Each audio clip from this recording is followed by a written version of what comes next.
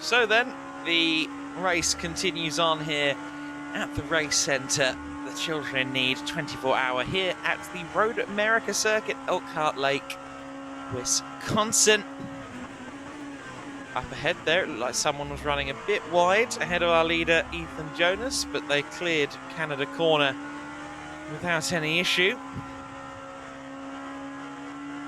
So Ethan continues to lead the way. The car in second place, the 24 Hours of Lemons machine, is in the pit lane at the moment.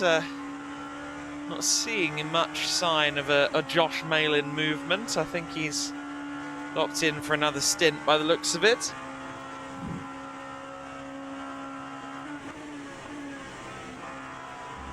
And he's just been demoted to third place, but of course that's just an eccentricity of the pit window. The talking heads for now in second place.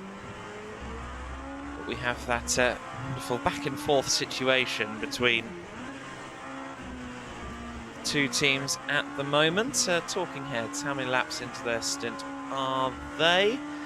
Actually not that many, so of course the order is Talking Heads just clear of the 24 Hours of Lemons right now, so that is in fact the order it's meant to be in, because we've already had the Talking Heads in just recently. So what we see on screen now in this battle for second and third is all present and correct. 34 seconds between them now. So a slight reduction in the gap in favour of this man, Josh Malin, but emphasis is very much on the word slight. The gap hasn't been shrunk like all too many of my shirts in the wash. It's barely come down at all. 3 seconds or so in the last several laps, but I'm sure Malin will take every opportunity he can get. He's just got that under 34 seconds momentarily. He continues to press on. The Scrappy Racers are in, and I think Sam Jewell will be staying in the car for now. We just had a fairly long stint for Henry, so I think Henry Skelly is going to provide moral support and moral support alone for the next couple of stints.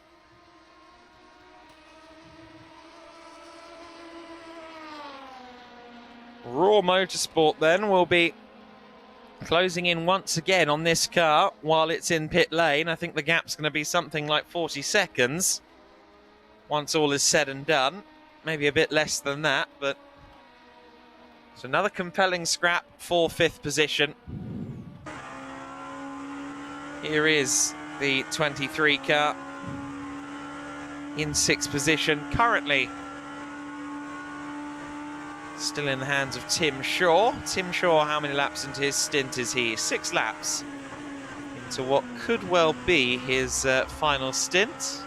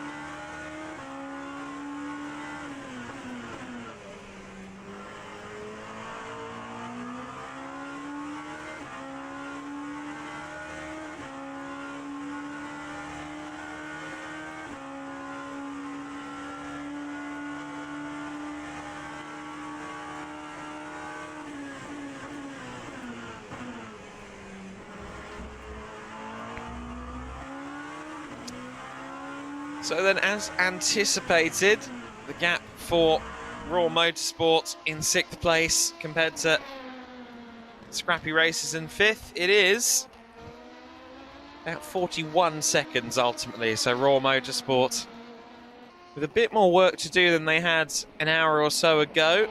but Tim Shaw matching up nicely to Sam Jewell nonetheless. Jewell is the slightly stronger of the two drivers in that team. And Raw Motorsport with Tim Shaw at the wheel. Matt Bell appears to be the strongest of the lineup, but Tim has been quick in his own right as well.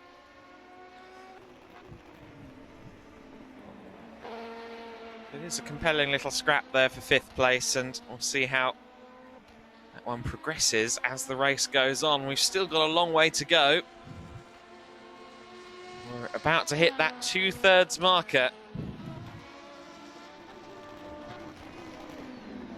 in this race, and I must say a big thank you and a congratulations to Ben Sereda, who continues to stay with us here in the Twitch live chat. Plane flying around the track has likely violated some form of FAA rule, being out there this long, he says. You know, there is a plane flying about in the game there, so we've seen that a few times in shot, and great that Ben out in the US is keeping an eye on this race with orange and grey pom-poms backing the talking heads.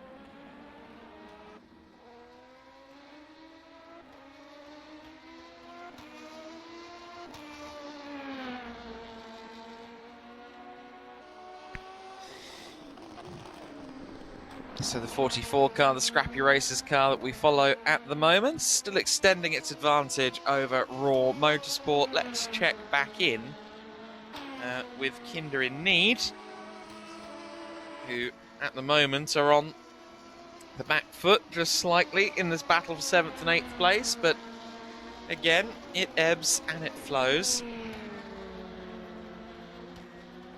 A little bit of a wide line there. Oh, no, an extremely wide line, I'll make that, for Team Taylor. Going through turn 1. At the moment, John Barton is at the wheel, so John Barton in the car. About time for an occasional check of everyone's movements. Have we had any driver changes that I can see? No, everyone's staying much the same aside from John Barton hopping in to the Taylor's car that we watch at the moment. Agreed on the NASCAR line, Ben.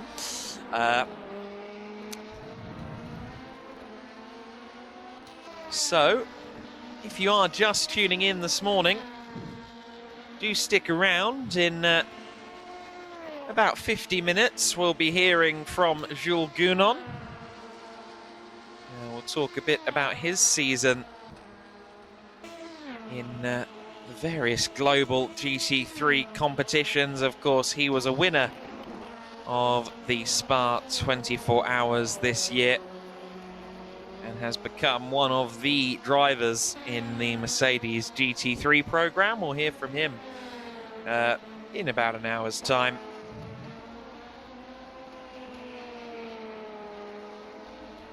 Jules is going to join us. We'll talk about his championship wins and his numerous successes. But of course, make sure you stay tuned in for the race itself, which has been compelling to this point. And of course, if you haven't already, do consider donating to your favourite team in this race. All 10 teams have an individual Just Giving page, all of which, of course, go to children in need. We've already raised comfortably over £5,000 in this year's edition of the race. And if you haven't already put your backing behind your favourite team, you can go to theracecentre.co.uk. And from there, you can find a banner on the top of the homepage, which will send you straight to all of the information, including the fundraisers tab, where you can see all of the Just Giving pages set up by our teams. And of course, in about 3 hours' time, the field will be bunched up, tightened together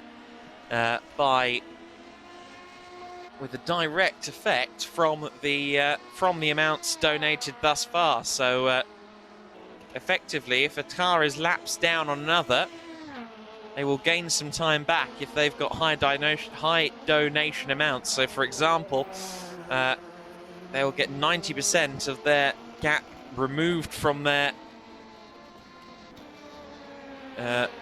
interval between themselves and the next car if they've got more donations than anyone else. I'm guessing that accolade will once again go to Roar Motorsport, who've got quite a lot of money in the kitty in their Just Giving. Over £1,700 donated to them so far. So, as it stands, they'll get 90% of their time knocked off. However, they're still in the same lap as Scrappy Racers right now, so that might not be that relevant. Nonetheless, we have broken through into the final third of the race, ladies and gentlemen. We're 16 hours in. There are 8 hours to go here at the race centre. The Children in Need 24-hour is 2/3 of the way there. Our race leaders at the moment, the Chandler's Ford Chargers, by a lap. 33 seconds back from them. The 24 hours of Lemons entry, or rather, a lap back from Talking Heads is 24 hours of Lemons in third place. So Talking Heads in second place, Lemons in third, Happy Accidents in fourth position, Scrappy Racers 4 laps off of them in fifth. It's a lot closer between Roar Motorsport and Scrappy Racers, though. They're fighting for fifth position. Race Ventura, Kinder in Need, Stop the Start Watch, and Team Taylor's rounding out our order at this stage. Team Taylor's now 3 laps off of Stop the Start Watch, but we'll see if maybe they can close in a bit with your donations. Do help your favourite team. With your donations, it will help them move up the order a little bit later on. Not move up the order, but at least move closer to the person ahead of them in the order, I should say.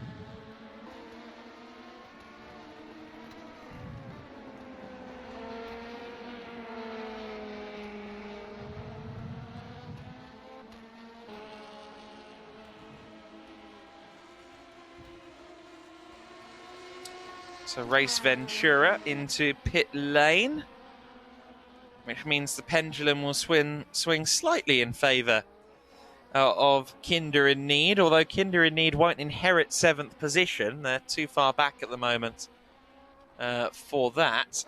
But it will, again, narrow the gap between 7th and 8th place. in their perpetual scrap. Race Ventura currently firmly in control of that scrap. But of course, it ebbs and flows. We've had a driver change for Race Ventura, incidentally, because Graham Smith has now taken the seat of that car once again. So Smith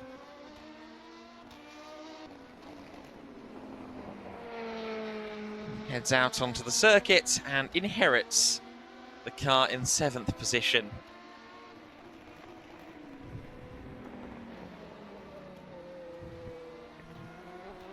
Oh, but that's not the line through turn 3. A little bit of rally crossing on the outlap. We see that occasionally as people warm themselves up, embed themselves back into the car.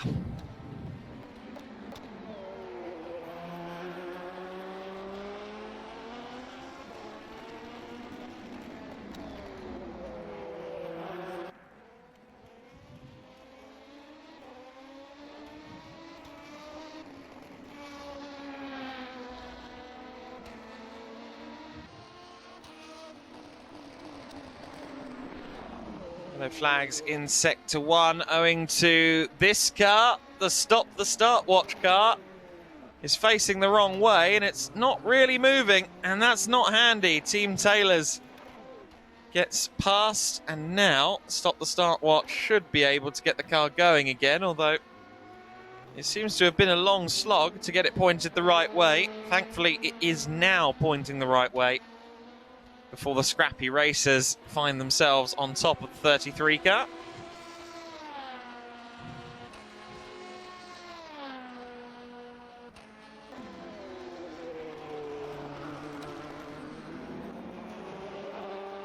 Scrappy racers then.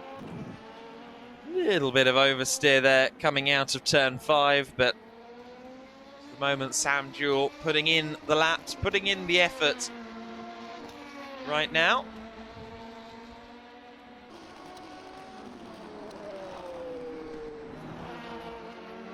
So we have just crossed over that 7 AM marker.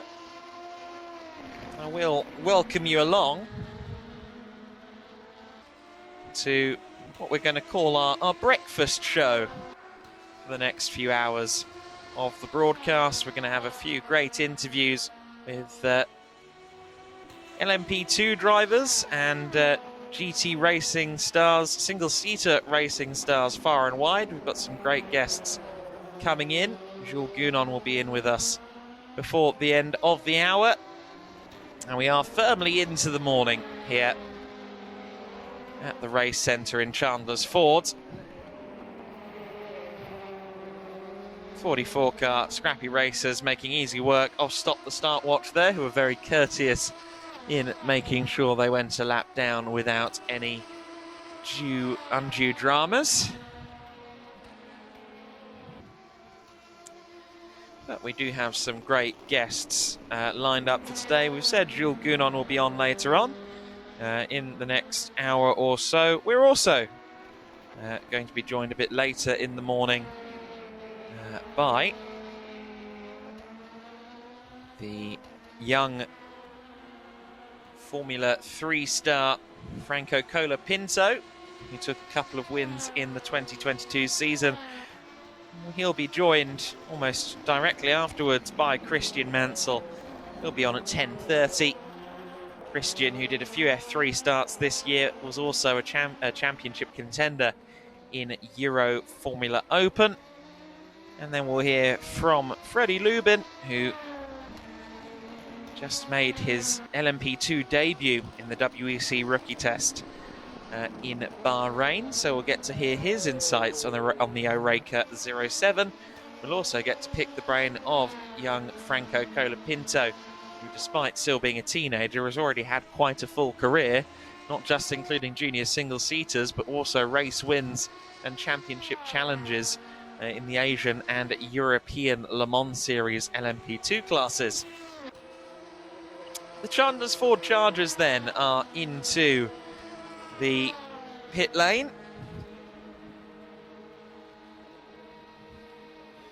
Ethan Jonas He's been in the car for a little while. Is he staying in? I think he might well be. For one more stint. Yep, that looks like that's the case.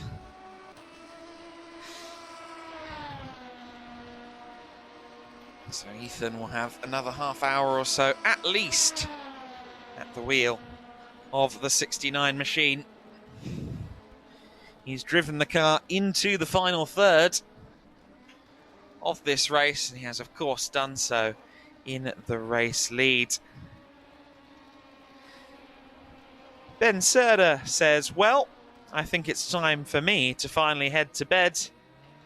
Good luck to Talaluta. Good luck to Charles and all the other drivers. Good luck to the server's existence as well.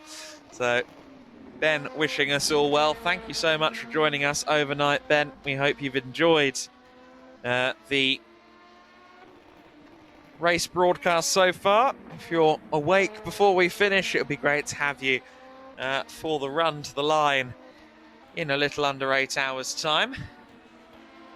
Some alarming but inconsequential smoke there from the Chandler's Ford Chargers. Maybe the invisible pit crew just slightly overfilled the car with oil or something like that. But of course, damage is turned off, so I don't think there's any reason to worry. Gap between second and third place is down under 30 seconds for the first time in a while. That's down to the continued efforts of Josh Malin then. He runs it a little bit wide out of turn one. Malin, who is some way into this stint, I believe. How many laps in is he?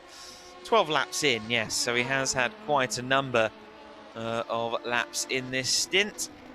I think he might be due out of the car after this stint, but I'm not quite sure. I'm sure a driver swap could be forthcoming down at the 24 Hours of Lemons crew. Bouncing over the grass goes the 82 car.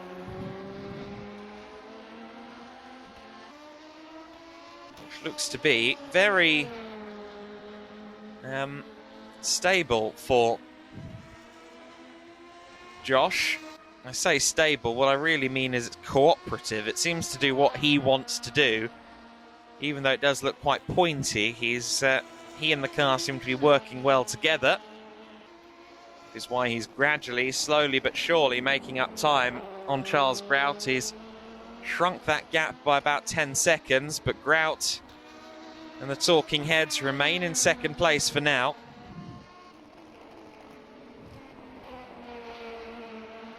It does seem that battle right now is between the second, or the battle at the sharp end of the order is very much for second and third. Chandler's Ford Chargers still well clear.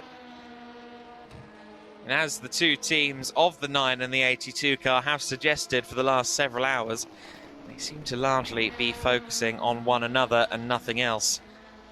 The Raw Motorsport car is into the pit lane then. Pitting out of 6th place. Which means the scrappy racers will get a little bit ahead on a temporary basis. Scrappy racers are 11, make that 12 laps into their stint as they just go past our shot there. So about 5 laps out of step, these two, in terms of strategy. A moment there for Race Ventura that we're just catching the end of. Yellow flags in Sector 2 out of turn 6 for this team. Oh, and immediately straight on. And into a big spin is the Race Ventura car, and the 3rd place car is collected there. It looked for a moment as though the number 2 car was going to stay where it was and then elected to try and move out of the way, and I think rather ended up in the way as a result.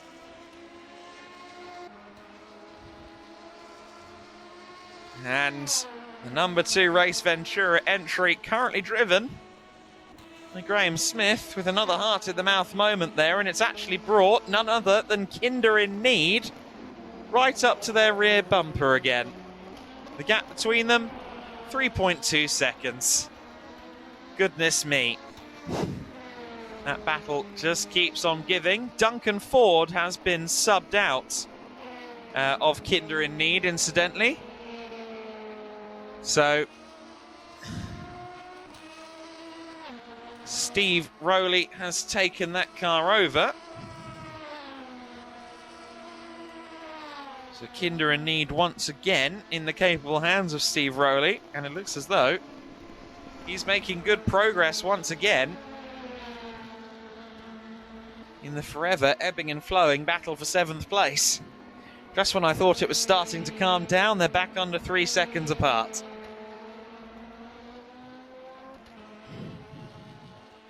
Happy accidents into pit lane.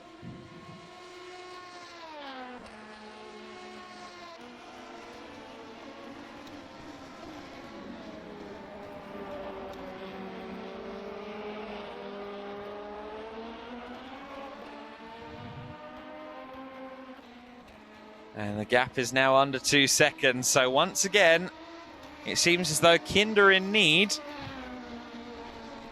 are perhaps throwing Kinder Surprise eggs at the Race Ventura team and saying, we're coming. The gap is down under 2 seconds then as they run through the carousel. Seems as though Steve Rowley is one of the more confident drivers in the Kinder In Need squad.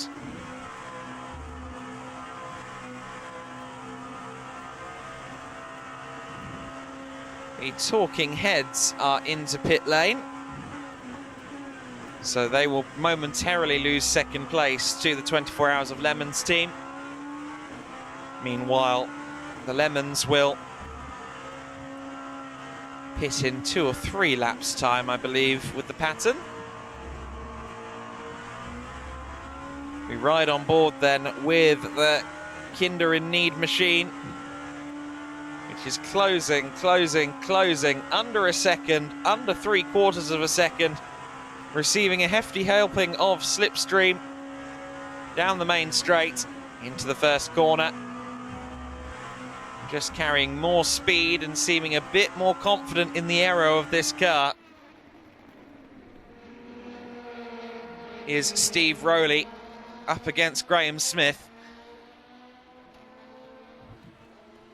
And Graham may be about to have to fend off for this position. He's defending, he's right in the middle. Oh, a late lunge there. That is a bit dramatic between the two of them. A couple of changes of direction there. Eventually,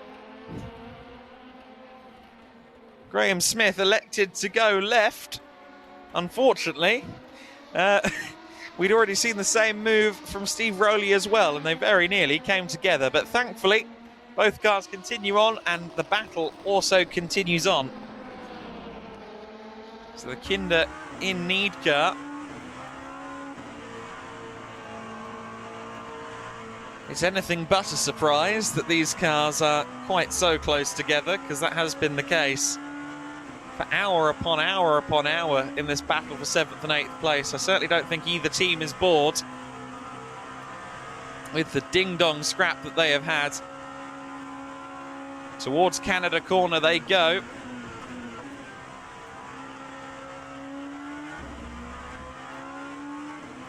Let's see if this is the time. It is the moment, I think, that we're going to see a change of position, is it? No, not quite. Somehow, Graham Smith held on to what was a mighty moment, but he's lifted off the throttle there, it seems. He suddenly lost a lot of momentum. And they're even Stevens now as they go down the main straight. I'm not sure Graham Smith is going to be able to defend this one, though. He doesn't go to the inside. He runs it very, very wide at turn 1.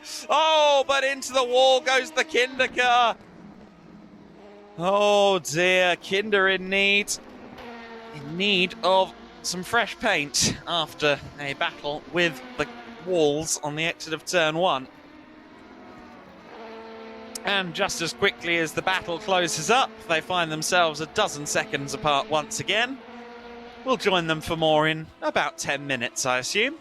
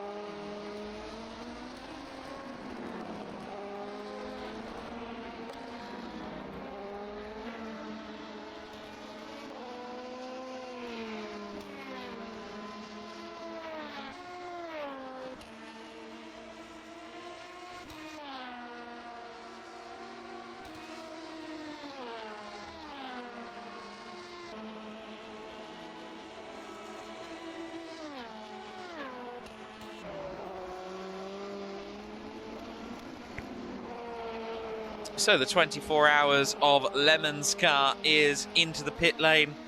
As anticipated, they will lose their position back to this car, the Talking Heads. Momentarily, it's still Charles Grout at the wheel. And Josh Malin is getting out of the 24 hours of Lemon's car. So we're going to have a driver change, a personnel change in the Lemons crew. Talking Heads then into second place. They've got a bit of jeopardy ahead of them. Charles Grout has a bit going on up ahead. The Kinder in Need car just ahead. And then they've also got the Happy Accidents directly ahead too. So a little bit of traffic for Charles Grout to be contending with. In the case of the Kinder in Need car, that traffic is very much focused on the battle it's in, but lifts out of the throttle at an opportune moment there and makes it easy for Charles and indeed for themselves. Good driving there from Steve Rowley.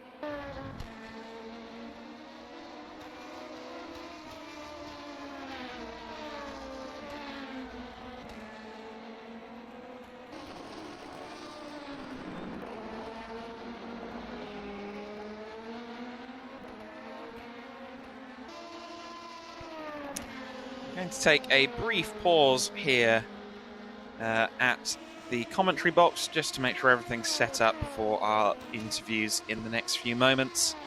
So just a couple of minutes of silence. Of course, if I spot anything happening, I'll jump on it.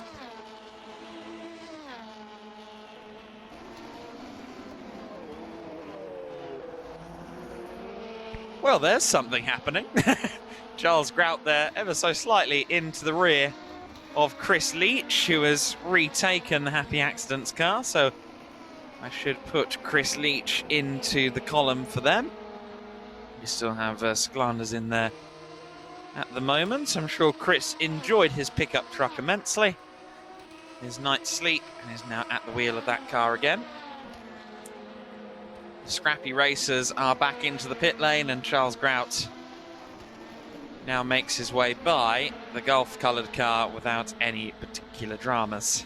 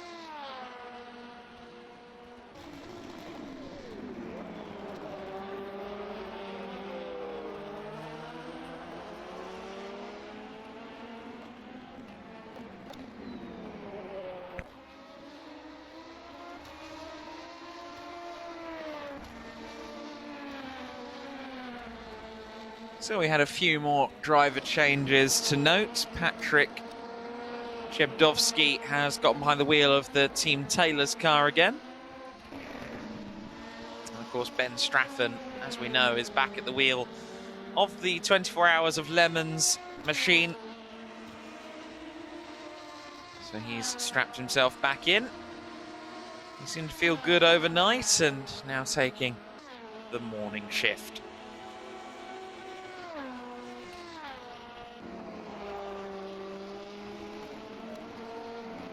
Let's take a look at the Le Mans machine. 34 seconds back from the talking heads at the moment. Charles Grout still at the wheel of the talking heads car, but I do think that he maybe has a maximum of one more stint before we'll see him out the car for a bit.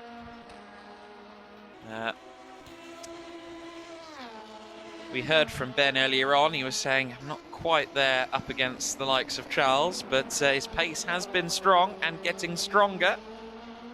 At the moment, he's just on 34 seconds back from that second place car in what is proving to be the most substantial, most newsworthy battle of the race currently. Obviously, for the second and third spots on the podium. It has ebbed and flowed a little bit between the Le Mans team and the talking heads.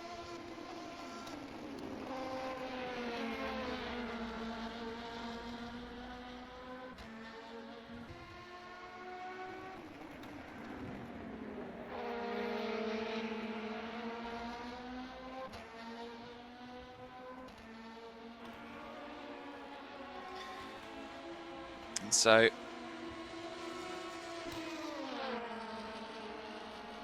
just watching there as Raw Motorsport comes across the second place car. That's Tim Shaw, of course, who is still there on the same lap as Scrappy Racers. The gap between Scrappy and Raw Motorsport is about 90 seconds at the moment, and that little sideways moment at turn 6 won't help, but gap has extended out, courtesy of the good work of Sam Jewell over the last hour or two. Remains to be soon seen who will be in the Raw Motorsport car next. Would suggest it'll be either Nico or Rob. I believe it might be Rob's turn, but we'll wait and see.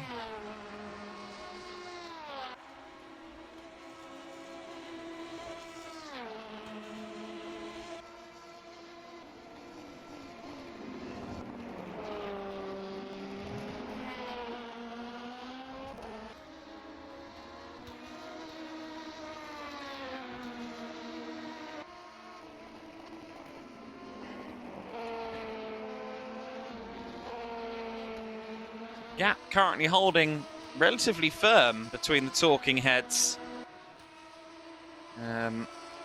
Charles Grout and Ben Straffen. For all of Ben's rather harsh self-analysis, he's keeping pace right now with Charles Grout, who has almost certainly done more laps of tracks here at the race centre than I've had hot dinners, and usually that's said as a term of exaggeration, but I think it's just a matter of fact when it comes to Charles. I think the same could be said of Matt Bell, who's currently on driver update duties, and sure enough, Rob Weldon is either about to or has already taken the wheel of the Raw Motorsports car. I think he might have already been in there for a few laps, and I just reminded them that it was time to update. Rob Weldon then is at the wheel.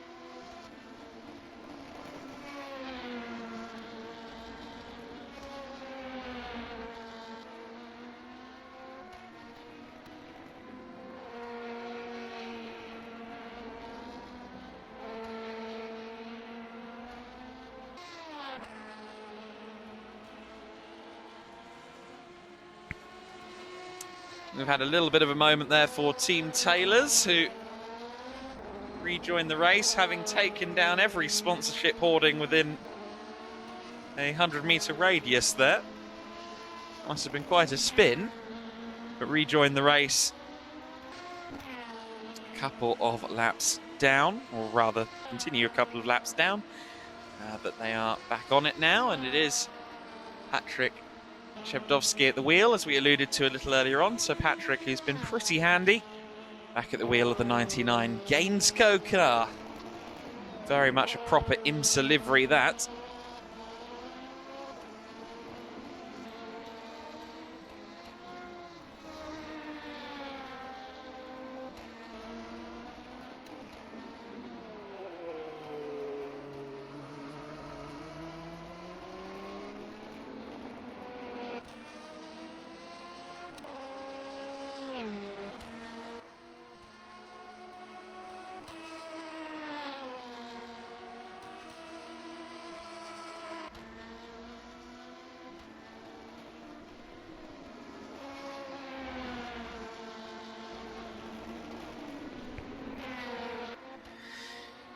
So yellow flag in Sector 3. That's because Raw Motorsport have had a slight moment there.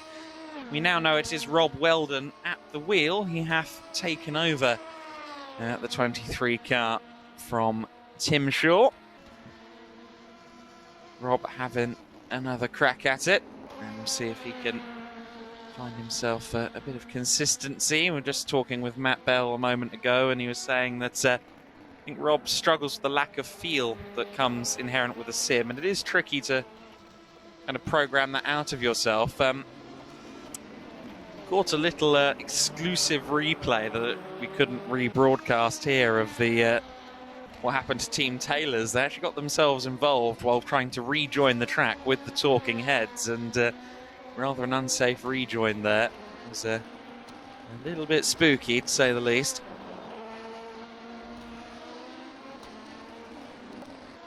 But the Team Taylors crew press on regardless. 7 hours and 25 minutes of this race to go. We're at 7:32 a.m. Hasn't that flown by? Haven't heard from Jules Gounon yet this morning. I'm hoping he'll be with us at our scheduled time of 7:45. And I hope that on 2 counts. The second one being that I know that at 9 he's off training. So hopefully he'll be with us shortly.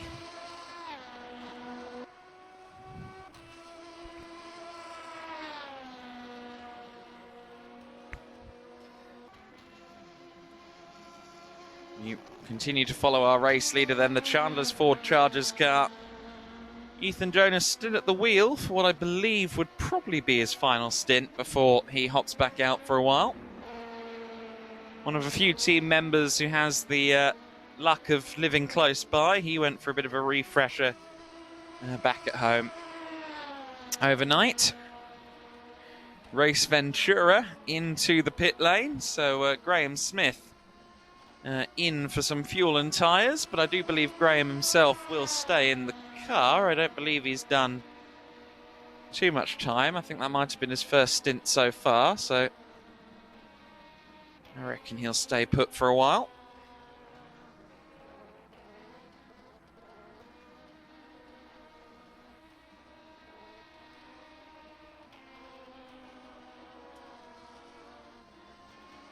The Kinder in Need car is about to come past the pit lane, and that means that they will move up to 7th place once again in this great scrap for 7th and 8th place. There goes the number 13 car with Steve Rowley at the wheel for the time being, back into 7th place. And Rowley has been a bit quicker than Graham Smith, I feel. And how many laps for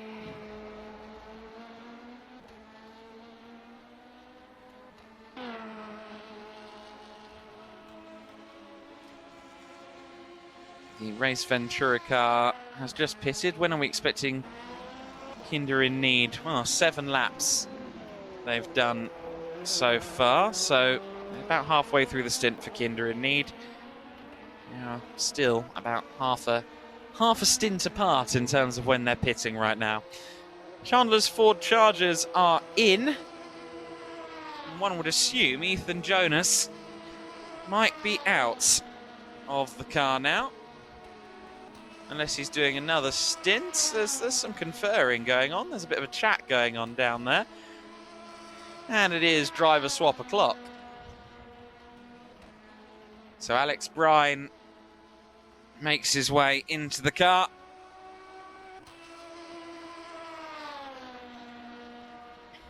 Good stint there from Ethan. Managed to largely maintain the advantage that he was presented with when he took the car over. Chandler's Ford Chargers in control of the race at the moment with a lap's worth of advantage.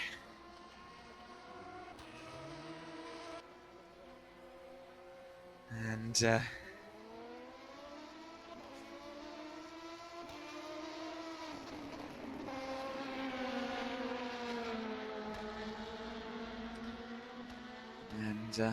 Ethan saying he enjoyed that, which is a good sign. You do look like you've been through it though. Was it a bit physical? Yeah, that one. It was like everything's starting to hurt and tiredness is getting to me now. Okay. Yeah, we've had to whip out the wrist brace. I was going to say, yeah, it's not an injury. Yeah. Coming in, was it? Or? No, it's just putting too much strain on that hand because Okay. I tend to pull on the wheel as I'm slowing myself down. Oh, you'd love the dual axis steering system on the Mercedes then. Yes. Pull that back. No, I probably would have pulled the wheel straight off. No, I was considering actually jumping out one sort of mini stint early during that, 'cause absolutely killing this wrist. But Right. now it's powered through, got the wrist brace on, be back in the car for final stint later. Oh, you're taking the flag, are you? No, so Alex should be taking the flag. Okay. But I've got one more Your stint just final before stint, that. right, Yeah. Okay, and I mean, yeah, I saw you have one little spin, but otherwise it looked like you were setting consistent and quick laps out there. Did you have any little dramas with the traffic or anything like that? Did you keep your nose clean? Oh, just having to take the base of action a couple times, nothing too crazy. Standard children but- need 24-hour stuff. Yeah, really. But yeah, that little spin was basically I turned in too early where the apex was in the shadow. Right. Turned in too early, hit the inside curb, bounced out, rear came round, and then yeah, I met the tyre barrier very quickly. It's a very immersive thing, driving through the virtual sunrise, isn't it? It's quite cool. It is, yeah, and especially with the fact that the shadowed areas are actually cooler on the track surface, so you've really got to be careful on the turn in. Oh, that's too much thinking for me. Yeah, there's a lot going on. Me no like you. I have, incidentally, I was saying I wasn't sure. I have heard now from Jules Gounon. He'll be joining us in about 5 minutes. Excellent. We'll have a chat with one of this year's Spa 24-hour winners, Yes. not to discredit Danny Juncadea and Raffaele Marchiello, but we'll get to talk to him in just a few moments. So if you are tuning in to the Twitch stream right now, please do pop on. If you have a question for Jules, I'm more than happy to relay it. I'm sure we'll hear from Ethan again before the end of this one as well. If not to have a casual chat about his stint, then maybe he'll hop on the mic and impose his authority and will on anybody who's being a bit naughty. It can happen. I think it was...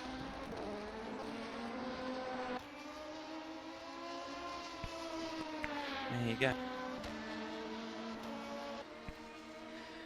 Cool. So, I'm just going to come off the mic for a second so I can set up the Zoom call and hopefully welcome Jules in just a few minutes' time.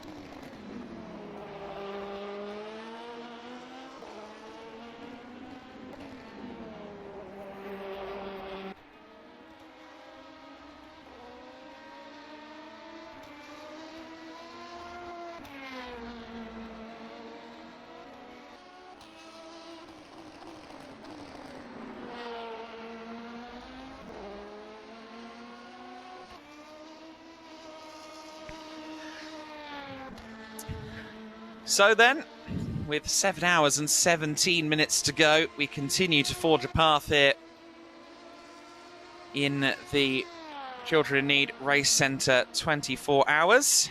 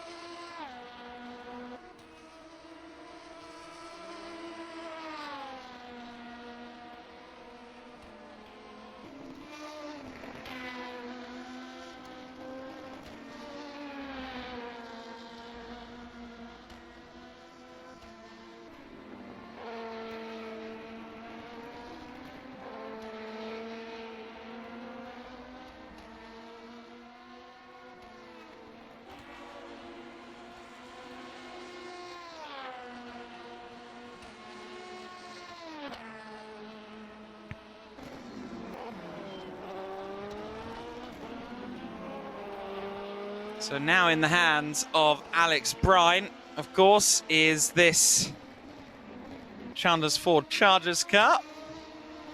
Our race leading entry now in the hands of a new competitor.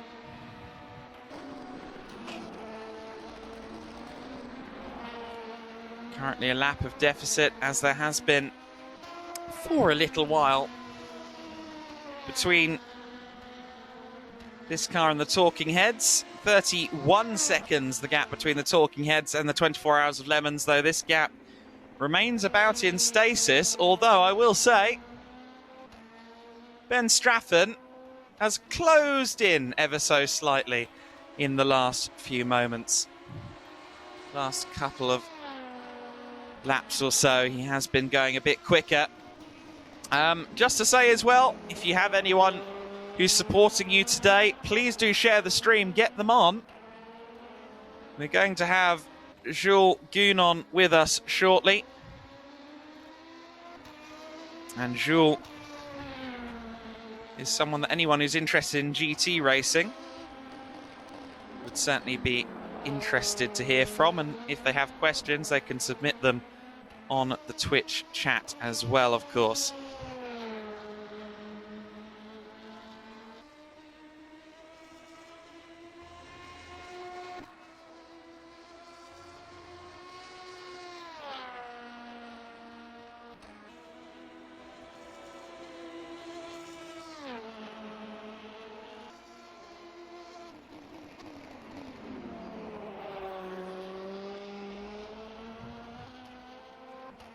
Into the pits has come the Talking Heads car, and this time we know that Michael Andrews will take the car over, so Mandrews will hop in,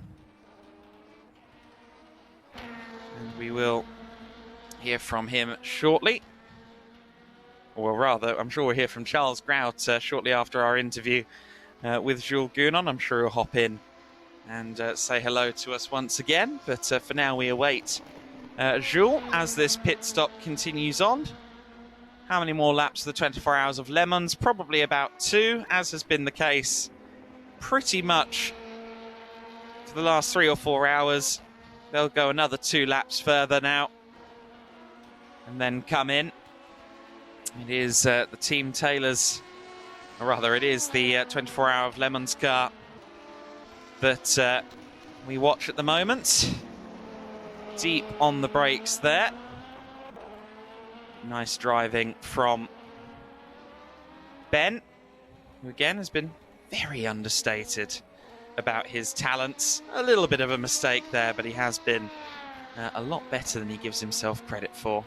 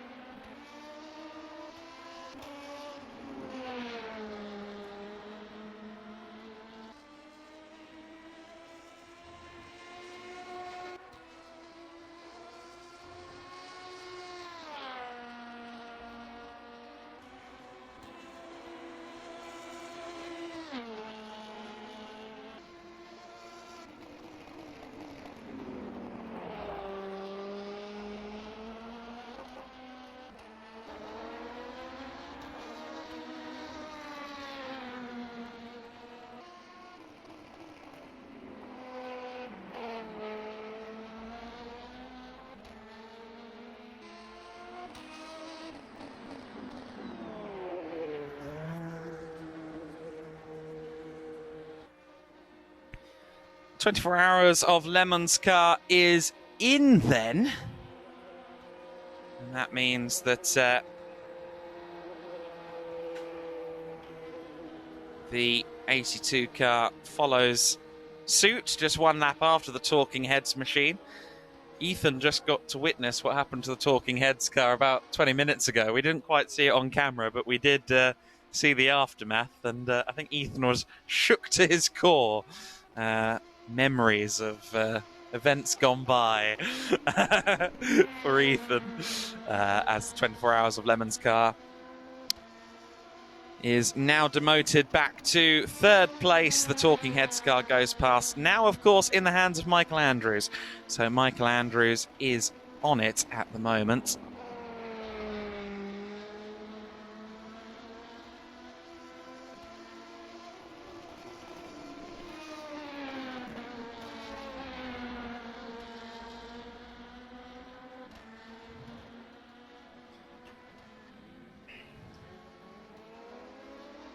Into the race once again then goes the 82 car.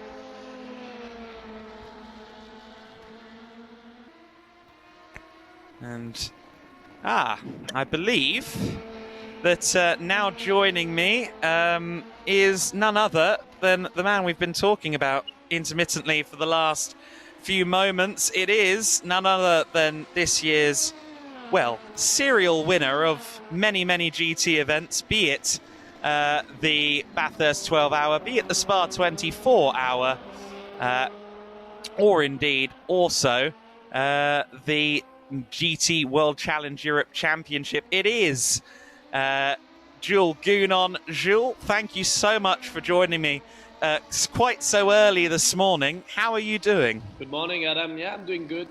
Sorry for the delay. I thought it was on a cold, so I'm pretty bad. No worries. I'm pretty bad with that. It's okay. Obviously, we spoke about this yesterday. You're into your off season now, but you're off training a little bit later this morning. What goes into training for you on an average day?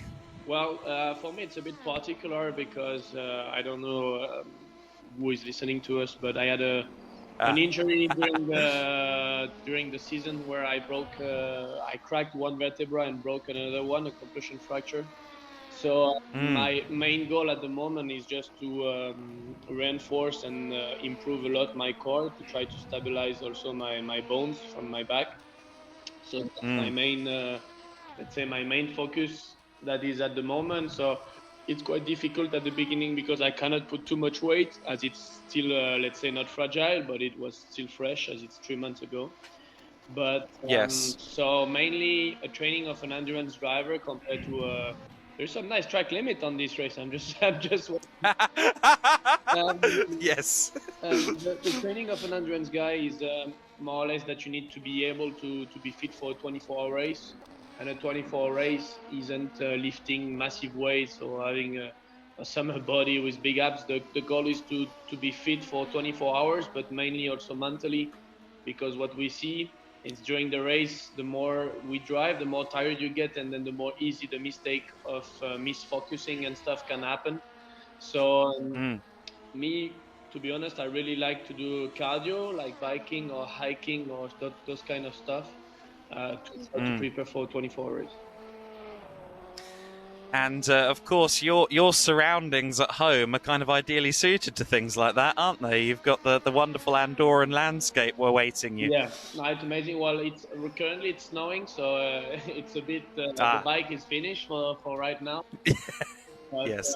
But it's beautiful, you know. I'm standing now. I'm looking outside, and it's full snow on all the mountains. It's really nice. Wow. And of course, you mentioned your back injury, which caused you to miss a few weeks of your season. That happened at the Virginia International Raceway, and we were happy to see you back quite so soon for the GT Masters race at Sachsenring. Obviously, at the time, you seemed quite confident at Sachsenring, but looking back at it, were you at all surprised that you were kind of able to get into the car and immediately be your normal self and challenging for victories, winning races? Well, to be honest, my doctor wasn't up for it to do that. I go to Saxony because he wanted to wait another month, and I told him, look, mate, a month or not, there's no way now. I've been missing already 3 weeks. There is no way I miss more. It was 1 month, and I say, you need to tell me what's the risk. And he said, well, now it's still not stabilized, so there is always a risk. But he said, look, if you drive smartly, the only big risk you can have now after a month is if a crash happens. And then I say, yeah, but anyway, if a crash happens, if it's a big one, it's a big one. You know what I mean? So I say, look, Sachsenring is my favorite, but one of my top 5 track on the world. I say, I want to go. And then he said, okay, the decision is for you. My dad didn't want it to go. And I said, look, I really enjoy Sachsenring, and most of all, anyway, the week after was the GT World Challenge where we were in the lead of the championship. So I say I'm gonna take the risk to go to Sachsenring to see how I feel in the car first of all, and I see the opportunity to go to a DAC because there's not so much driving. On Friday maybe I did 10 or 15 laps. On race 1 I did 25 minutes because we tried to optimize the time of Fabi, so I cannot spend more than 35 minutes in the car. And then the day after it was quali and 30 minutes. So at the end it was worth it, even though, to be honest, the meeting was really disappointing because to be disqualified for such a small amount of fuel was really hard to accept, because we did a fantastic quali in the morning. But it's like this in motorsport, you know, sometimes the high are very high and the lows are very low. Exactly right. But I'd say this year you've had more than your fair share of highs, obviously, with the win all the way back at Bathurst, which I, to be completely honest with you, forgot was this year. It feels like a long time ago now. And obviously Spa and the World Challenge Endurance Championship. In your head, is this your most successful year to date? Yeah, because also we started the year by winning the 9 hour of Kyalami, that we forget also. Oh, yes. Yeah. Then we did P3 in Dubai, then we did P3 in Abu Dhabi, then we won in British GT, we won in Nadak, we won races nearly everywhere with the car, so it was beautiful. It was for sure one of the most successful year. I would say with my 2017 year, where I was ADAC champion, second in Daytona, and winning Spa. That was also a good year. So those years, you know, at the end, there is many years I can tell you that we were really close to win it, but we never did it because we didn't have the small luck you need to win a 24 race. And when this year we broke the pedal box while Danny was driving, I thought, fuck, it's another year like the year before where we were leading, and not leading, but we were really in the front, and we break the damper. I was like, fuck, we are really unlucky.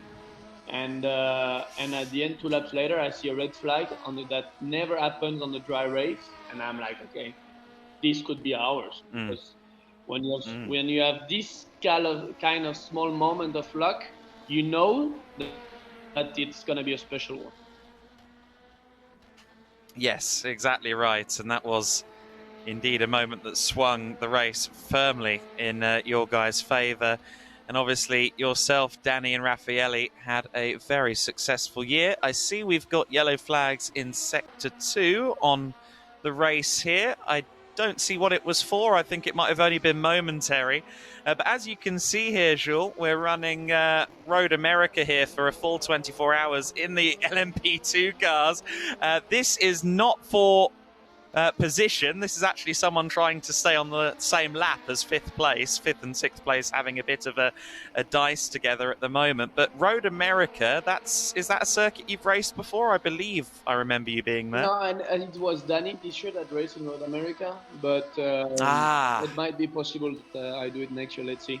But I think it's one of the, for sure on the sim, is one of my favorite tracks. It looks amazing. Yeah, 4-mile circuit certainly gives you some good overtaking opportunities as well. A lot of your compatriots in the paddock talk very excitedly about the upcoming hypercar era in the World Endurance Championship. You're obviously one of the quickest drivers out there in a GT3 car right now. Do you have any aspirations to be there in the top class of Le Mans and the World Endurance Championship? Well, I think for sure it's something very exciting for the endurance world, what's happening. And to be honest, I'm kind of jealous of my fellow GT drivers, friends that I see in the paddock that are gonna step up in hypercar. But I just signed a 3-year contract with Mercedes AMG, where I'm really happy at. And at the moment, there's no plan to go in hypercar. So you know, I would for sure my objective and my dream on life is to win the 24 of Le Mans overall, and I will always try to. Oh, somebody went off, I think. Yeah. Yeah, that was the 5th place car. Now allowing Raw Motorsports back up into the lead lap once again. So the battle for 5th and 6th, a lap apart, but seemingly making mistakes at an equal velocity right now, which is sometimes how these sim races go. But yeah, so the 24 Hours of Le Mans, obviously, I imagine when you were younger, you were in the paddock for your father's highest successes at the 24-hour race. Yeah, I'm really lucky that my dad was racing there, and let's say my best memories was 2005 when he was racing the Audi LMP1 from Oreca. They finished 4th, but that year I was kind of already 11, I think, something like this. But I didn't. I started motorsport. I started go-kart at 15 years and a half. So at 11, I was really, let's say, not into it, but I liked it. I like to come to see my dad, but that year I really remember myself in the Algeco, the small boxes where they sleep at night, and hearing back in the days you had the V10 from Judd, you had V12, you had big noises. And I couldn't sleep because the sound was so loud, and I was thinking I really want to do that in my life. And then I pushed through it, and I pushed my dad that he let me do some karting, and this happened when I turned 16.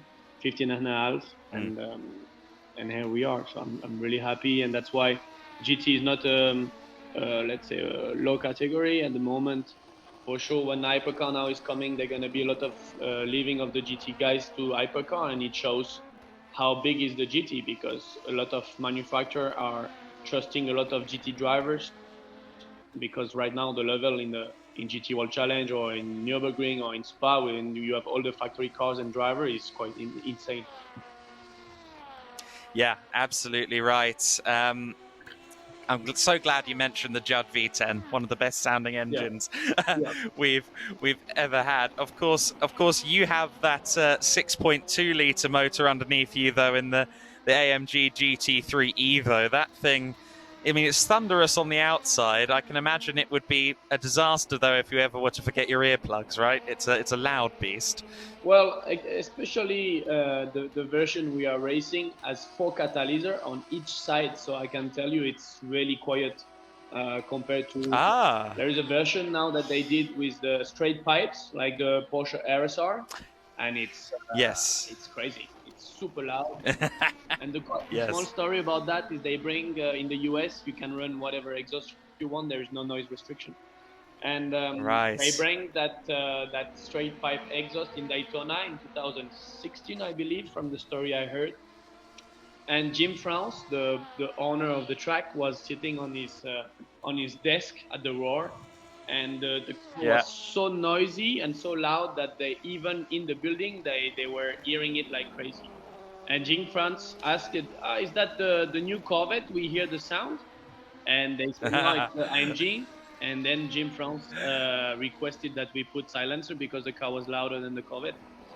So it was such a raw sound. And now they did a 5 out of 5 edition, limited edition AMG, where you have this car with unrestricted power, no weight inside, no ballast, and straight pipes. And that car is really a beast. It is, absolutely. Love that, the AMG GT3 car. Obviously, you are in the off-season, but you've still got the finale for IGTC coming, right? That's the Gulf 12, isn't it? Yeah, exactly. And you're still up there as well. I think you're second right now. You could still mathematically take that title, couldn't you? Well, yeah, because especially this year you can remove one result from you can remove one result from the From your four results from the races, five results, sorry, and so I'm lucky to have won Bathurst and Spa and finished third in Indianapolis, because the BMW that finished third didn't score points, so we scored a point of third place. But Danny won Indianapolis and Spa and finished second in Bathurst, so right now he's just a bit in front of me. But the goal is that we win. We're gonna try to win the 12 hours of Abu Dhabi, so then we can remove both together, whatever result we want, and we can end up with a 3-win and to be all champion together. That would be an awesome moment for sure. I know yourself and Danny are good friends off the circuit. Now, some people, if they're not into motor racing, I have to explain my job in very basic terms. And what I find funny about yourself is I'll say, oh, well, Jules Gounon's one of the guys in GT Masters. And if they don't recognize your name, they often recognize one very specific clip of you. And that, of course, is Navarra, when you ended up atop another Porsche back in 2015. Obviously, that was a very much a viral moment. I mean, talk me through your thought process there. Obviously, the incident was, I guess, fairly normal at first, and then a blink of an eye later, and you find yourself suspended in midair. Yeah, it was just, it was, for me, it was for sure, it was a buzz moment, but also it was very difficult for me because that year I was French Porsche Junior. I won the scholarship to enter the season. I got a good help from Porsche France to do it. And after Navarra, they were sending drivers, one driver to the Porsche Scholarship International to try to get the Porsche Junior entry, which is then you have a clear path to go to be factory driver. And they were sending the best rookie. And before entering Navarra, I was second of the championship and best rookie in front of Mathieu Jaminet. And obviously, with that crash, first of all, I broke a cervical C7, so I couldn't race. And then they didn't send me to the Porsche Scholarship International because Mathieu scored more points that weekend as I didn't compete. And Mathieu won the scholarship and became a Porsche factory driver. So for me, it was something very hard to accept, especially when I was at the hospital waiting and shit. But yeah, the crash on itself, I just saw contact. Then the car went in the air, and when I landed, I was like, fuck, the tarmac seems far away. And then I heard my fellow compatriot down there, Geoffrey Denarda, was shouting because he thought that the car will collapse.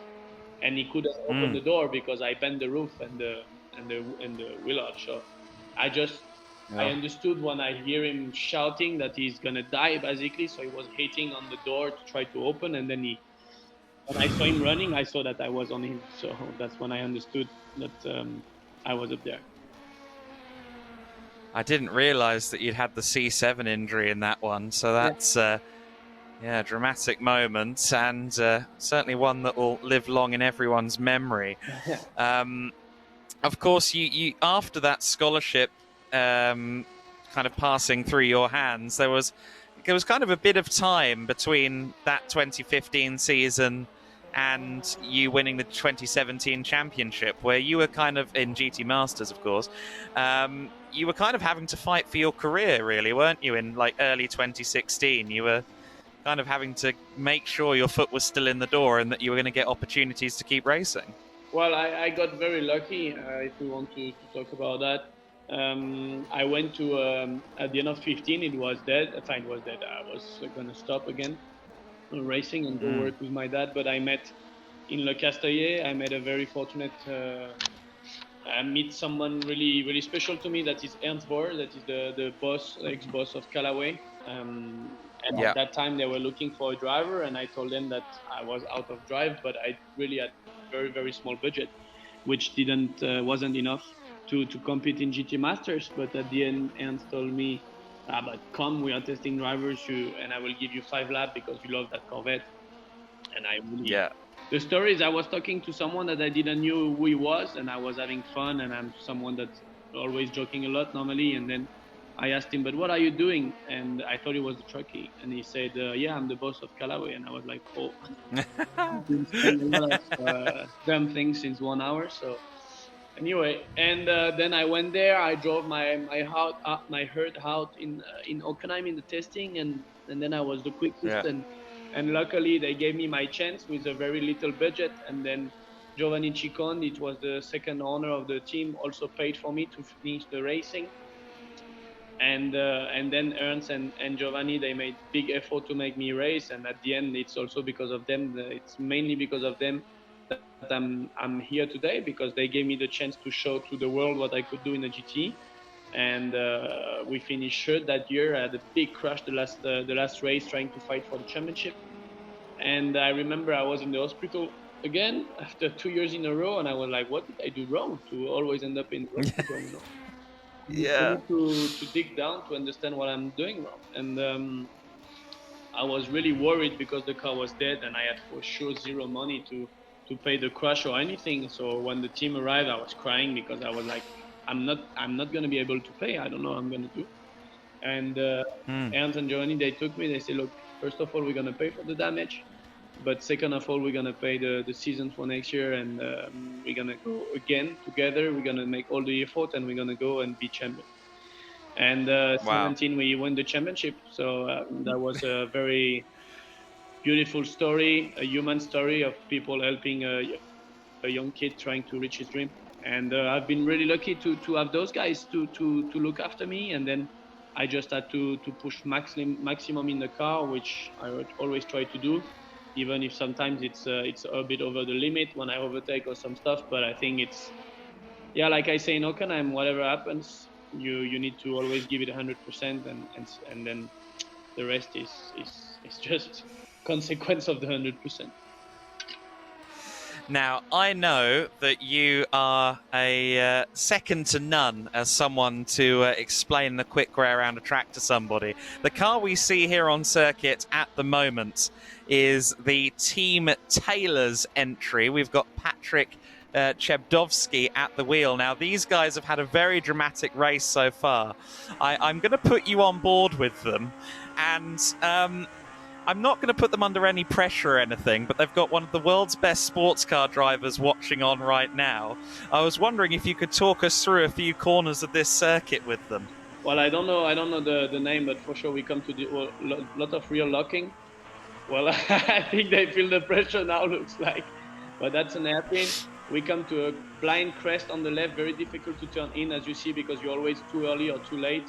Very difficult to take the curve on the exit, your bottom. That's a flat right, I guess, in LMP2. That is quite tricky also. And we come down the hill for heavy braking around 50 meters normally, down to second, trying to clip the curve on the inside. Use the curve on the right side, and now it's a very long, famous right-hander that it's very difficult. Yeah, exactly. That it's very difficult to stay inside at the apex because the radius is very long.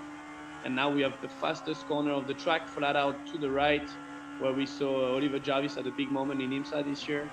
And we come down. I think this part is amazing, mid in the forest, coming very quick to another hairpin down to second gear. Important to clip the curve on the inside, which wasn't there. I guess this is flat left also in P2, or maybe just a little lift. And back to the last corner, a right-hander that was also very important to prepare for the exit and have a good run to the straight. I think it's really an amazing track, to be honest, especially in real. But in the US, all those tracks are amazing. You see the tarmac, the sim is really rough. It's all style. Yeah. Normally there's no track limit. In Road America, you have a bit of track limit because the curves are wide, especially in T1 and so on, right now. But otherwise, all the other track where I raced last year in IMSA were just amazing.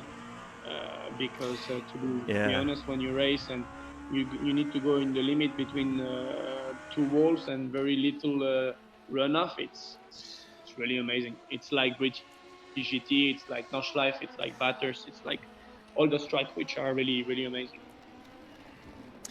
Yeah, well, it's there certainly are no shortage of amazing tracks in the US, as you say. Of course, they're resurfacing Road America at the moment. Are you a little bit disappointed? Yeah, they're doing it at the moment. Nice. And a bit of a spin there for the car in third place. The 24 Hours of Lemons machine having a spin in the hands of Ben Strafford there. But yeah, I think they just finished resurfacing it. So if you do get to go there next year, you're going to have some new rubber or some new tarmac. Nice. nice. Excellent. Well, I really hope that you have a good rest of your day, Jules. I'm going to let you go and get ready for your training session. But thank you so much for joining us here on this charity stream. I didn't tell you what we do here before while we were talking about coming on. I don't know if you realise, but all 10 of these teams are in the same sim racing centre at the moment on LAN Connection. Nice. So all 10 teams have been driving around, and those who aren't in the cockpits have been listening to you as well. I know that there have been a lot of intrigued listeners, and yes, indeed, some pressure on the Team Taylor's guys while we were on board with them, but we're all doing it in aid of the BBC Children in Need charity. We've raised over £5,000 so far. Amazing. I've been up all night commentating, and having people call in and have a chat is very helpful to keep me awake and to keep the show entertaining. So thank you very much for tuning in. Well, thanks for inviting me. Thanks to the guys to do that for charity. It's also always very nice. And I hope one day maybe I can get one of the sim racer next to a track with us driving, or even coming to say hi during the races. It will be more than welcome. So thanks, Adam. I wish you a good day too. Take some more coffee if you need to stay another 6 hours, and I see you soon. Excellent. Hope to see you in a paddock at some point next year, and have a good rest of your day, Jules. Thank you so much. Thank you. Have a good day. Bye, guys. Bye.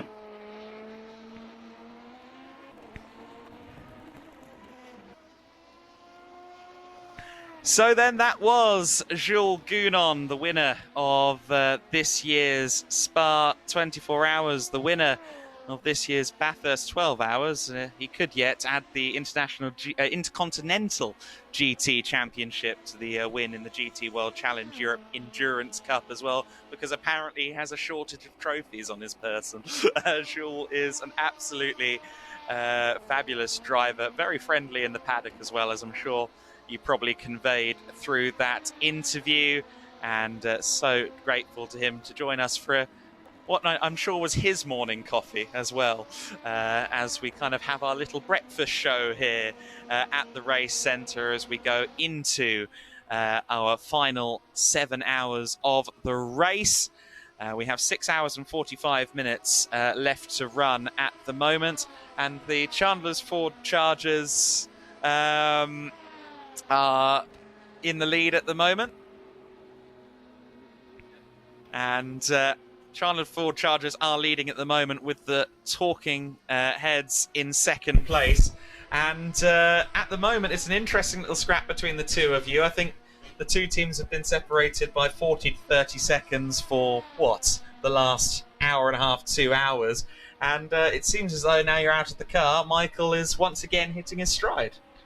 Yeah, so he's really found his pace. I keep saying it again and again. He's found his pace. He's keeping on it, and so we're keeping that gap constant with what appears to be 24 Hours of Lemons faster drivers. So it's looking good for us, because obviously that means for us, assuming we keep this pace, we'll be able to pull away maybe a little bit more when some of the other drivers jump in.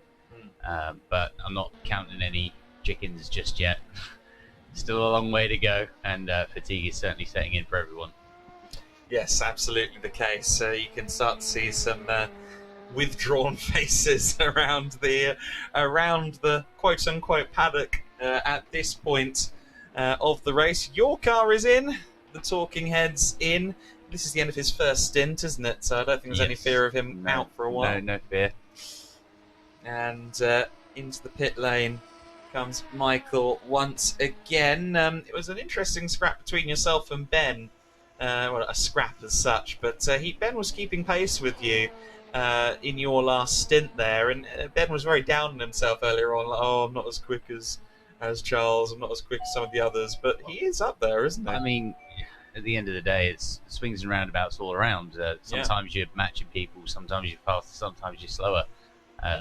The only people that nobody can really keep pace with are the two fastest ones at Chandler's Ford Chargers. Yes. Everyone else seems to have their moments of being on pace, being fast, and having their moments of having a few incidents. Yes. Well, I remember, it's a few minutes out of date now, admittedly. I will apologise for any obscene language that Jules Counon may have used on 2 or 3 occasions during that interview. He's very expressive, but I did quite feel comfortable saying, "Could you not?"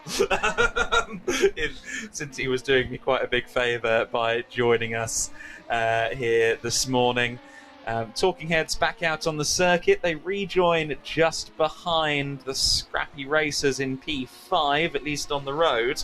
Of course, you had a bit of a heart-and-mouth moment that we didn't catch on stream, but you had a bit of a scary rejoin happen in front of you during your stint. Yeah, so I was coming through the flat-out kink, I believe turn 7, I think is the turn number, if I remember rightly. Correct. And yeah, I saw the yellow flag as I hit the apex and immediately started to try and see what horrors awaited, and unfortunately I didn't spot that it was a car coming in from the left back onto the circuit, and despite trying to move as far over to the right as possible, there was a small amount of contact that sent me into the wall and scuffing off the grass a little bit, but surprisingly I didn't actually lose too much time, so it wasn't the end of the world, but obviously caught me by surprise, so there was I did express myself with a big loud whoa.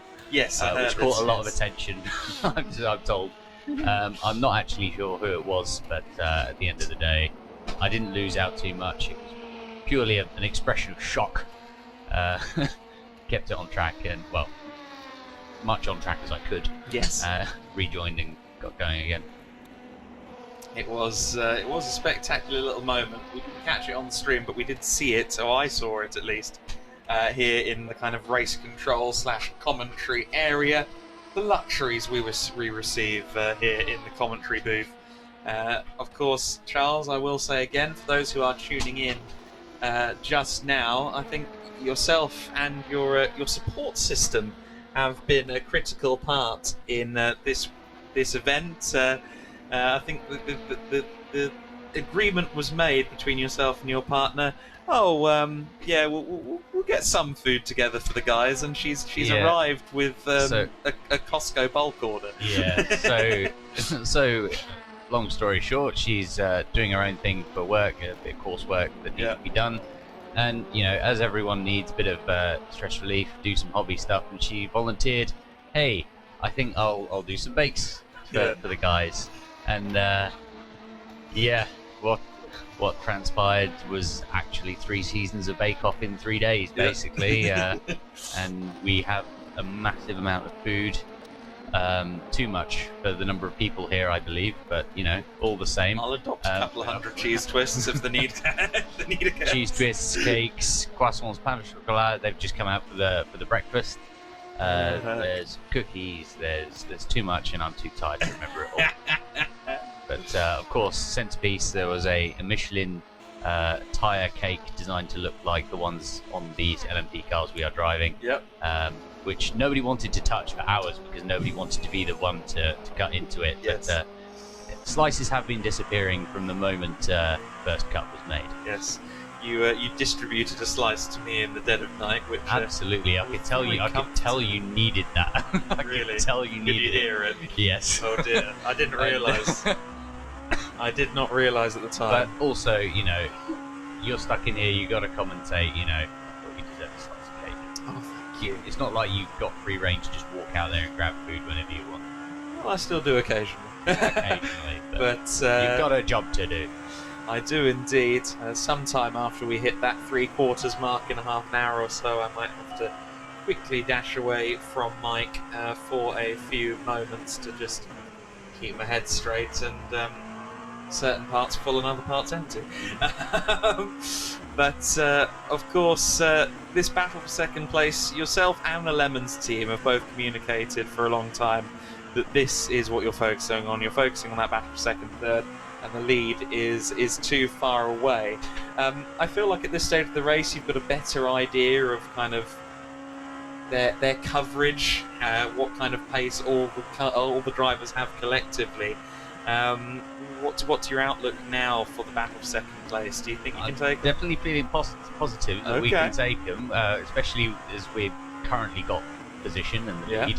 But again, I'm not just going to assume anything, because anything can happen. There could be more incidents. We could incur penalties by accident. It's all too easy to speed slightly too fast into that pit lane, or tap the pit speed limiter button too early on the way out. Oh yes. Yeah. So I think we can take them, absolutely. They've got some very good drivers there with some very good pace, but I think we've got it. There you go. I'd like to think we've got it. Charles gave what I can only describe as maybe a knowing look there. There's optimism in the man's face. So let's see what happens when next. You've done enough 24 hours, you know how it goes, and I'm not assured of anything. No, that is more than fair enough. I will let you go and reconnaissance further after a long quadruple stint, and from what I understand, sample some further pastries. I've already had a couple of croissants, and I'm going to leave it there for now, because I don't want to fill up parts that need emptying, basically. You can use that one as often as you like. There we go. I'll catch you later. Excellent stuff. So I'm going to just very quickly drop my microphone so I can update who is driving what car on your screen, and that's a much easier process if I have two hands available. So I'm just going to do that now.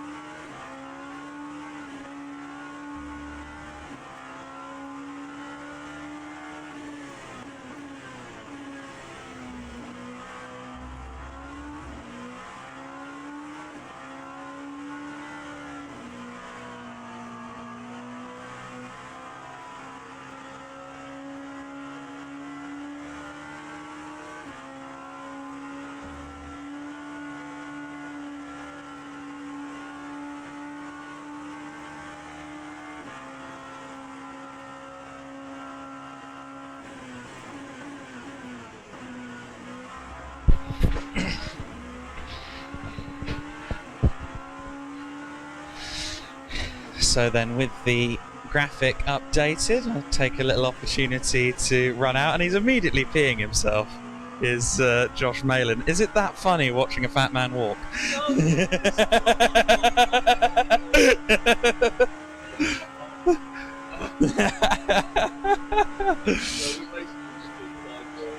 Oh dear, what's happening? Don't broadcast it. Okay, cool.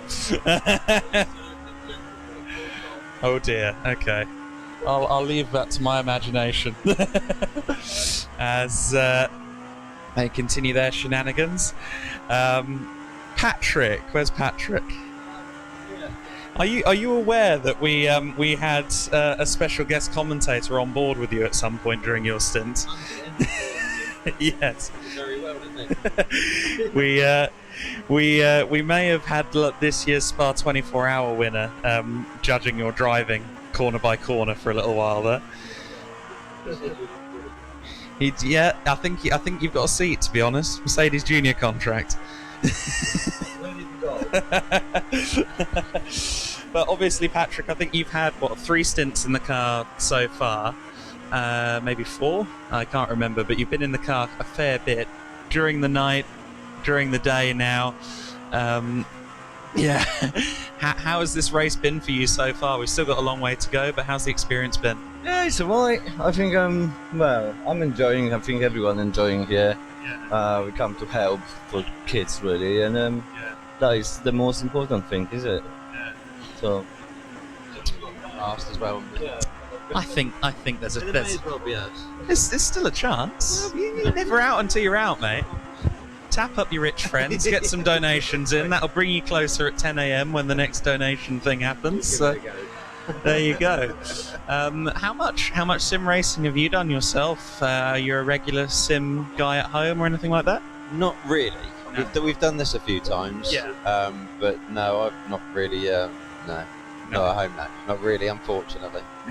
But it's good fun, though. In addition to a man shed in the future. I'll try. Yeah, sure. I'll put it by the wife and see what she says. Oh, the budgetary commission. Yes. We'll see how that goes. I think it might be a no, but we'll see. You know what? Any sales pitch can work if you put enough effort in. So that's a little bit of chat with Team Taylors there. I do awfully apologise for putting you in that spotlight earlier on, but it was quite funny.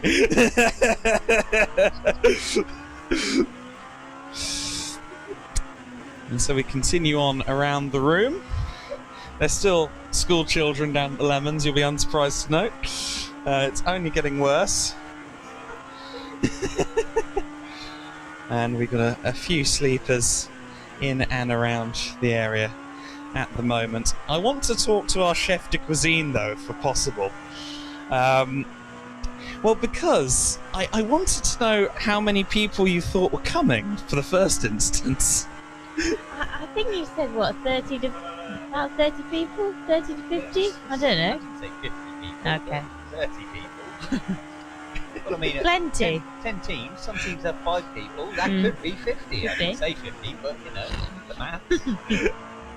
I'm a bit ambitious.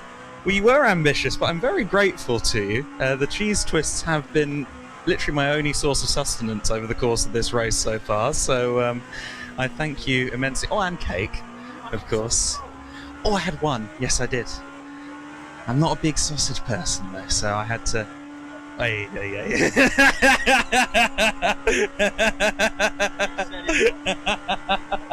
I always do it at least once. But obviously you're watching from afar last year while Charles was putting himself through VR waterboarding for 24 hours. Were you kind of coming along this year to keep him in his place, make sure he doesn't do anything crazy? More for support, really. I also just wanted to be here to watch and enjoy the atmosphere. Third driver for the team next year? I don't think there'll be any hope of being anywhere near the podium if that was the case. Yeah, but it's all about the fun and the raising the money, right? Yeah, of course. Yeah. It's not competitive whatsoever over here. How awkward could the drive home be, eh?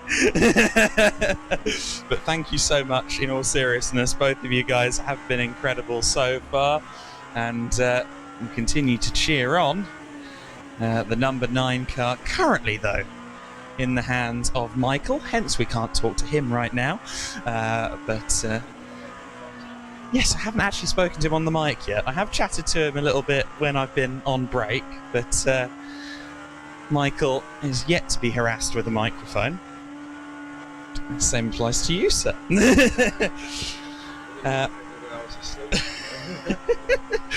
And so, obviously you're sharing this car as part of a duo, the Scrappy Racing team, and I think you covered, I think you're about 50-50 over the night shift, weren't you, yourself and Mr. Not Mr. Jewell, that's you. I'm getting myself mixed up. But obviously the night shift a bit different. Did you get much time to practice at night? Did you come to any of the practice sessions? Yeah, I came to a couple of practice sessions. I only did one of the night ones, only got about half an hour in, but So it was still a bit of a learning curve going into it. But I think overall, I think we're doing quite well. I was saying to Henry during the race that we can be quite happy with the top 5, given the competitive nature of everyone that's competing. So I think we can be quite happy considering where we've been throughout the race. Absolutely, a top 5 finish would be a great result, but of course you've got that battle still going on. Raw Motorsport are still there or thereabouts. It's a bit of a yo-yo scrap, isn't it? Depends on who's in the car at what particular time, whether they've got one of their pro aces racing drivers in or not. But how many times have you done this race before, or is this your first? This will be my first one. Yeah, it's my first one. Okay, well, so in at the deep end of the 2-driver team as well. We've had a few drivers try it solo. Does that appeal to you? No. No, I know Charles has done it, but I don't think I could do that. I may give it a go one year, but for now, I'm quite happy doing it as a duo. Yeah. I think might you recruit maybe some more, make it more than a duo next year? Well, we were going to be a trio originally, yes, of course, but one of them, the other guy pulled out due to financial reasons, which is, perfectly understandable. And Henry and I were quite happy to do it as a duo, so we just thought, we'll just do it. Yeah, just get it done. All power to you guys. It's been fun watching you guys on track in some of the battles, and I hope you haven't had the last of those battles. I'm sure you hope it's calm from here on out. But I'm happy it's nice and boring. My fingers are crossed for some excitement. Let's see what happens. We'll place bets. Running out of range by the sounds of it on the mic, so I don't think I'll venture any further in case I explode anything. But I think I will go back to my dungeon because I've realised I'm too tired for standing up now. I think 18 hours is about where my legs say, nah, we're done. So let's go back into my dungeon for a little while. I will take a quick break to sample some of the breakfast delights that have been brought to us once again in a little while. But the race continues on at the moment. We haven't had too much moving and shaking at the sharp end of the order. Race Ventura and Kinder in Need, 25 seconds apart at the moment. Of course, they have been in their battle for 7th place for, I'd say, about half of this race at this point, if not more. It's been a very impressive scrap between them. And Race Ventura currently with Nathan Handley at the wheel. Handley, I think, is on his second stint in the car. Just double checking that at the moment. Oh no, I think he's at the very end of stint number 1 in that car. The Race Ventura entry just ahead of Kinder in Need right now. You're right on board with the 24 Hours of Lemons car in 3rd place, 48 seconds back from the Talking Heads right now. That gap has gone up and up and up again and up again at the moment. And for now it's going up in favour of the Talking Heads, but we've seen it go either way several times. And as Charles Grout alluded to, there's no point assuming things are going to continue as they are in a race this long. Twists of the knife, twists of the tail can occur at any point in a 24-hour race.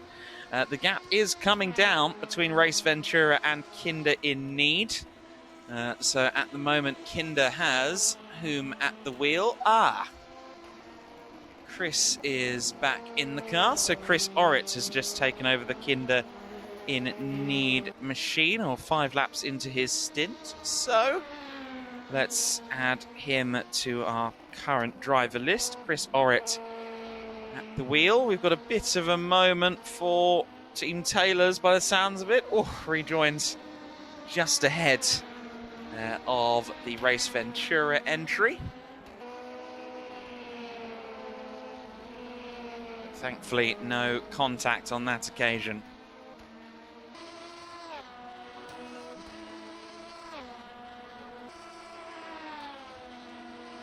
just updating Chris Orritt's entry back into the race in the Kinder in Need car, of course. The Kinder Surprise themed car. It certainly has been a prominent part of our broadcast. The number 13 car. We've seen a lot of it in amongst this battle with the Race Ventura crew. They really are on their own island in the battle for 7th and 8th. There's never been more than a minute between them within pit cycles notwithstanding over the course of the last 12 hours or so. And then there's 5 laps between Race Ventura in 7th and Raw Motorsport in 6th. And then between Kinder in Need in 8th and Stop the Start Watch, it's another 5 laps. So they really are kind of in the middle of nowhere on the timing screen, but together. And they're fighting for that 7th place. And it's a battle that both teams are very invested in. At the moment, it's a battle that Race Ventura is winning. However, Chris Orritt is putting a hustle on right now. But Nathan Handley, also one of the very strong drivers at Race Ventura. So you've got 2 very strong drivers at the wheel at the same time, which means that the gap is still fluctuating, but not by anything like as much as we see at other points. Got 2 very strong drivers in the car in that scrap right now. The Lemons team have lost a little bit of time there. They've ended up 52 seconds back from the Talking Heads in the battle for seconds. They're slipping a little bit. They've lost a couple of seconds there. Just trying to look at their last lap time. Their last lap time was a 1:55, which is a little bit off pace. So I think that perhaps Luke Packworth made a slight error on the previous lap. The Chandler's Ford car is in. The Chargers are back in once again for a bit of a charge up. Some new tyres, some fuel. I don't think a new driver. Alex Bryan has been in there for a while, actually, so it might be a driver change stop. But I think Alex might have one more stint. That remains to be seen and will be updated in due course. You see there the Race Ventura car in 8th position is also into the pits as well. So Kinder in Need have once again overtaken Race Ventura with a pit stop. Raw Motorsport are a lap down now on the car in 5th place. It's about a lap and a third between the 2 teams right now. Nico van der Werf working hard to try and rectify that at the moment. I'm sure we've got a few more quick stints from Matt Bell in the offing as well. Before this one comes to an end, I'm sure he'll be looking to try and at least get himself into the top 5 if possible. The Taylors had a bit of an off track at turn 8 a few moments ago, but they've recovered nicely now. Into Canada corner goes the number 99 car. And steady as she goes, easy does it. Nice driving. And the 24 Hour of Lemons car is running in 3rd place right now. Sparking away in the car that has 24 lemons on it per the request of the team. Something that Ethan duly delivered upon. And took the assignment very literally based upon the livery that we've ended up with. The Eureka 07 currently in the hands of Luke Papworth. Of course, we're running all the same car here, the Eureka 07. The outstanding car among the 2017 spec LMP2s. 2017, of course, the year that the LMP2 class was restricted to just 4 chassis manufacturers. Those 4 were Ligier, Dallara, Riley, and Eureka.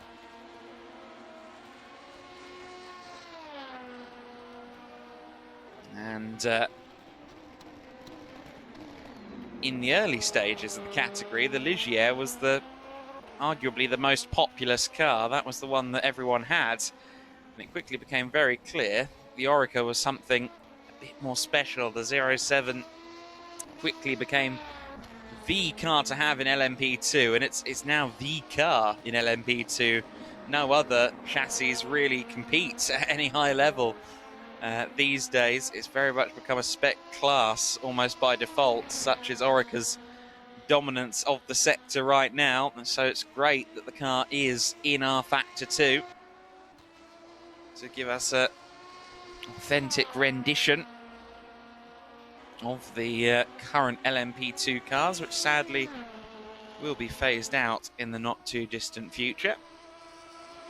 Nico van der Werf has brought the Raw Motorsports car in. And I said about quick stints from some bloke called Matt, and well, he is coming in to the car now. So Matt Bell is due a few stints at the wheel of the 23 Raw Motorsports car, now in the hands of Matt Bell once again.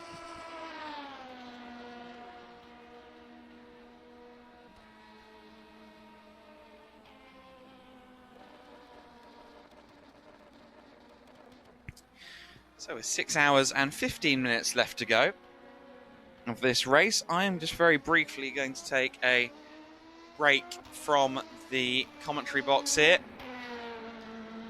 And back broadcasting in maybe 5 minutes or so. Just need to get myself a little something to eat to make sure I tide myself over for the last quarter of the race, which is coming up very shortly.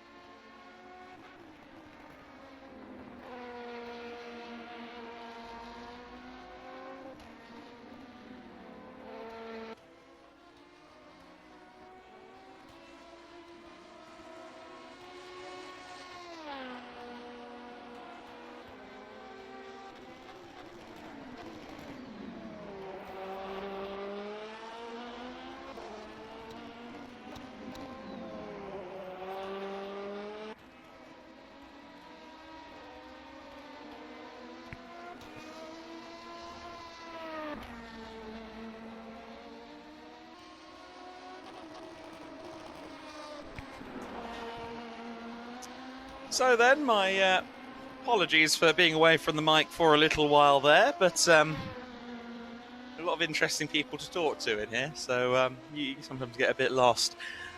We are just approaching three-quarter distance here at the race centre. BBC Children in Need 24-hour race. 18 hours, near as makes no difference, have elapsed. It's 9 a.m. Local time. Well, coming up on it anyway. It's 8:55 local time at the moment. And the battle is intensifying among a few of the drivers, a few of the teams right now. We've got an interesting scrap still ongoing in the battle for 5th place. The Scrappy Racers have Henry Skelly at the wheel at the moment. Of course, Sam Jewell put in a pretty mega stint to get the car back a lap ahead. But Sam has now handed over to Henry. Meanwhile, Raw Motorsport have chucked in their big gun. They've put Matt Bell back behind the wheel. Just wondering if maybe Raw Motorsport may end up back on the same lap as Scrappy Racers before long. Race Ventura, who are currently a minute down on Kinder in Need, have just had a bit of a spin there, so that battle is up over a minute, which we haven't seen very often. 7th place car, Kinder in Need, currently being driven still by Chris Orrit, and the Race Ventura car has Nathan Handley at the wheel, and I think Nathan just having a bit of a rough lap there. It was a 2:07, so he did lose a chunk of time, but let's hope that that is...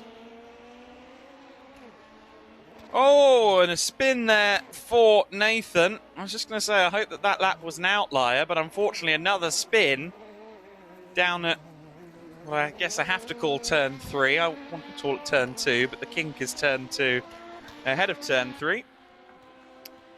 But the Race Ventura team watching their car do donuts, unfortunately, at the moment. If Nathan Handley wants a donut, I'd suggest he goes to the almighty catering presence that we've got here at the race centre, courtesy of the Talking Heads. But hopefully Nathan can dial himself in now for the rest of the stint. Kinder in Need are into the pit lane. So Kinder in Need are in. Chris Orrit hasn't been in the car for long, so I anticipate that he will probably do at least one more stint.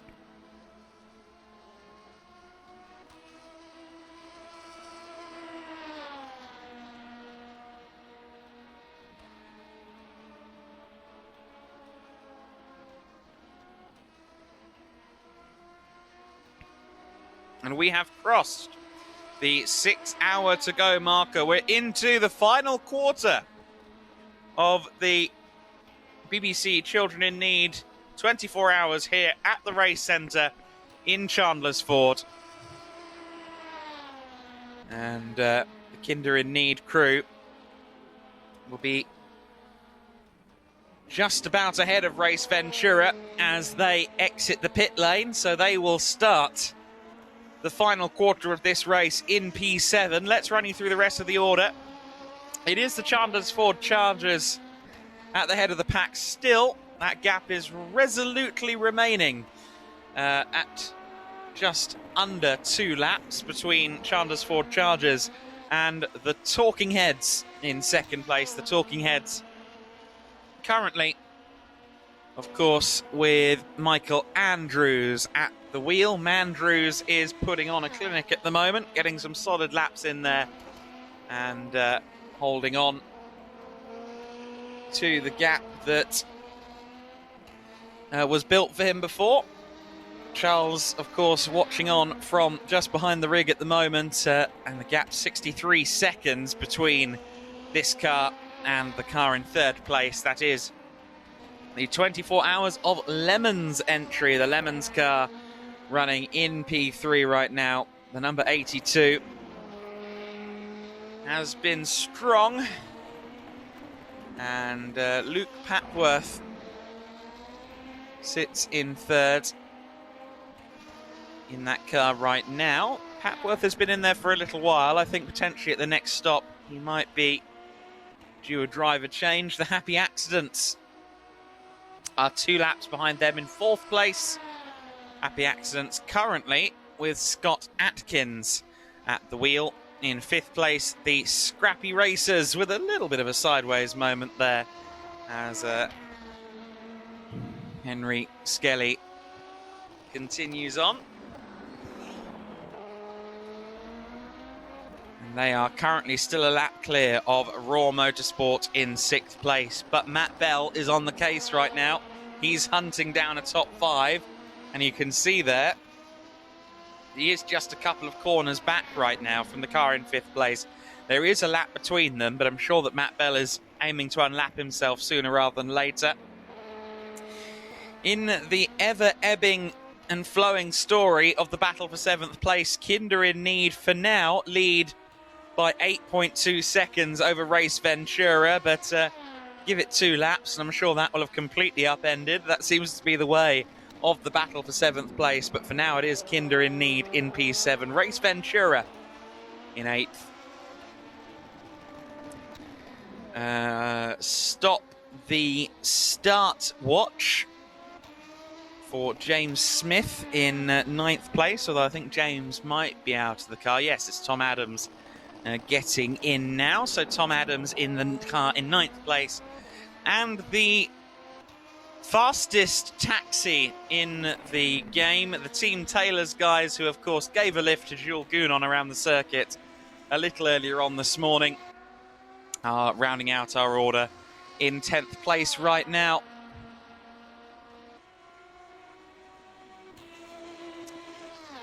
So then the Kinder in Need car just 9 seconds clear of Race Ventura right now. Let's update, though, our driver lineups. Sklanders is now in the Happy Accidents car, so let's put David Sklanders in his rightful place.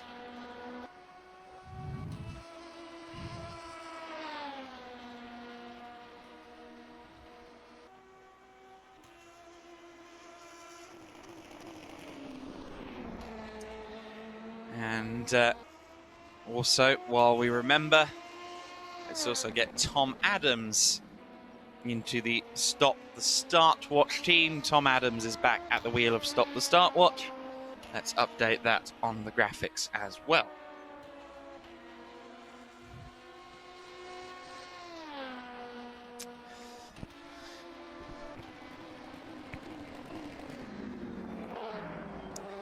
So we continue to follow the car in 7th place. The gap between Kinder in Need and Race Ventura seems to be about equal right now. Let's take a look at what else is going on around the circuit. Stop the Start Watch. Let's follow them for a little while. In 9th place at the moment. 33 team have been impressive.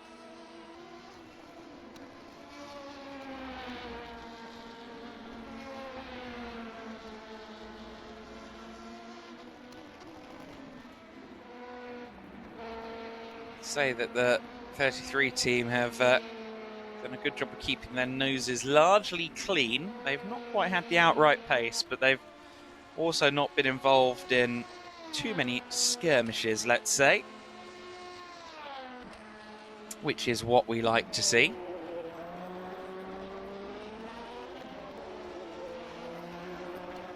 And obviously in the 2Cs Motorsport livery, it's a very nice little colour scheme as well. More than welcome on the grid as long as the car looks good, of course. They are being closed up on by the leaders. That's the Chandler's Ford Chargers. Meanwhile, 3rd place car in strife, the 24 Hours of Lemons car, having a little bit of a moment around the final turn. Easy to do.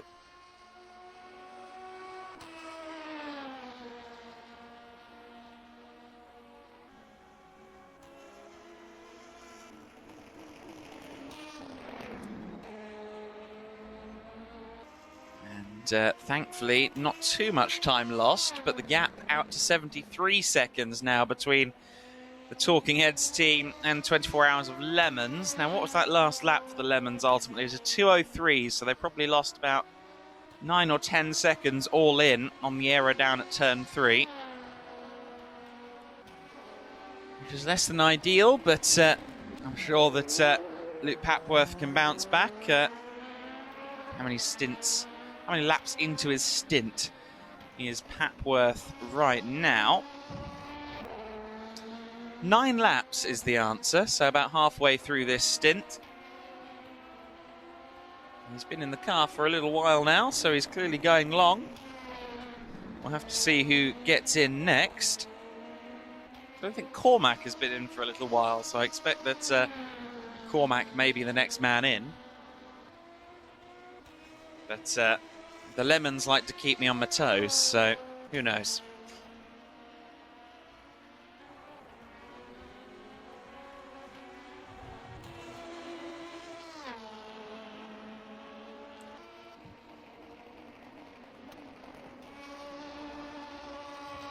If you are just tuning in to the 24-hour here at the Race Centre, I feel it's important you remember that we're doing this all for charity.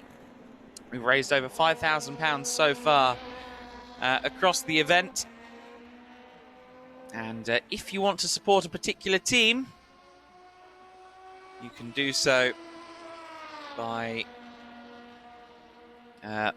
visiting theracecentre.co.uk.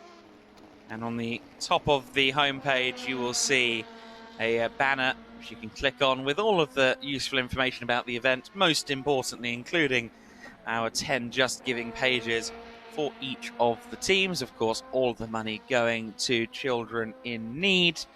And alternatively, you can go to theracecentre.co.uk/BBC-CIN-2022 if you fancy a slightly more direct path to your donations page. And please do pick a team and give them support, because in a little while's time, it's all going to once again have a competitive effect on the race as the order is ever so slightly squished together. Everyone ends up a little closer on track.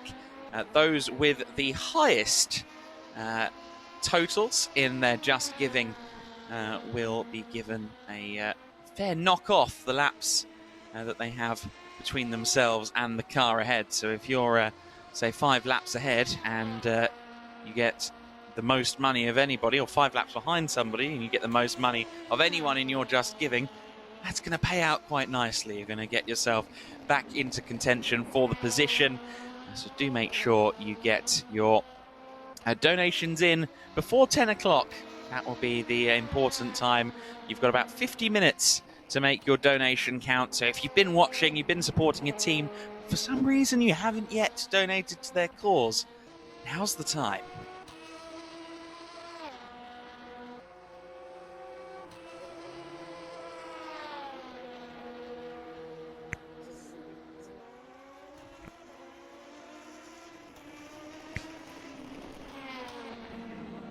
So then, on the Facebook side of things, as you know, we have to reset every few hours to make sure that Mark Zuckerberg doesn't hunt us down. And we are just going to briefly reset this stream, but we'll be back for the Facebook viewers in just a few seconds, so stay tuned.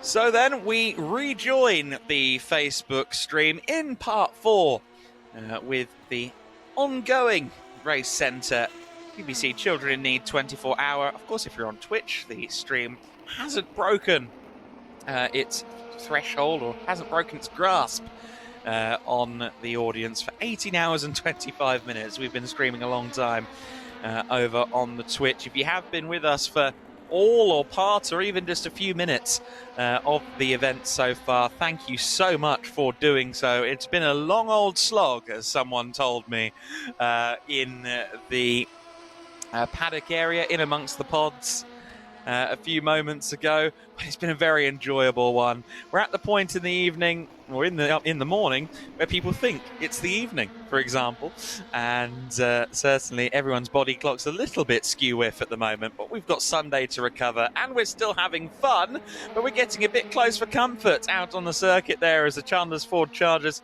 get to the inside of the car in third place, the 24 Hours of Lemons machine. So Alex Brine getting past to put another lap on the Lemons machine, but it was a little bit close there at one juncture.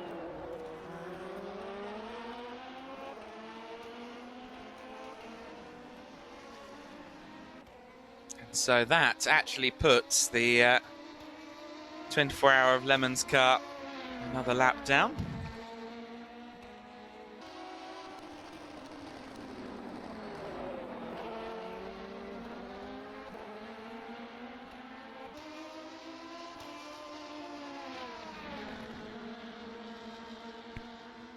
I've just been informed by Charles Grout that Alex Brine isn't at the wheel of the Chandler's Ford Chargers car.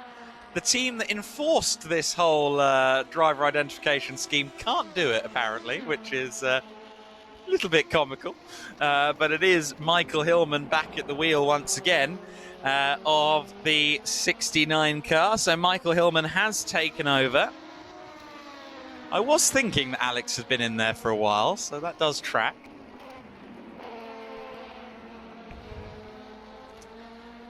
And let's update that on our sheet as well. So it is Michael Hillman at the wheel.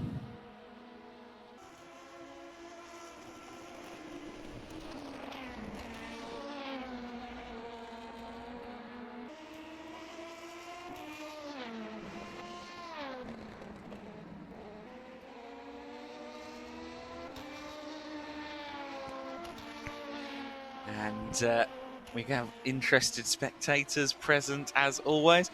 I love that people just occasionally scope out the additional information that we've got here in the commentary box. We've got some sector splits, so you can see what everyone's last lap time was. So occasionally we have an insider or two popping in to see what they can see here in the commentary box. 5 hours and 45 minutes to go. Of course, we are entering the critical moments of the race. We're still a long way from home, but it's ever shrinking the amount of time that people have to actually advance up the order, make up positions. And in the case of the Lemons team that we're following at the moment, of course, they are fighting that battle up against the Talking Heads team, the duo that just won't quit. I think maybe there was an element of the Populous team, 4 drivers, thinking, that duo is going to get tired eventually, but they haven't met Charles Grout, clearly. Charles can weather any storm on 3 days no sleep, it seems. But of course, he is joined by Michael Andrews this year. He's not soloing again. Few. But Michael at the wheel at the moment, and more than matching the pace of the Lemons now, whereas early in the race he was a little ways off, a couple of steps back, but he didn't drive the car or hop on this rig in this car at this track before Friday morning, so he's basically had to learn on the fly, and much to Charles's prediction, he has indeed gotten quicker and gotten better. He's now pretty much every bit as quick as Charles Grout out there on the circuit. So, formidable partnership in second place, and a moment for the third place car.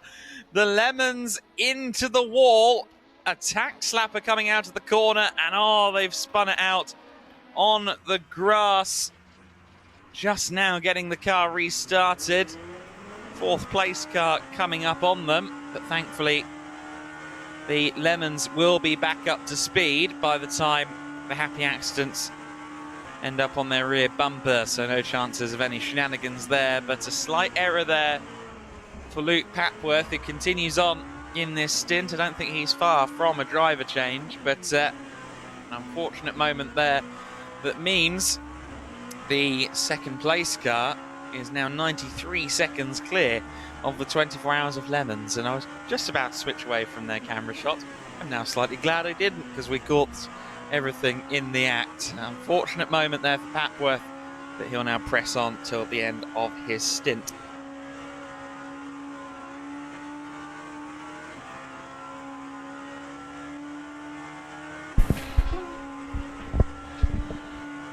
And of course, the really ironic thing about that little incident there was that Ben was peering over my shoulder at the time for the Lemons, and so I got a first-hand reaction to Luke's little oopsie there. So he's made a couple of errors in this stint, but I think by and large he's been pretty good across what has been quite a long time in the car. I imagine, though, this next pit stop we're going to see a driver change. Yeah, quite right. I'm glad that Luke's had a broadcast off as well, and it wasn't just me. So yeah, I think how many laps has Luke done now? He's done about 15, so this should be an in lap to box and possibly a driver change. Yes, and do we know who's possibly hopping in next? I'd suggest the man standing next to me. Ah, yes, the hired gun is back. We're not going to share mics today. We had a mic sharing earlier. Oh, yeah, mic sharing. Yeah. Yes, hello, yeah, everyone. That was a funny process. We're back again. Hello. There we go. And so obviously, being attacked by a back marker. Yes, indeed. I wouldn't say a back marker. They're behind you on the timing and scoring. They might be 3 laps behind, but you know. Well, to be fair, he's done us on the brakes then.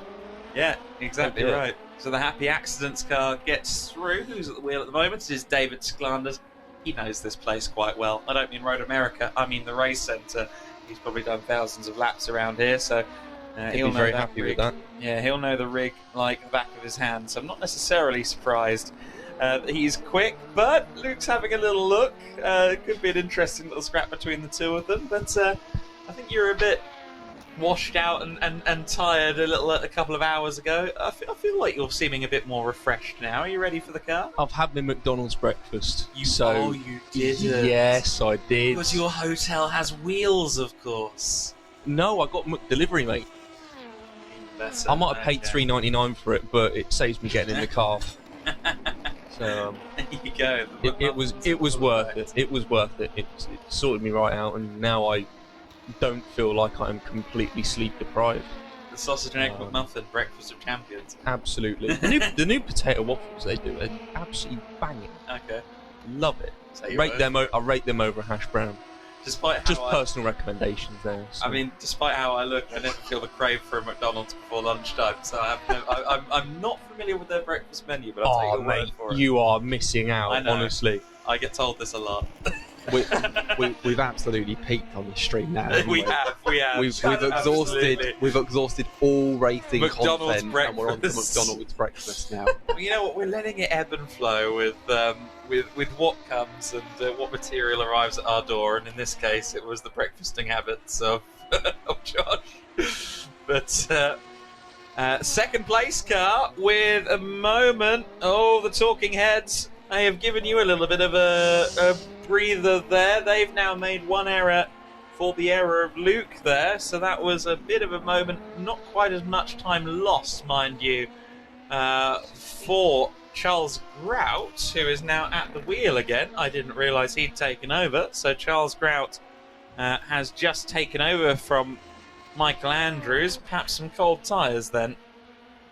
Well, how long does it take for these tyres to heat up in this thing? That's a good question. It's about it's a few corners. By the time you get down to turn 5, you're normally okay. Josh is off to the rig. By the time you're down to turn 5, it's normally okay. Turn 1's okay because it's an open corner. Turn 3, the right-hander is normally the one you've got to be a bit wary of if you've just exited the pit. But by the time you're down into 5, there's a good bit of heat in them for the big stopping zone into 5. There you go. So it doesn't take that long to heat up the tyres, but nonetheless, on what I think was his second lap, actually, Charles Grout had a little bit of a spin, but he's recovered now and hopefully will press on.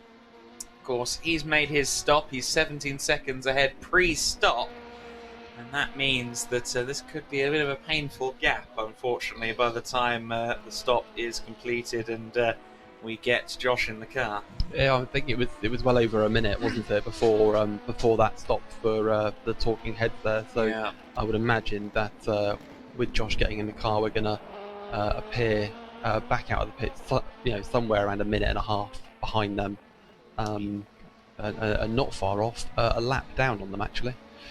Yeah, well, obviously the most important thing, I think, just more for morale or just for any eventuality that may come, it's always worth being on that lead lap. That's one of the most important things in an endurance race. I think that's what we're going to be scrapping for. And I mean, as much as I get to be a neutral about this and you don't, I'm always excited when Charles ends up at the wheel at the same time as Josh, because after that first couple of hours, it promises some entertainment if they meet somewhere. It's been an almighty battle between them, hasn't it? Every time they've been in the car together, we've tried to match Josh to Charles, because that makes sense, and they're relatively even on pace.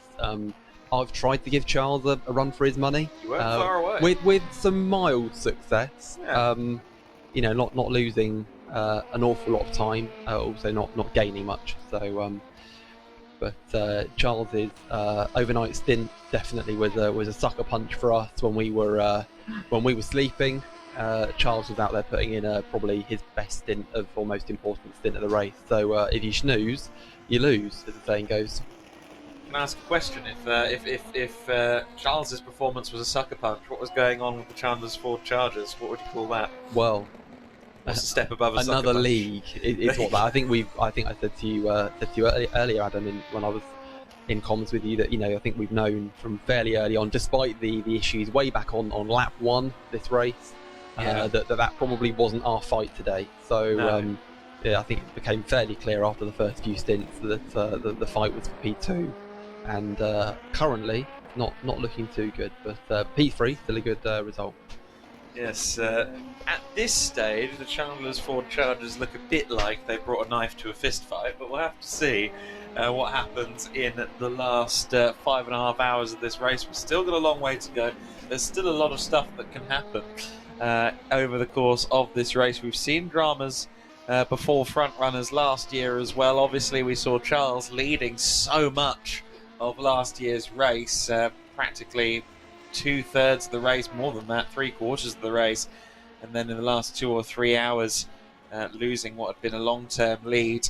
He was very disappointed with that, and he's looking to at least get a podium out of today. But now it is very much this battle for second place, which Charles Grout currently has the advantage in. It's 1 minute and 26 seconds between Charles and the man in third place. Josh back at the wheel now. Josh Malin at the wheel of this car for, I think, perhaps the 5th time. He's been in a few times already today. You do tend to lose track after a while. Did you ultimately try and get some sleep? I got an hour on the floor. In fact, the last time Josh was in the car, I led on a mat next to the pod, and got about an hour. And surprisingly, feel okay. I think actually people that have tried to sleep more or kind of sleep on and off are feeling it a bit more because they've been in and out. But I feel okay. I had an hour, so that'll probably do. And I think my body clock is now sort of overtaking the tiredness, and it just feels like a normal 9:30 in the morning. Well, fair enough. I'm feeling very floaty. This is how I'm going to describe it at this point of the event. I keep wanting to say the evening, but that's not where we are. It is just coming up on 9:30 in the morning here at the race centre. Tell me about your fundraising process then. Have you been kind of shoving links at people?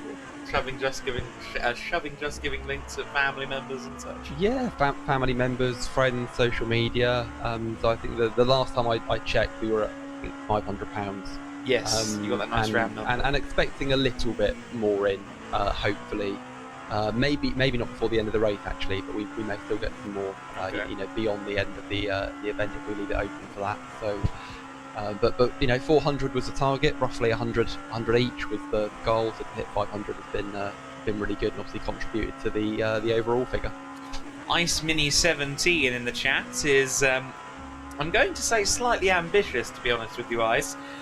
Come on, Chris Orrit from Kinder, you can push for 6th. They are 5 laps off of 6th place at the moment, so it would take some misfortunes to befall Raw Motorsport. The battle that Kinder in need have had for this race has certainly been one for 7th place, with the Race Ventura team in 8th. There's been a brilliant scrap all throughout the race, but you never know. We're saying you never know what can happen, and certainly anyone could end up practically anywhere with some of the things I've seen happen in sim races over the years. I don't doubt anything. But for now, Kinder in Need firmly established there in 7th place. It's funny how everyone's kind of grouped away at this point, isn't it? We've got little clusters of scraps and potential movers and shakers, but it feels like everyone is maybe at a 1 or 2 position ceiling. There's not too far anyone can go. Absolutely, and I think that maybe that's worth explaining for the benefit of anybody watching, that obviously the intervals we can see on screen are intervals, not a gap to the leader. So as you said, Kinder in Need are indeed 5 laps down on the car ahead of them, not just the leader. So there are as you point out, sort of what we got 3 pairs there of cars that are on the same racing lap, and potentially a pit stop apart. Yeah, so Kinder 23 car, just looking actually to see how far they are off the leader in terms of laps completed, because I hadn't considered it. Lap 266, lap 282, so they're actually 16 laps off the lead at this point, and they have been running competitively all race long, but that just goes to show you how the race can spread over the course of what has just been over 18 hours so far. We continue to ride on board with Lemons, or we did at least. Let's take a look at the pit lane, because the Kinder in Need car is into the pits. So this could be Chris Orrit out of the car, actually, because he's been in there for a little while. I think he might be due his shot, and pulls up to his garage now. Not garage, there aren't garages, we spoke about that earlier on. American pit lanes being a little bit different from the European ones. But in terms of your driving, is there one more stint in the offing? I think so. Look, we've got 5.5 hours left. Josh will go in for probably an hour now. Okay. Obviously he's probably coming up to somewhere near halfway through his first stint of that hour. Right. And then we'll have 5 or so, 4.5 hours left for the rest of us to rotate through. Obviously, we'll try and play it as tactically as we can in terms of who's in the car when, just in case anything happens up ahead to the talking heads that might help us out. So we'll continue to deploy Josh as tactically as we can against Charles, or have him in the car at the end, just so we've got the best chance of going for that P2 should the opportunity come. And rock, paper, scissors for who takes the flag? I think it will be whoever's in the car. I think we're beyond. This sounds really bad. I think we're beyond caring about who takes the flag. I think we're glad to take the flag. We've not run out of fuel. We're not disqualified. Nobody has actually, which is really good. Yes. Because that would have been very disappointing to I see somebody not taking that checkered flag. But it looks like we'll all be okay. Yeah, I wouldn't want to see anyone have to head home early, particularly if it was something like the fuel, because that would just be painful. Thankfully it hasn't happened yet, I'm touching wood, but thank you again for joining me once more for a little bit of insight, Ben. No, thank you for having me. Good to have the lemon drop in once again. I feel we've been like a plague on you today, Adam. I feel like Christian Horner from the Pit Wall on Sky. Oh, it's more than welcome. 2 secs, Ted. Thank you, Ice Mini. We're all a bit sleep deprived here at the race centre in Chandler's Ford now, but we're doing our best to bring you the action as best we can. We have 5 hours, 27 minutes and 55 seconds of the race remaining.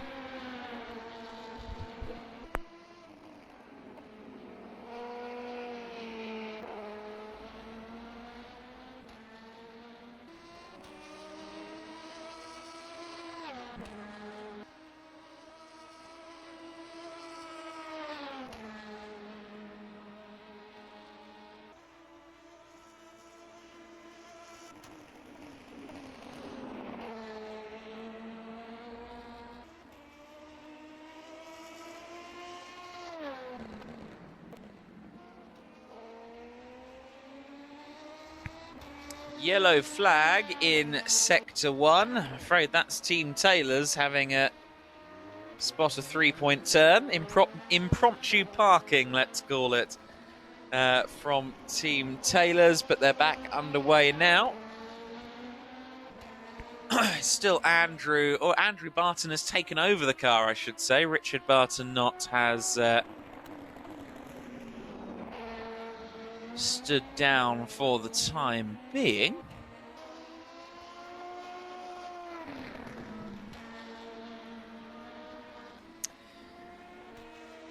Luke Papworth, of course, has been replaced by Josh Malin, as we know.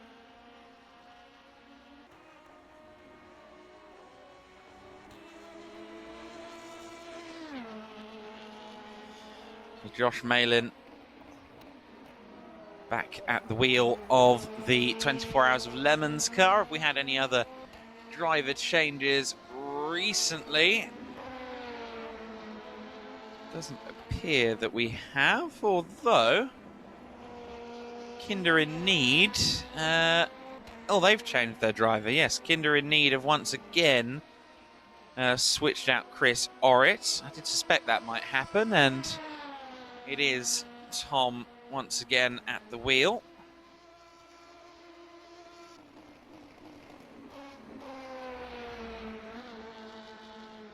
Tom Barczak once again at the wheel of the Kinder in Need car in that scrap for 7th and 8th, and Kinder in Need currently 27 seconds clear of Race Ventura. So it is, for now, the Kinder team clear of Race Ventura, but are they on the same pit stop keel at the moment, or are we expecting a car in? No, I think Kinder in Need are legitimately leading that battle right now, and in fact Race Ventura owe us a pit stop in the next 2 or 3 laps, so it seems as though Kinder in Need have done a good job here of just starting to assert dominance a little bit up against the Race Ventura team. You need to pick a driver of the day / night, says Ice Mini. Yes, I think we'll do that towards the end of the event, which is still some 5 hours and 24 minutes away, but I do like your thinking there.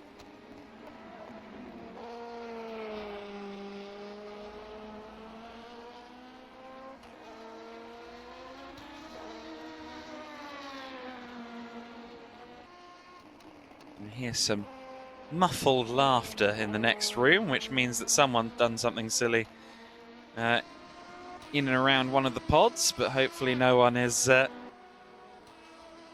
too badly affected. Certainly the atmosphere here, as the race goes on, I think people become bonded together in the absurdity of it all over the course of a 24-hour race, and I've definitely picked up on some kind of camaraderie among the pods at this point of the race.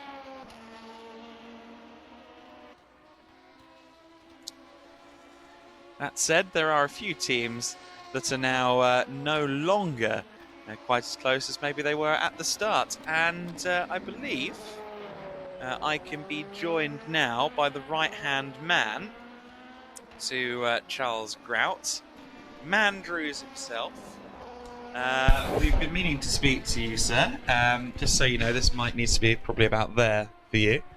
A little bit away from you.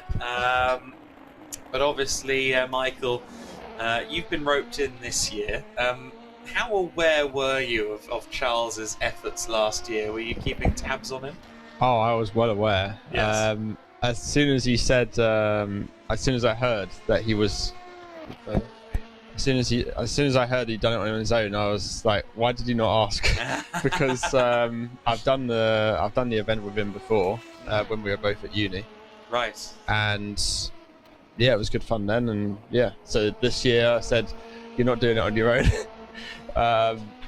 unless he really wanted to. But I don't think he particularly wanted to do it again on his own. No, so I think last year scarred him a little bit, if I'm being honest. yeah, so I think we were going to have a third person, but unfortunately they dropped out. So just the two of us. But I think, I mean, we're tired, but it's not too. I quite like it actually because, I mean, at the start I had basically no practice, and being able to drive more has allowed me to get up to speed quicker. Because if you're in a team of 3 or 4, obviously you're going to have longer gaps between your stints. So yeah, I think it's gone really well, and obviously in second right now, fighting for that. So yeah, it's going well so far. Absolutely, and I mean, obviously, as we've alluded to several times, you were kind of plopped into this car combo, track combo yesterday morning, and had to learn on your feet a bit. Yeah, I literally never. The only time I'd seen the track was watching the practice 3 on Facebook. So I was literally, I hadn't seen any onboard or anything. So yeah, but you know, that's sometimes I'm living a bit far away from Chandler's Ford, so it was not easy for me to get here for any of the practices. Kind of wish I had made more effort, maybe for at least the first 2 stints. I think they were quite tough, but now I'm in the groove of it. So yeah, yeah. I don't think it's cost us too much because actually I think the Chargers are just too quick. Yeah, they seem to be on a bit of a different level, don't they, at the moment this year? Yeah. And they have been for a while, of course, 3 consecutive wins. As of now, could be 4 before the end of the day. Yeah, the Chargers have been very quick indeed, but just not fair, is it? Really? Need to let the rest of us have a chance. Is there a car track combination where you think, right, that would suit me to the core, and myself and Charles could challenge for the win up against the Chargers? I don't mind these cars actually, but I'm just not familiar with the track and the nuances of it.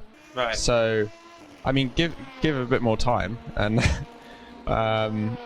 might be able to do something to challenge. But I don't know. I think where there's more high-speed corners, so tracks like Silverstone and things like that. Yeah. I'm better at those ones. The under traction is a bit, yeah. I'm not as good as Charles. Right. I think. So but you yeah. like to avoid some of those. Well, yeah, and of course there's a lot of tracks with that, but you know, you try to adapt as much as you can, right? So I think, and also it's about consistency. These races. I mean, I think Charles and I are both quite consistent drivers. We can both sort of just get in the groove and be within a few tenths every lap and not make that many mistakes. So I think that's quite crucial in these races. You might not have the ultimate pace, but if you're not getting involved in incidents, that could come to fruition. So yeah. No, absolutely. It is about keeping your nose clean. The Chandler's Ford Chargers in the pit lane. Michael Hillman just completing his first stint of this particular run, or this first fuel load of his stint, I suppose you could say. Obviously, we know what Charles's most insane sim racing feat is. It happened 12 months ago. What's the biggest sim-related ordeal that you've put yourself through? To be honest, one of these events. I mean, doing 12 hours. Because Charles and I did one in Milton Keynes earlier this year. Right. And it was just the two of us as well.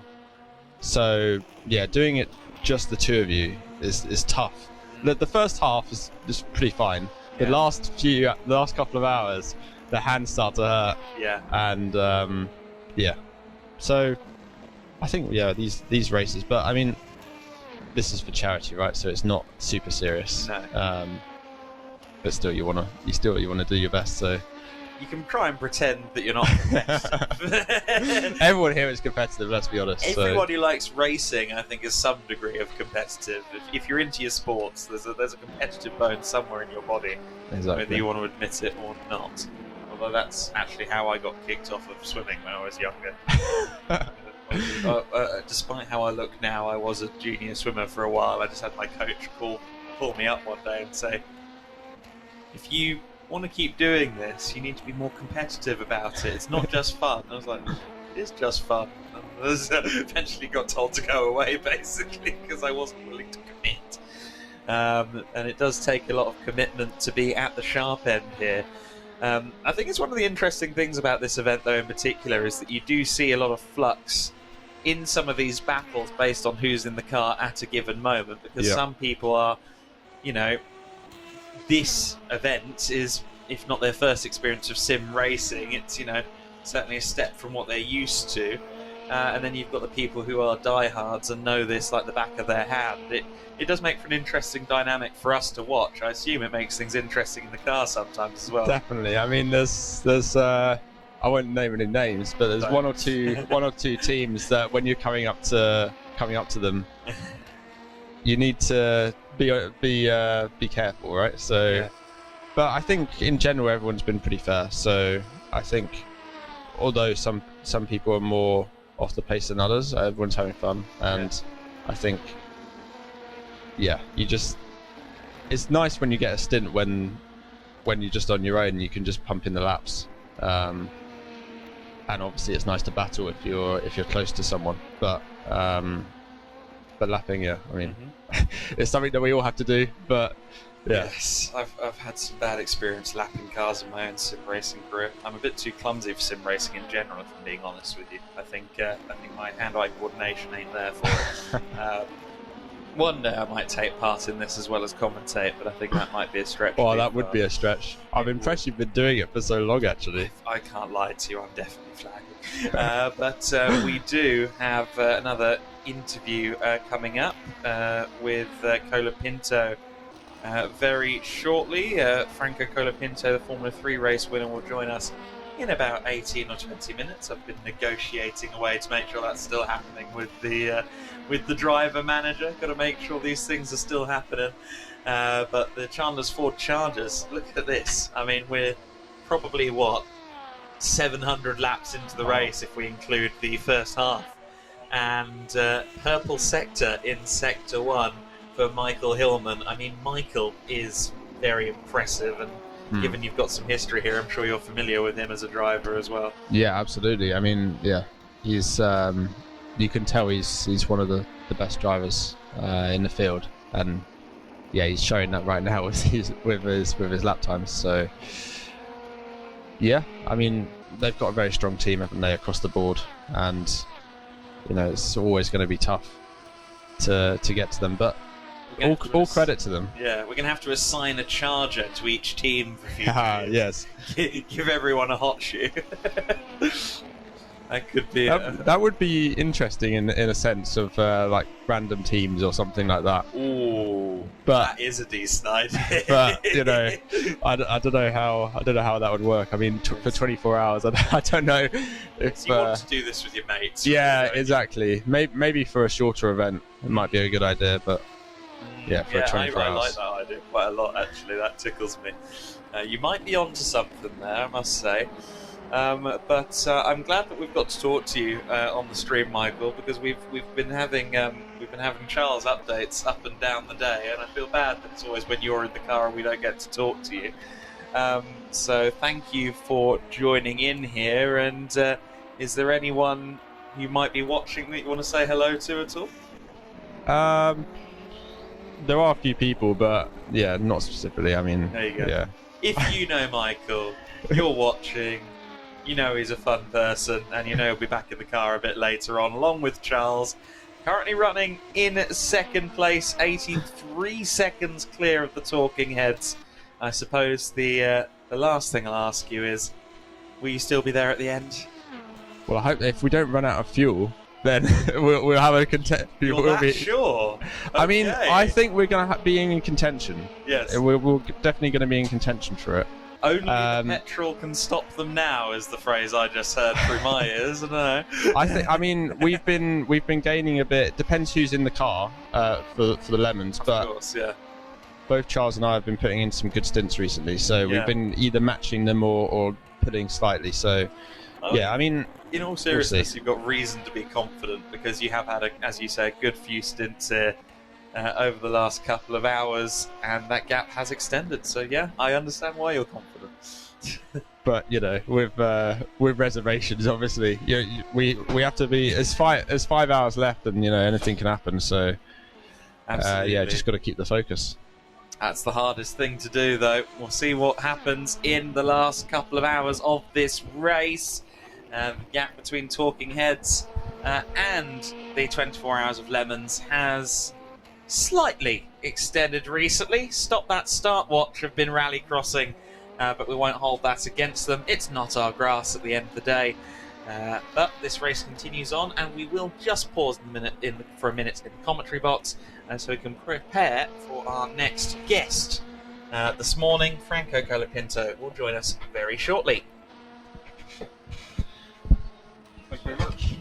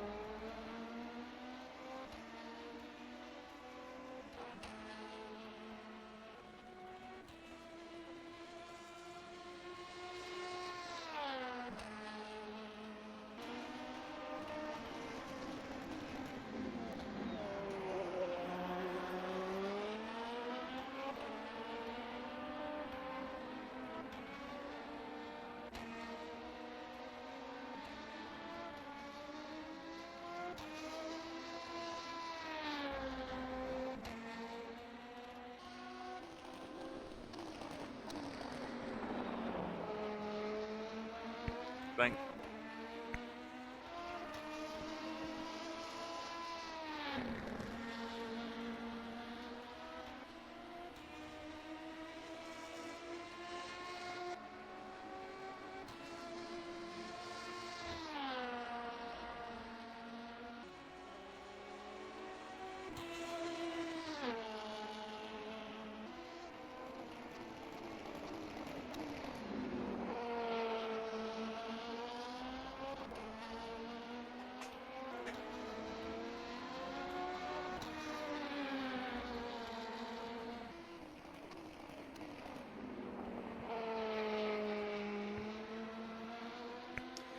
So then the Talking Heads have come into the pit lane. Charles Grout in the pits right now.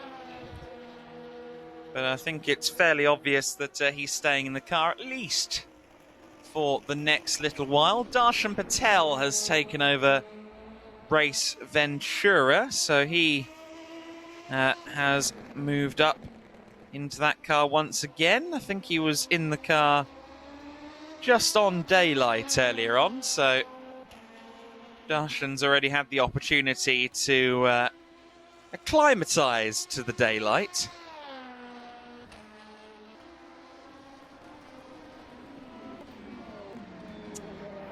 And we'll now try and press on for Race Ventura, who of course are still locked in this battle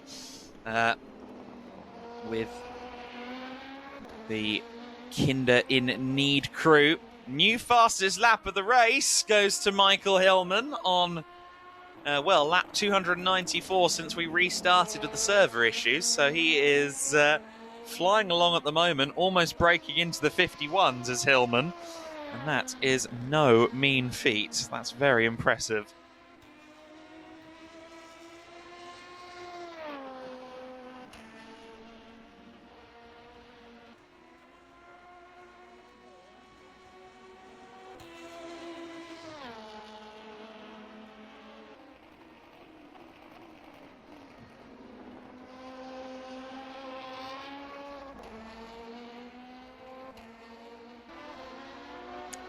Team Taylors are into the pits. And Andrew Barton, I think, will stay in the car for one more stint if I've got their pattern correct. And to be fair, there's a good chance I don't. But I understand that he's probably in for the next little while. Henry Skelly is still in the Scrappy Racers car. He's been in there for a while. How many pit stops do we expect to have imminently? Well, we expect to have the 24 Hours of Lemons car in, probably on this lap. Yes, I can see the fuel warning light, so it better be this lap, actually.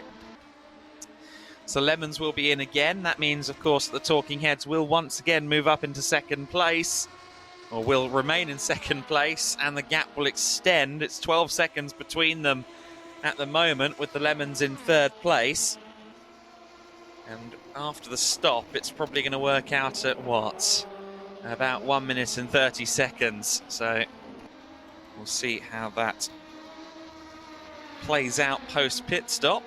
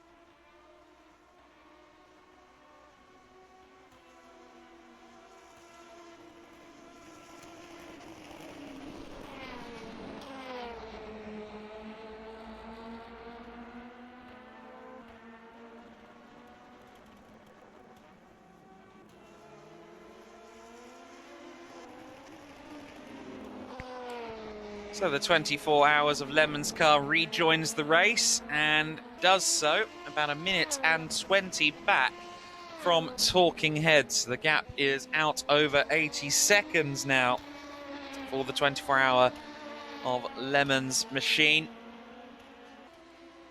And we'll watch with bated breath to see how the gap grows or shrinks now. I believe both Charles and Josh have stayed in the car, so these two, who have been evenly matched most of the weekend, going to once again be at lock horns, albeit 81 seconds apart. It's a shame they're not wheel to wheel like they were at the start of the race. That got very exciting, but nonetheless we continue to watch that duel between the two of them.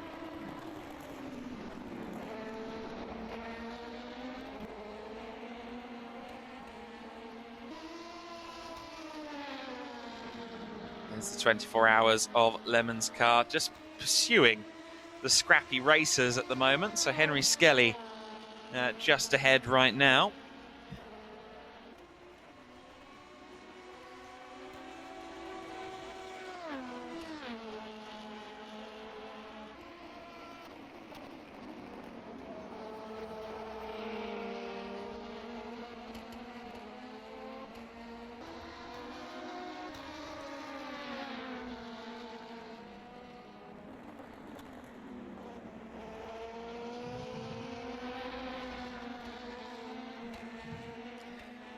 Into the pits now has come the 5th place car, so Scrappy Racers are in. I think Henry Skelly's been in there for a while, so we'll see whether or not the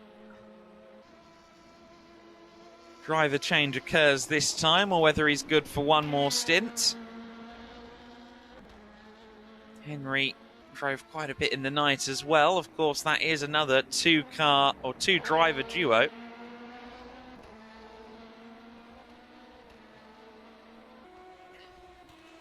And so far they have performed very well indeed. They're there still in the top 5, although Raw Motorsport are within a lap of them once again.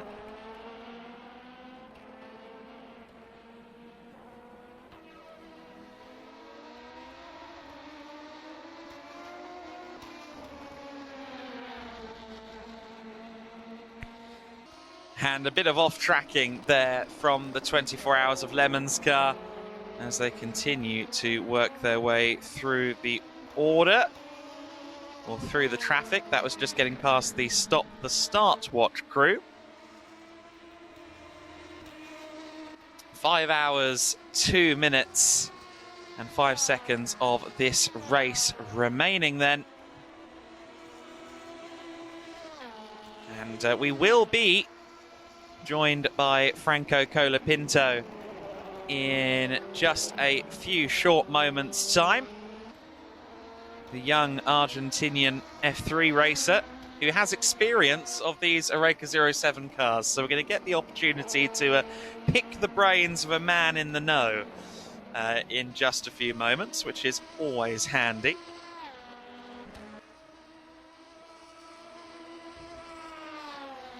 And of course, these cars, some of the more extreme LMP2s we've ever had at 600 brake horsepower. When the budgets were higher in America in the late 2000s, the cars were arguably, well, they were quicker. But in terms of difficulty to drive and sheer brute force power, I think these LMP2 cars take some topping. They're quicker in a straight line at Le Mans than the LMP1s in the last few years of LMP1 before the hypercars came in. So that tells you all you need to know about the Gibson V8 at the core of these Oreca 07s.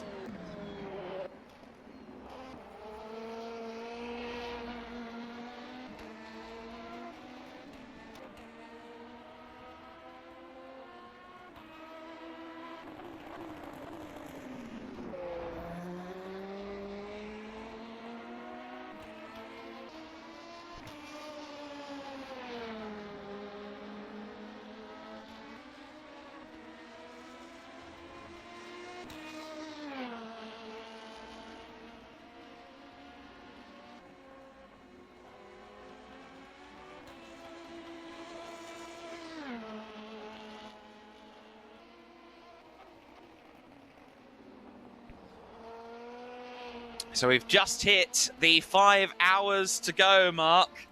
Goodness me, we are now into hour 20. 19 hours have been completed here at the race centre in the BBC Children in Need 24-hour. The Talking Heads and the 24 Hours of Lemons. 80 seconds between them at the moment. In second and third place, they're pursuing the car 2 laps clear. That is the Chandler's Ford Chargers machine, the 69 car, the 4-cornered car that leads the way by 2 laps. We've got that battle for second place we just talked about. The Happy Accidents in 4th place. They're 2 laps off the podium, so it's going to take the odd firework for them to have any movement up the order, but it's possible. Race Ventura there with a little bit of an error. That's going to cost them ever more so in this battle up against Kinder in Need. Kinder in Need, who've really taken control of the battle for 7th place in more recent times. I spoke to the Kinder crew a little earlier on, and they seemed a trifle pessimistic, if I'm being honest, about their chances in the battle for 7th, but I'd say their fortunes have firmly taken an upswing recently. However, I can now say that Franco Colapinto has joined us here in the stream. Franco, firstly, thank you for taking the time to join us as we do this 24-hour charity race, and nice to meet you. Hello, very nice to meet you. Great to be here, speaking with you. Amazing to see this charity race of 24 hours in this amazing track. I used to race here in the sim quite often during the COVID era, and it was a really nice track, really enjoyable and good racing always. So good to see that you are doing this for good things, and of course really nice to be speaking with you. Yeah, we've managed to raise over £5,000 already in this event for children in need, and it's great to have guests like you to talk to, Franco. Of course, we're going to talk about 2022 a little bit later, but obviously you know this car well. You know the Oreca 07. You've had some great successes in the LMP2 cars. Tell us a bit about this car. What are the secrets to getting good lap times out of it? Yeah, man, it's an awesome car, to be racing 24 hours of Le Mans during a full year with that car, with LMP2. It was a really nice experience, really cool to be there, and of course, I enjoyed it a lot. Also being with teammates like with Nick De Vries, that is a really professional driver with a lot of experience and a really nice guy. So I think it was a year that I learned a lot of things, even though some races didn't went as expected. We were fighting for the win in Le Mans, and unfortunately we had a crash. But it's part of the game, and these races are like that, just really tricky and very difficult to put everything together, to have no mistakes. There are so many factors, so many things around, getting a final result. That just makes everything a lot more professional, a lot more detailed than what everyone thinks. And I think it's an amazing experience for any driver to be competing with a car like that, be competing for endurance racing for long periods of time. Is like quite helpful for at least for my future. Was really good, for my 2022 season was quite good to have that knowledge, to have experienced different situations in races like that. And yeah, of course, was with only 17 years old, it was a great challenge. And of course, moving from junior single-seaters into a car like this with 600 brake horsepower, I imagine the first time you got onto a long straight and really got to feel that power, it was quite surprising, quite special. Yeah, it's massive. I mean, the first time that I jumped in that car, coming from Formula Renault, it was, quite a big shock. It's really quick in the straights. In Le Mans, you are doing constantly 320k in the straights, so it's something you get used to it. It's also really physical, the car, when you're racing there for 3 hours in the car and spending, so much of your attention, of all your focus in the different situations around you, because when you're in the dark with so many cars around, with so many GT3s, because also the GT3s, they are much slower than you, the LMP3s. You're constantly overtaking cars, and it just depends of so much focus, so much attention, that it's pretty big, the challenge to race in a car like that in endurance racing. But to be honest, I really enjoyed it. I think it was one of my best years in terms of how much I improved and how much I advanced as a racing driver. And yeah, I would love to do it again in the future. It was like we were quite close in Le Mans, we were always in the front until that crash, and of course it felt really, really bad, of course, after the race, with so much effort that all team has put in there, to not have accomplished the result or not how accomplish the goal that we had. It's always really tricky, and you lose most of the races. It's really difficult to win, as I said before, with so many factors around you. But it's when you win, it's just a much better, bigger taste has that victory. But yeah, it's as I said before, it's just an amazing experience for any race driver. I think everyone should do it, and have the chance of doing that last year was really nice for me. Yeah, of course, you are an Argentinian racer. You're just 19 years old, and I understand you're now based in Europe. What age were you when you made the move halfway across the world to follow this racing dream? Wow, that was many years ago. I think when I was 14 years old, I left home in Argentina to come to Europe to race for a go-kart team, to a factory in Italy, without knowing Italian. So it was quite difficult, living alone at 14 years old without knowing the language of the country. It was just all quite tricky, but it made me grow a lot that year, being like out of your comfort zone, just being in difficult situations that you have no idea how to solve or how to what to do in those kind of moments. So just that it was a big moment for me. It was the year that I realized I wanna continue that dream in Europe, and I wanna just try how far I could arrive. And it's going quite well. I think I'm having behind me a great group of people that have helped me so much during these few years, and without them I wouldn't be racing in Europe. So it's all thanks to them, and of course thanks to the effort of my family as well, the support that I've had since I was a child. And now it's the most tricky part ahead. These next few years are gonna be, of course, tricky, but they're gonna be also really exciting. And looking forward to the next year already.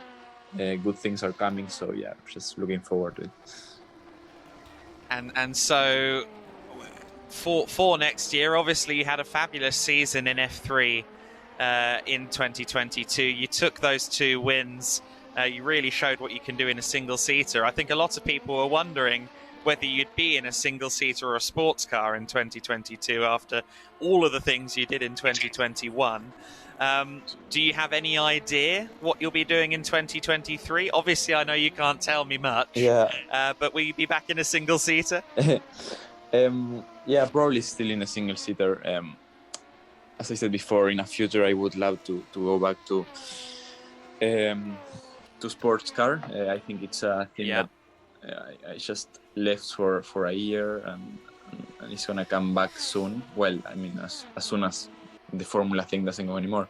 But of course, that my goal and my dream is Formula One. So until I feel I can achieve that, and until I feel I can still fight for that, I will still be in those kind of steps to Formula One. But then of course that door is never closed to sports car, and it's something I really enjoy. This you're not the only driver in the car. You have teammates, you have a lot of people around you, and you are not the full focus or the full center of attention like you are in a Formula car, when it's the driver and the engineer and the mechanic, and more or less that's it. So it's quite different, but it's something that I would really like to do again Le Mans, to have that experience once again would be really cool, and something that I would for sure do again. Yeah, absolutely. Obviously you spoke about Road America. You say you like doing this track in the sim. You've had the opportunity now, I'd say, to drive a lot of the best racetracks in Europe, if not in the world. Which track has been your favorite to race on so far? That's a pretty tricky question. I think since I went to Spa-Francorchamps, it was a track that I enjoy one of the ones that I enjoy the most racing in. not only for the history, but also for the for the feeling that you have in the track. You have a bit of everything: a bit of high speed, a bit of low speed, some corners that are really cool, really historic. Then I also had the chance, as we spoke before, racing in Le Mans is something very special. It's a really different track to what everyone is used to, and to only have the chance to race there, it was of course a massive thing for me. And what you feel racing in the night there, with all the lights, with all the houses around the bars, it's something that you don't feel in any other track in the world.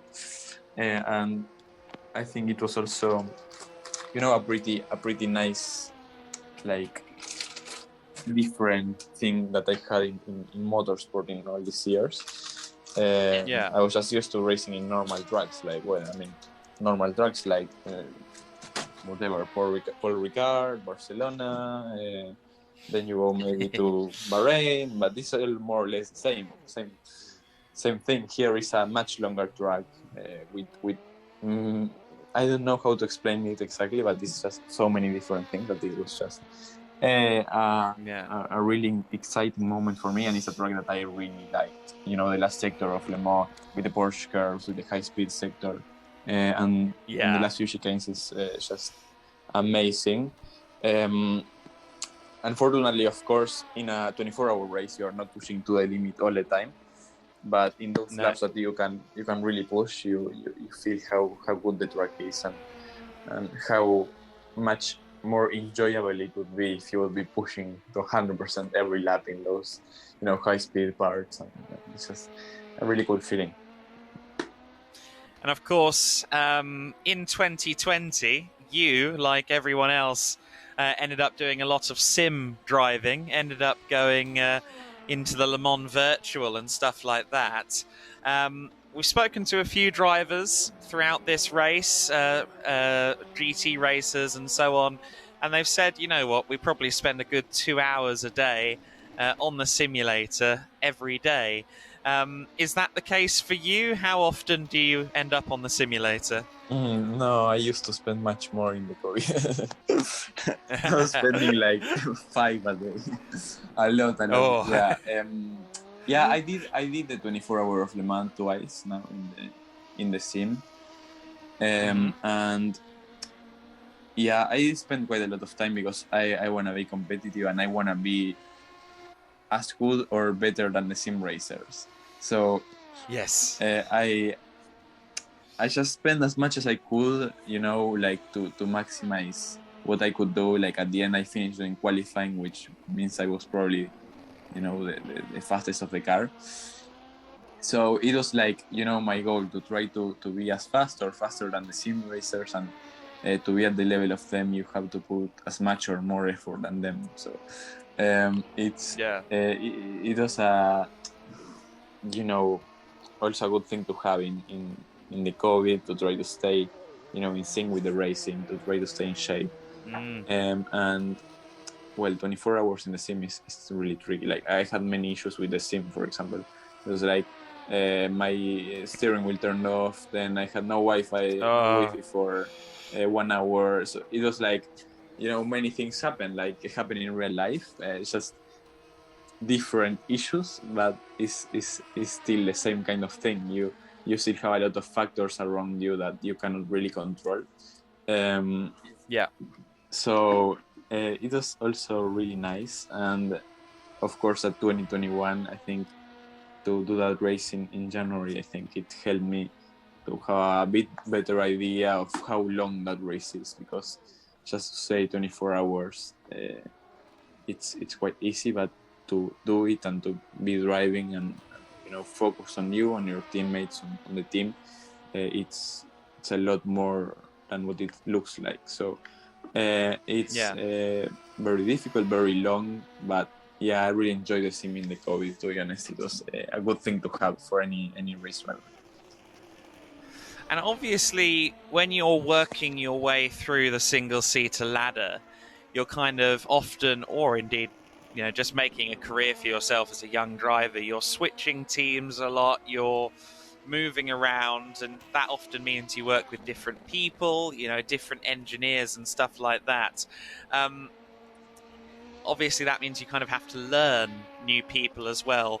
Are you excited for the day that, whether it's Formula One or the top level of racing, are you excited to just be able to work with the same people and kind of get a long-term, connection with an engineer or your mechanics, your crew, rather than having to switch all the time? Is that something you maybe look forward to? Yes, I also like, to be changing and to kind of understand and take different things from different people, because you always learn a lot from going to one to another. I was really lucky to work with really smart and really clever engineers, to be working with really good people around me for most of the years that I've been racing. So that was also a thing that I really enjoyed, and I got used to it as well. So when I don't have someone that is as good as I would like, it's a bit more of a shock. Yes. But I just really enjoy being able to have a conversation and kind of what he tells you is something that you are learning, or something that you didn't know, something that is impressing you for the way of I don't know what that graph is showing, or what that data is able to show to you. Things like that is just really nice to have in motorsport. Of course, that as you are climbing in that ladder, it's gonna get more and more technologic, more and more complicated. But at the moment, I got quite a lot of knowledge just for these few years. Being with good people around me. The year in the LMP2, we had a really good engineer and of course really good teammates, which made me make a massive step forward. But yeah, of course, I would like to find someone that someone that I can stay for a long term, and someone which I can build a relationship for a few more years. It's always a bit nicer to know each other rather than making new relationships every year, because that also takes time. But I just I'm trying to take every opportunity I can, and if it's with different teams and I have to meet new people and work with team with that team that I don't really know, it's not a problem for me. But yeah, of course, that I would not really like to work with someone constantly, building a nice relationship with and knowing each other for a long period of time is always better. Absolutely. Now, I've been keeping an eye over the last couple of laps on this car, the Happy Accidents number 46 car, because it is in the famous Gulf colours. Of course, you have backing from Gulf and Rofco and Roald Goethe. Have you been able to speak to Roald or anyone at Rofco to maybe have a go in any of those wonderful cars in his collection? Oh, and this car is into the wall. Oh dear, bad timing. Our Golf car into the barriers there. But I was just going to say, have you had a chance to speak to Roald about maybe having a go? Yeah, I read all the book of the Rofco collection, and it's unbelievable the amount of racing cars that he's got, the amount of history that he has in there, in that garage, and it's just, I mean, for a fan of racing cars, it's just unbelievable to go and be able to see those cars, and of course driving one of those is just something else. But no, at the moment that I didn't drive any of those historic cars. I always prefer to drive the actual ones that I know if I crash them, you can repair them quite easy. But yeah, Roald is is one of the nicest nicest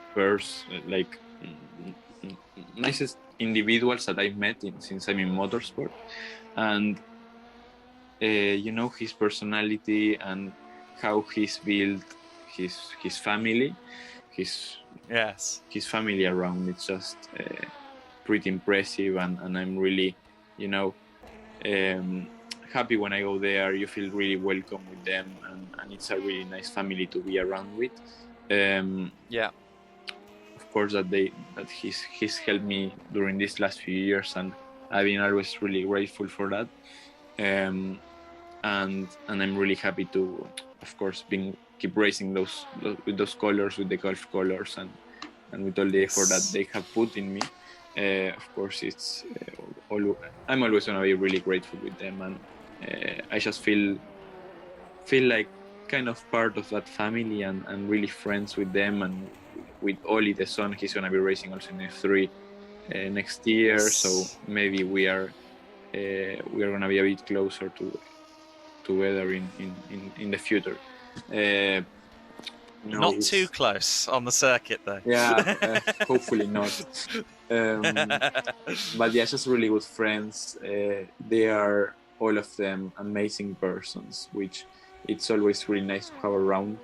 And yeah, I don't know. I hope for them to have an amazing future, an amazing next few years, and a lot of success for Benji and for Oli in the racing career. And yes, as I said, just very grateful for all what they helped me, when I needed it the most. And yeah, just that. Absolutely. Well, I'm really excited to see what 2023 holds for you, Franco. I'll let you get on with your day. If you're doing 5 hours on the sim, I'm sure you need time to go and do that. So I will let you go and do that. But it's been wonderful meeting you through the internet, and I wish you very well for 2023. And thank you so much for taking the time. Yeah, it was great to speak with you, Adam, and just really cool to have a go here in this amazing race. Still 4 hours to go, so looking like something else can happen. And well, hope that everyone has a good race, and the charity keeps going. Really good to speak with you, and I think hope to see you soon and speak soon together again. Thank you, Franco. Franco Colapinto, everybody. Formula 3 race winner. Something we will say about him at higher levels, I'm sure, as well. We do have another guest coming shortly, but look what's happening on the circuit right now. The talking heads are all of 3/10 clear of the 24 Hours of Lemons team. It's getting very close for second and third place. The talking heads are on an outlap, I believe. The Lemons team should be due in the pits shortly, so I'm afraid this little battle snippet is going to be short-lived. But into the pits now comes the 24 Hours Lemon team. We had the battle for second place at very close quarters for just a few moments there, though. And it all got very exciting there for just a few moments. Again, a huge thank you to Franco Colapinto and Tunde from Bullet Sport Management to help make that interview happen. I'm sure we'll all remember that in a few years, gang. Even if you haven't seen him race yet, I'm sure we're all going to at some point. Franco Colapinto. And we do have another exciting guest incoming shortly. That is Christian Mansell, who is also making a step up to FIA F3 next year. And we'll have him on in just a few minutes.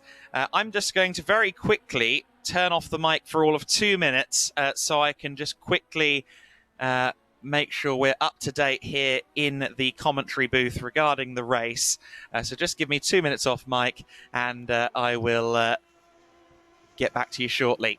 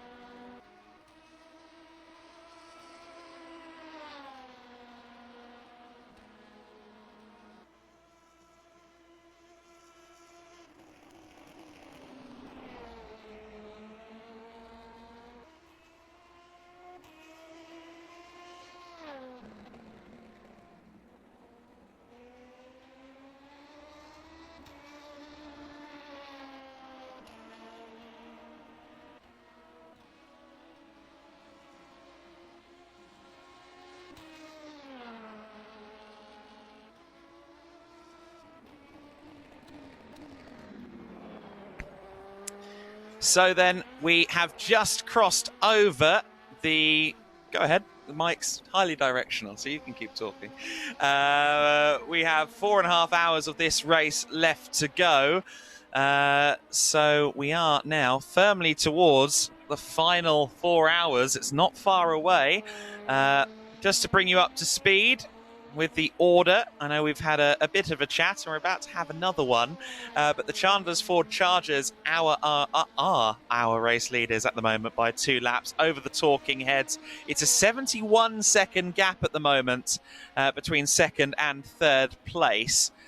So the Talking Heads, I think, are losing a little bit to Le Mans at the moment. In fact, no, it's about equal, both in the mid-153s. But the Le Mans car we watch at the moment, they're in third place. Fourth place, a lap further back, so actually getting a little bit closer, if I my money, to a podium, is the Happy Accidents crew. So even though they had a spin while we were talking about the Gulf colours on stream about 10 minutes ago, oopsie daisy, they are running quite well there in fourth place at the moment. Do they owe us a pit stop momentarily, though? That's always the question I've got to ask myself. No, they're about halfway through a stint right now. So they are in good position. In fifth place is the Scrappy Racers. They're some 5 laps away from this car. However, the Raw Motorsport entry is homing in on them. And I wonder why. It's because Matt Bell is at the wheel once again. And Matt has been pushing hard all day long and for all of yesterday as well. Sometimes without the best returns. But I'm happy to say that joining us now is the Australian sensation and therefore no blood relation to the other Mansell. It is Christian Mansell, who this year has been an absolutely compelling driver in Euro Formula, multiple race wins to his name in Euro Formula, got his eyes on bigger things for 2023. It's been a little while since we've got to speak, Christian. How have things been? Oh, good, buddy. How are you doing? It's a pleasure to be here. I'm really happy I'm able to join. Yeah, great to have you, man. I mean, obviously, you managed to have a really strong season in Euro Formula this year, and perhaps most interestingly for the year to come, you had a couple of opportunities to drive in FIA F3 as well. Now, I would play it coy with your plans for next year if it weren't for the fact that you've put in your bio FIA F3 driver for shush emoji. So I think I know what championship you're looking for next year. I like to stir the pot. It's quite fun because, I mean, I've said it, always, like it's a very obvious step for me to make moving forward, but I don't know, it's kind of funny to kind of banter around with the fact because everyone's super protective of who they want to drive for, and I find it quite funny. Like, I saw the F1 Feeder Series thing and I'm like, oh, that's where some people are going to go. But yeah, it's I like a bit of fun. You know me, I like to stir the pot. Absolutely. And you know what, you say that as one of the first things I wanted to ask is obviously it's part and parcel of junior single seaters that people move around year on year. You're in different teams and different personnel around you, different teammates. We're talking to Franco Colapinto about that just a moment ago, actually. And I mean, I have to think that after how much fun you guys were having down at Moto Park Crypto Tower this year, you're going to miss some of those blokes, right? Oh, dude, yeah. Honestly, like, myself, Fred, and Josh, we're already planning to kind of catch up in London maybe, or wherever that may be. We really want to go and see Alex. We miss him. We miss all of them, to be fair. We miss Vlad, Ollie. Like, we were just kind of, it was a good vibe within the team. And honestly, that's pretty rare for guys all battling like all 6 cars. And obviously Alex towards the end of the championship, came good. So we were battling with him, obviously always with Vlad, Ollie, and Fred and Josh. So overall, like, we had our blows. Me and Josh came together, but we kind of still we're still mates. Like we were able to be so mature and like kind of crack on, but you know, you don't get that sometimes, and it really shows the kind of value of the people that we were around. And I got the impression that even where people were kind of, you know, solely focused, officially speaking, on one of the drivers, obviously you have your strength and conditioning coach there, but he'd often be kind of in group activities with everybody. Yeah. I saw Stuart Hall along Ollie Goethe's driver coach, often talking to some of the other motorpark guys as well, giving little tips. It did seem as though everyone was kind of under a united umbrella there to at least some extent. Yeah, I mean, Euro Formula and, you know, regional, they're championships that are kind of like knocking on the doorstep of F3. So it's a learning year, whether you want to learn, want to win or not. You're always going to learn, but you know, those kind of junior championships, call it, because yes, F3 is a junior championship, but it's really like a senior junior championship, if you get me. So, you know, in these times you learn so much. And spin, sixth place car into the wall again. Raw Motorsport, Matt Bell is no longer in the car. They've just updated that information for me. It's Nico van der Wolf who's just come in, and he's immediately jumped into the pit lane after that, tail tucked between legs. Oh no. But yes, carry on, Christian. Yeah, no, as I was saying before, it realistically, it's all about learning and, you know, adaptability, how much knowledge you can take in, how much you can give out to an engineer.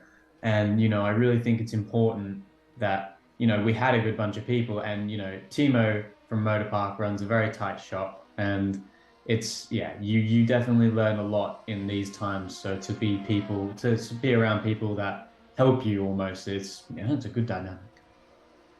Yeah, absolutely. And obviously you're stirring that pot. You've been open for a long time about the FIA F3 Desire. How apt for you that this is the year that they finally decide to take that out to Australia. Obviously, I mean, I imagine you've probably in your younger years stood at Albert Park watching the cars go round, right? Yeah, I was fortunate enough to be kind of doing that when I was, I say young, I'm not old, but I think, like, it's kind of surreal because no junior drivers really ever get to go around Albert Park. So, and I think it's going to be a very exciting race. Like, I think it's going to be very, very, like, fast. Because Albert Park's quick. Like, that Sector 2, like, as you come into, like, that chicane at the end of the back straight, like, that's going to be properly quick. And I'm just looking forward to the weekend because, you know, home crowd, home backing, you know, I'm going to have people there. I'm going to be able to have family there, like, and mate. That's so true, yeah. You know, for the kids that obviously are European, like whether they're French, Italian, German, or whatever, like you can kind of bring your family because it's a 4-hour drive. But, you know, these guys, if they wanted to come to Silverstone, they got to hop on a 24-hour flight. So the opportunity for sponsorship as well, because obviously I'm Australian, I'm backed by Australian companies. Oh, that was and yes, it was. and you know, it's just a really good opportunity for me to kind of get myself out there more, because Australian companies, you know, oh yeah, you're in Europe, like it's not really like relevant, or they're worried that they're not going to get the same exposure. But now that you're on F3 and you're literally on the world stage, no matter what the thing was, there is no excuse. So it's just such a good opportunity for me and all drivers. Yes, absolutely. Obviously, as you mentioned, that travel is a big factor for anyone who wants to come to you. You came to motorsport, as it were, moved yourself out to the UK. Well, the entire family moved out to your direct family moved out to the UK to get you closer to the racing. I can't imagine how stressful that was, kind of focusing on becoming an elite athlete and, you know, as small as it sounds by comparison, going to a new school, kind of getting into a new life, it's a lot to take in all at one shot, right? Yeah, no, and honestly, it was so bad because we literally came over in 2020, and I came over in the January, and then the world decided to end. So that was even more crazy again because, you know, I'll level with you. I was super nervous as a 15, 14-year-old kid moving to the complete polar opposite side of the world.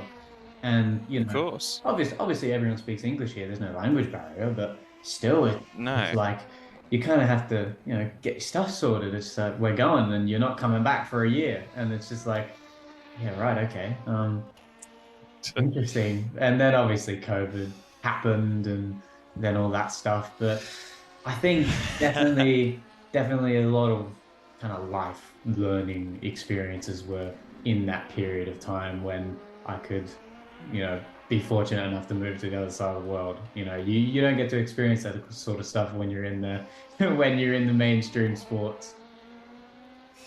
No, exactly right. And I mean, obviously, we're here for a sim race. We've been all cramped up here at the race centre in Chandler's Ford, down near Southampton, for coming up on 20 hours. We've got 10 pods here in the same very large room. So everyone's here together in one paddock, let's say. It's been quite the event. I've been commentating on it for the duration as well. So if I'm making less sense than normal, now you know why. Have you not slept at all? No. You absolute legend. I love you, mate. Honestly, that is amazing. How much caffeine have you had? Not as much as you'd think, actually. No, I've had like 3 cans of Lucasade, so I'm actually quite... It's not too bad. By my standards, Yeah. we could be a lot deeper into the caffeine well by dude, now. by my standards, you always see me sinking a coffee pre-race, so yeah, I think I can get behind a bit of a caffeine boost, but geez, dude. So you got obviously 4 hours, 17 minutes left, and yes. Whoa, buddy, you're gonna need to lie down. I don't think I'm gonna emerge for a couple of days. And I was going to ask you then, I mean, we've talked to a lot of people about the sim. Yeah. Obviously, all drivers use the sim. Yeah.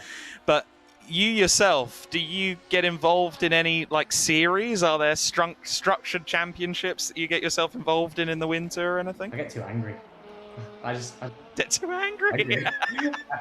I just throw the toys out the cot whenever I get on the sim because it's just like people die from you, and it's just like, oh, that, you know, oh, like you kind of get the sense of like, oh, they're just doing that for the sake because they can. There's no damage bill on the end of it, but no, I do like it. I do like to race on the sim. It is just a nice escape because, you know, there's no worries. You can just get on, have a fun time with your mates, and yeah, I think it's you know what, it's actually quite an interesting community, the sim racing community. There's a lot of like lovely people. Like, I have not been in one iRacing lobby, and sorry to single out iRacing, I know we're on R-Factor at the moment, but you know, yeah, I always get like that one guy in your lobby that says good luck, have fun. Like, it happens, like everyone's so nice. Like, you don't get that in a Modern Warfare lobby. Like, you never get that.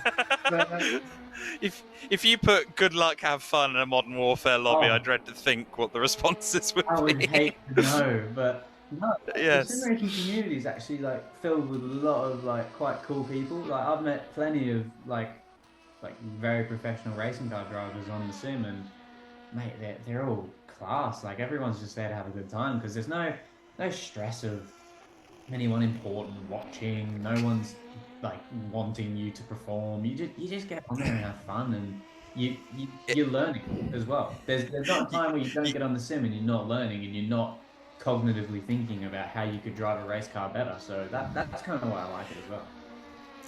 You see, earlier on, you say that there's no one important watching, Oh, but yeah.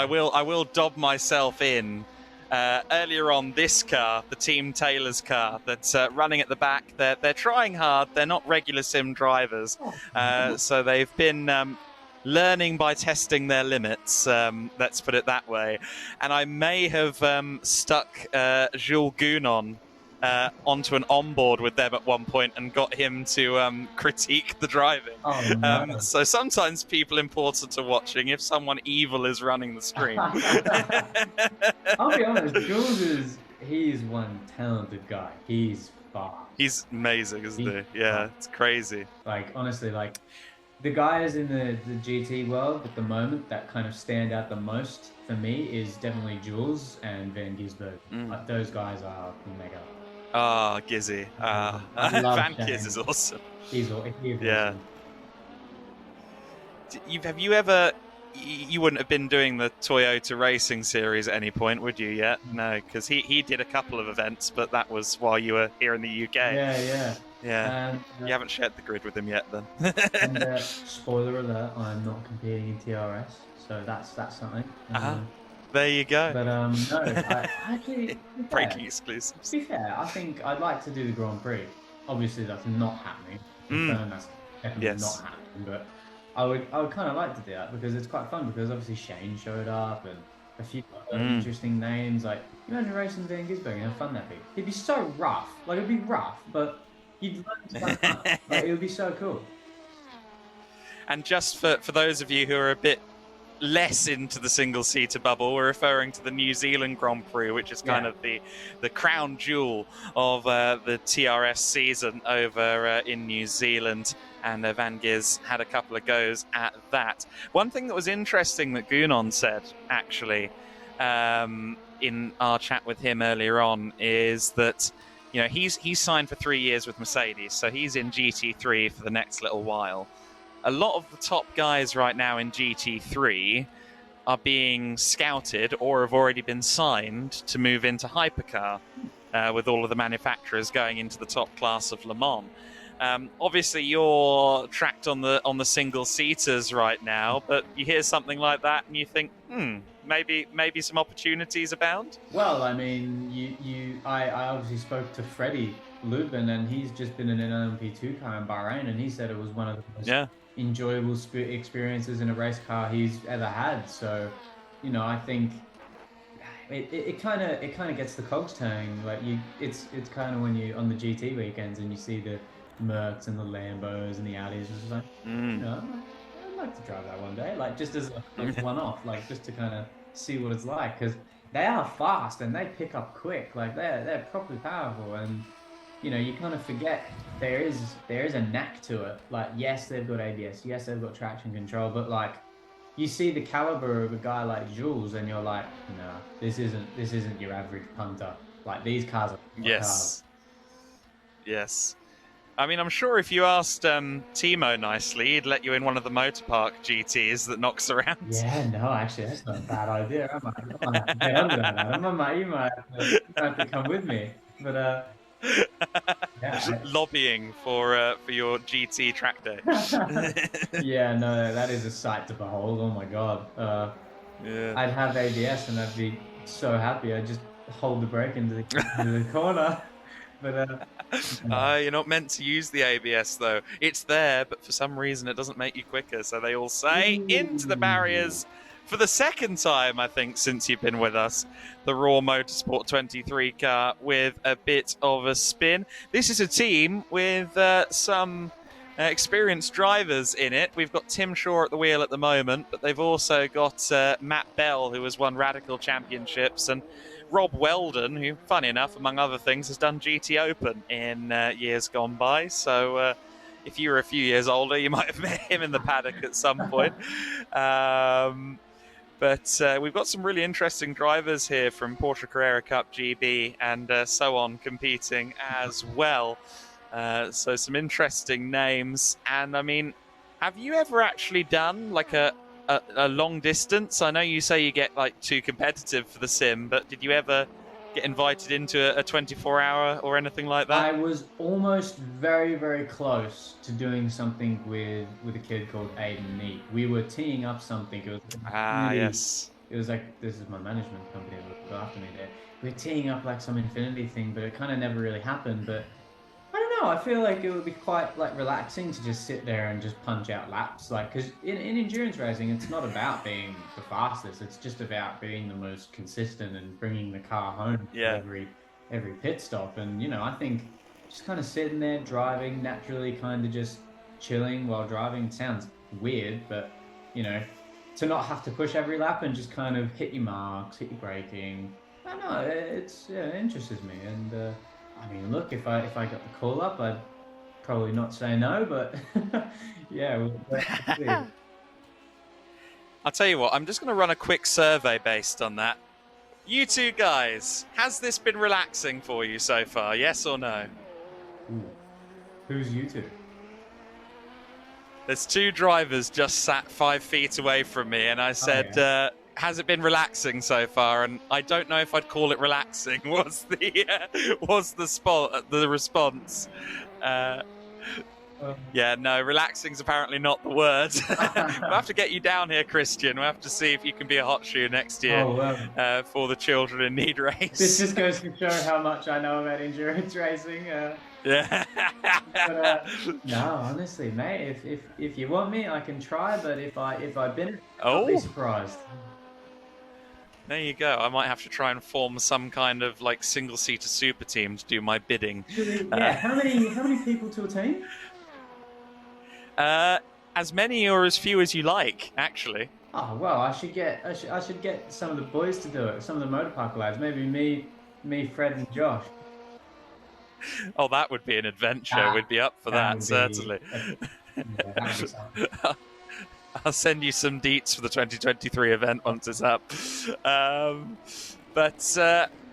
Yeah, I mean, obviously you're in off-season mode now, but if there's one thing I learned about your those around you, your trainers, I get the feeling you're probably still being thoroughly exercised and put through the motions, getting ready for the step up to F3, right? Yeah, every day. But 6:30 a.m. jog, that kind of thing. Come on, mate. Jesus. Oh wait, no, you told me you were having your breakfast an hour ago, so no, maybe not. I literally got on here and just had my breakfast.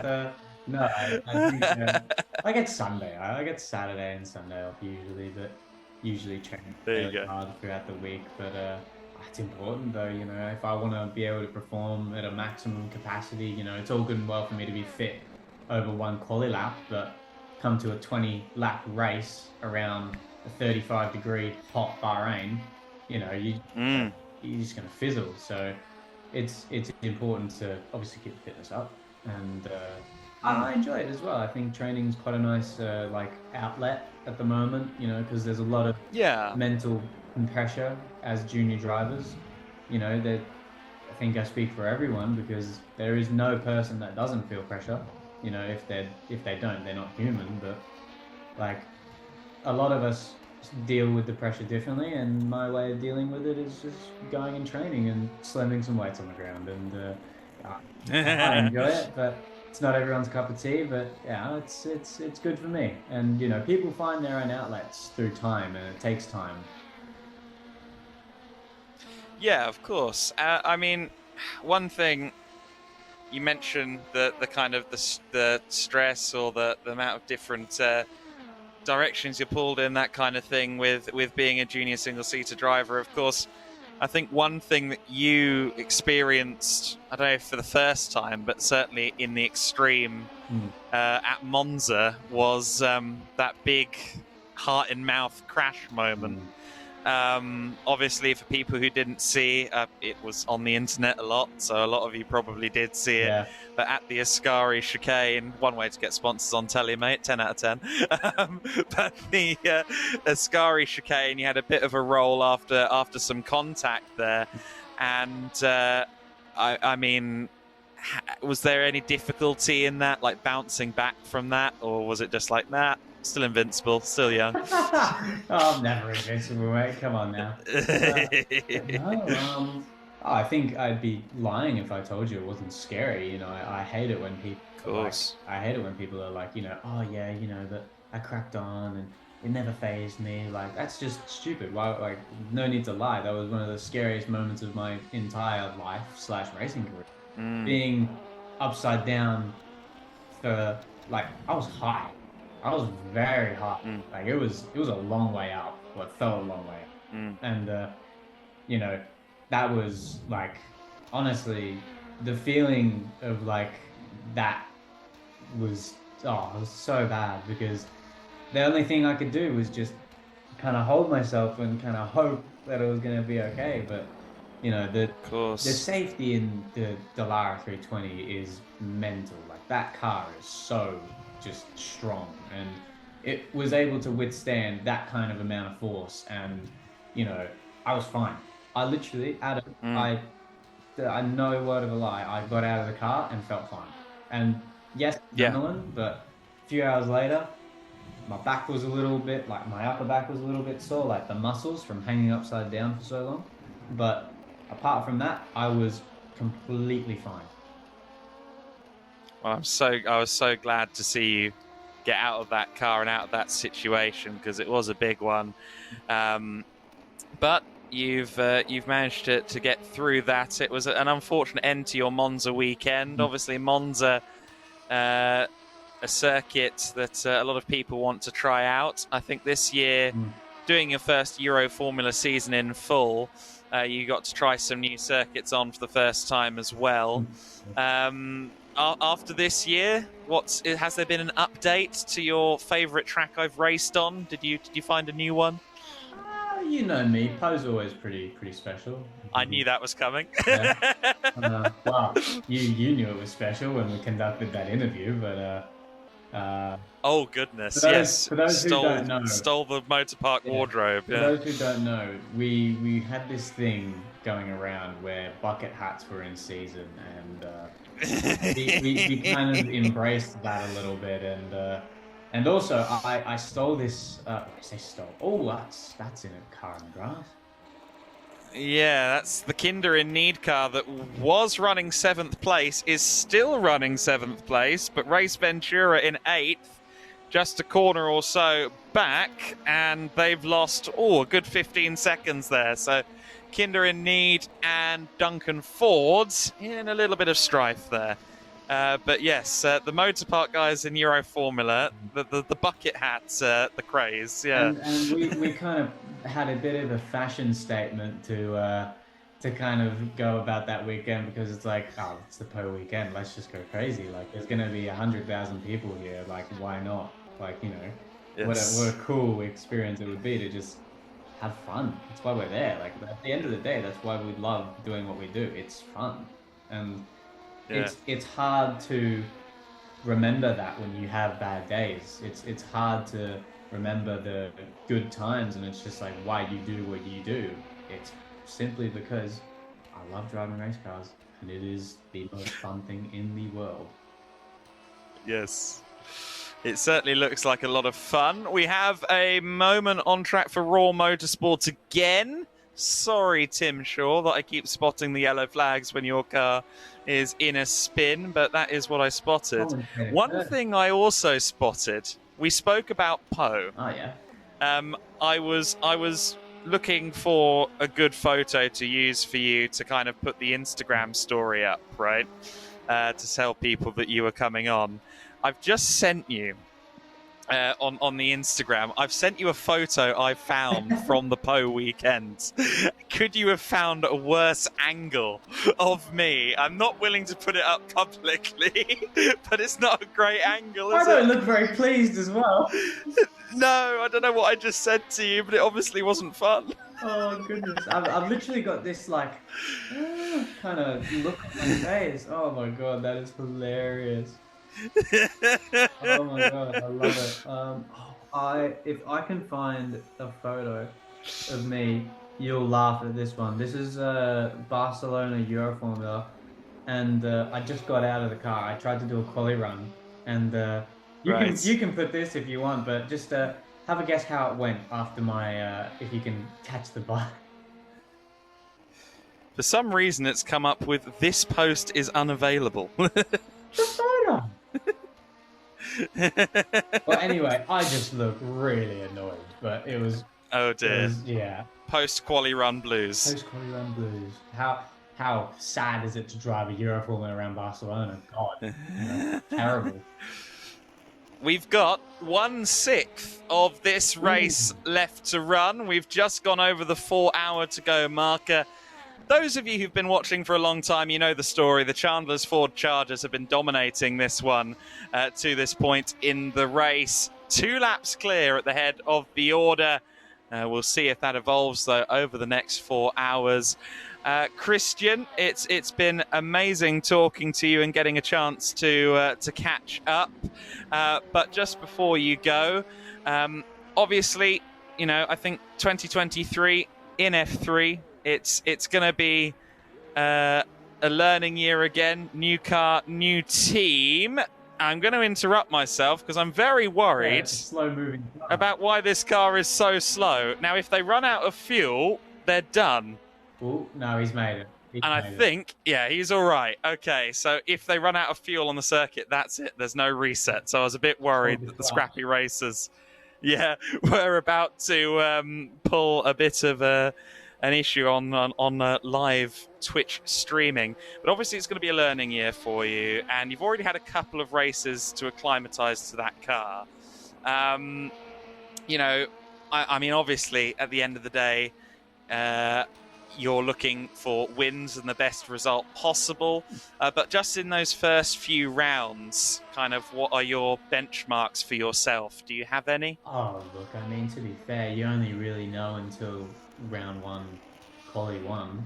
I mean, it's kind of hard to tell because, you know, with the greatest respect, I mean, practice means literally nothing because you've got teams that don't really win races that are P1, P2, P3 in testing, and you're like, right, what's going on? But that's just the way it is, you know. You want to be able to just focus on yourself, but realistically, there's kind of there's no expectations, but there's always expectations because, I mean, Jesus, Adam, you know me, I always want to perform, but you know, I think until the lights drop for race 1 and then I complete that, then I'll know where I sit, and if that's 20th, that's 20th. Try finish 19th. If that's 2nd, try finish 1st. You know, it's all relative to how I go and how I feel. But honestly, I'm really, really looking forward to, you know, having a good year, learning year, or if I crack on, maybe it won't be a learning year, maybe it'll be a performance year. You know, I think the plan is to kind of do 2 years in F3, and if I'm good enough, in F2 if I need it. That's kind of like the safety buffer. That's kind of like what everyone does. But no, I think should be quite enjoyable. 2 years, 1 year, whichever way you look at it, because I mean, I'm driving one of the coolest cars around the coolest tracks with a quite good team behind me.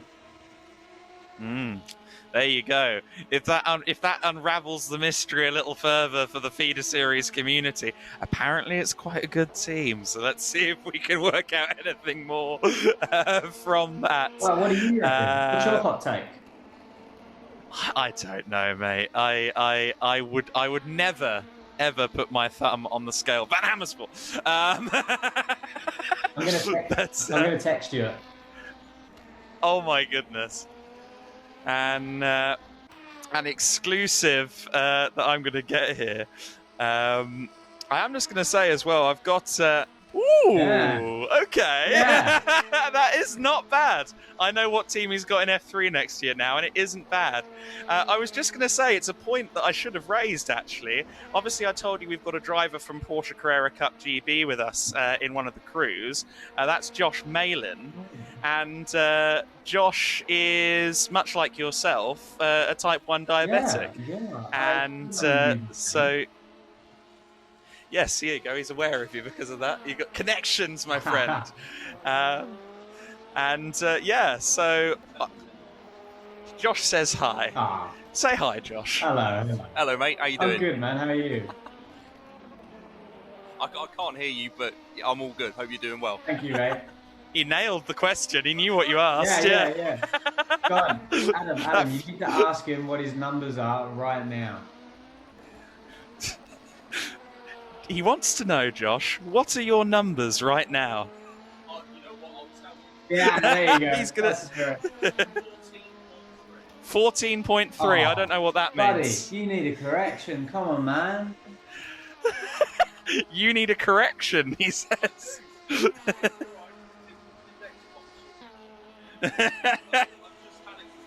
I've just had a custard cream blondie. It was worth it. Yeah, no, I can get behind that. There you go. Racing drivers being brought together. We've got Carrera Cup and Formula 3 when two become one. You'll be on the Super Cup bill with him soon. Yeah. There you go. Excellent. Well, I'm not going to make you guys have one-sided conversations any longer. I'm going to let you go, Christian. I think we've more than gone over time in this chat, but I want to thank you so much for taking the time. I hope you have a great rest of your day, and thank you for supporting the Race Centre BBC Children in Need 24-hour by joining us on this stream. We've already raised over $5,000. Hopefully a few people are watching for Christian and will decide to donate some money to one of the teams who are all raising money individually for children in need. But there you go, 24 hours of lemons if you want to support your fellow diabeti. Yeah. Diabetic. How did I not know that word? There's one word of advice for anyone that's watching. You know, if you do have like a spare bit of money from that spare bit of paycheck that you haven't spent yet, you know that it's going to go to a good cause. So just send it. Just donate. Come on. What are you doing? There you go. And would you know it, Josh Malin's girlfriend is watching, and having read out his numbers on air, he's now been told he needs to sort his blood sugar out. So you've got him in trouble now, Christian. There you go. But yeah, heed Christian's advice, guys. If you like the name of any of these teams, we've got some great puns here. Race Ventura, the Talking Heads, the 24 Hours of Lemons. If one of those names tickles your fancy, donate to their page on the Just Giving. Go to theracecentre.co.uk/BBC-CIN-2022 and you'll find all the information you need. But for now, Christian, thank you so much, and have a good afternoon. I imagine you've had breakfast and lunch is coming soon. Always. Foodaholic. Foodaholic. Right. Wouldn't think it, but he is. Fast metabolism, what can I say? Thank you Blessed. so much for having me. It's been Thanks, an Christian. Pleasure, and good luck for the rest of the race. And my money is definitely on Mr. P1. He's looking pretty strong. The Chandler's Ford Chargers have, I'm afraid, got the vote from Christian Mansell. So there we go. We'll see whether that proves to be true. But thank you very much, Christian. Alrighty, guys. See you soon, buddy. See ya. See ya. Oh, dear. The Chandler's Ford Chargers then have got Christian Mansell's vote. I'll be honest, of all the bets I've ever seen, that's the least ambitious. It is the safest. I'm not sure the odds are going to be particularly helpful to his overall funding for Formula 3 next year. I don't think he's going to get a big pot off that, you know. But since you're here, Josh, I might as well. Yes, might as well say hi. There you go. So fellow type 1 diabetic getting you in trouble with your girlfriend. Oh well. Yeah, the kind of thing that can only happen at the Chandler's Ford Race Centre event. Things I didn't expect to be happening when I signed up for this event. Racing drivers getting you in trouble with your girlfriend. Oh dear. Yes. Oh well. It'll be fine. That was chaotic in all the best ways. It's a shame you weren't mic'd. I should have got you mic'd up. It's alright, yeah. I wouldn't have been able to hear him. So. No, that's true. I wouldn't have been able to solve that either because I don't have the technical nails. But obviously, you're fresh off yet another stint. I feel like you're more energised than you were before the stint as well. Absolutely. So sim racing has proved to be the best drug, has it? Well, sort of. I think I think all the practice through the lockdowns when we were sort of fixated to our computer games for basically the entire of 2020. I think all the late nights and the long drives and the fun nights have definitely proved to be quite helpful in a way. So there you go. Yeah, having a home sim setup does help as well, but yeah, it doesn't really fully prepare you for the full endurance aspect of it. So Yeah. You finding something quite funny, or? Yeah, no, I'm just receiving postscript on my DMs, but yeah, from the interview. But obviously, yeah, I think the practice does suddenly pay off when you end up at an event like this. One time I was meant to drive in this last year and chickened out. Just decided to commentate. But we did see not so long ago that Talking Heads had a little bit of a spin. It didn't cost them too much time, but it's a bit. It's a bit, and we'll take anything that we can get. Yeah. The 24 Hours of Lemons. I mean, Cormac's in the car at the moment. He's actually doing quite a good job. We got a yellow in Sector 1. He's happy accidents, having a rotation just before the hill. What corner's that? I don't know the names. Yeah, most of them don't have corner names. They just say turn 5 when it's actually turn 3. Yes, there are. So this is Hurry Downs. The long sweeper is the carousel. Okay. But about half of them have. I've just been brought a track map by Charles. Thank you very much, sir. There you go. You can study now. There we go. So a lot of them I'm going to don't use have this as a prompt. Names officially. Because I don't know what I'm doing and I'm not very good at commentating. Oh yeah, it's not your job. It's my job, and I'm. I think it's a blooming good job. It's not my job. Yes. I mean, I'm far beyond the realm of knowing what's happening at this point. So you know, mate, we're 21 hours into it. Yes, I've got to have. At I'm least surprised one you're more still awake. interview. I'm going to be honest. I'm surprised you are still awake. I mean, I'm not the only person in the building who's been up for the duration. Let's be real. Well, yeah, no. I mean, I know Ollie's been up. I know Charles has been up for the entirety of it. No sleep. You poor bloke. Charles arrived. Beetlejuice for the Beetlejuice. Oh dear.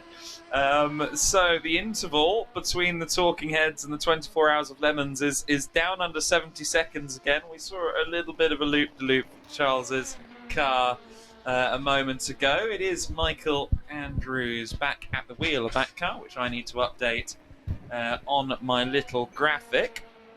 But we are on the home stretch now, guys, and obviously you're going to get home this evening and have a proper bed and luxuries like that. I am going a lot more to important. flop. I was going to Absolutely. We've got a yellow in Sector 3 that's just disappeared. 6th place, Raw Motorsport. Oh, dear. Oh dear. Canada Corner has a bitten again. Gone to the beach, lads. Yeah, Rob Weldon at the wheel of that car. They were back on the same lap as Scrappy Racers for a while, but I note that they're a lap down again now in this battle for 5th place that keeps teasing us happening, and they're not. They're fluctuating a bit in 5th and 6th place. And in fact, Scrappy Racers are right behind Raw, so they could be about to go 2 laps down. So that's fallen considerably away he's got the from Raw slipstream, Motorsport. moved to the inside. Yeah. He's had him. Easy job there. I don't think Rob made that particularly difficult for him, nor could he really, observing the blue flags. But yeah, I did have a feeling your answer to what comes after this was sleep. It's, I think that's the right answer, isn't it, really? Anyone who's got any other plans? Yeah, I'm not feeling it at the moment. Really? I'll be honest. I feel like I've had a night's sleep because I've been up since 5 this morning. You got like 2 hours or 3 hours, right? 2 or 3 hours in the back of my car. Yeah, it wasn't the most comfortable thing in the world, but I managed it somehow. And yeah, when I got back here, I did a couple of stints and I sort of perked up a little bit. And then once I had, as we were talking about earlier, the fantastic McDonald's breakfast. I'm loving it. Yeah, it did help me, but I think it's actually there's an element of diabetes control in this for me, because obviously I've got to. I wouldn't say I've got to manage what I'm eating. I never usually do that in the first place. I'm quite a bad diabetic, but we won't get into that. I do have to keep an eye on my blood sugars and just make sure that they're not going too high, not going too low. I'm lucky that I've got something called a Dexcom, which is a little sensor that communicates with my insulin pump, because I'm on a machine essentially, and it tells me when my blood sugars are going high. Right. It will then talk to the pump, say it'll give me more insulin. Insulin is what brings the blood sugars down, and then the if it goes too low, it will cut the insulin supply, so the blood sugars won't continue to go down. Yeah. So yeah, it's a very, very clever device. I'm on a trial with it on the NHS at the moment. So yeah, it's been really helped my diabetes control. Going a bit biologically science related for a minute, but I like that Christian's first response when we came out with that was basically looking after you, making sure everything's all right. Either that, or he was just trying to be like, oh yeah, I've got one up on Josh, my blood sugars are better than his. Was that an Australian accent? No, it wasn't. No, it's that. I wasn't even trying to put I must be that tired. You did do a weird voice. Oh, really? Oh. Yes, you did. I think that says it all, to be honest, mate. Yeah, we've definitely hit the disaster stone. Disaster, I can't even say that. Disaster zone here in the commentary box at the moment. The battles that we've discussed long and hard over the last couple of hours, well, I say the last couple, it's been the last 12 really.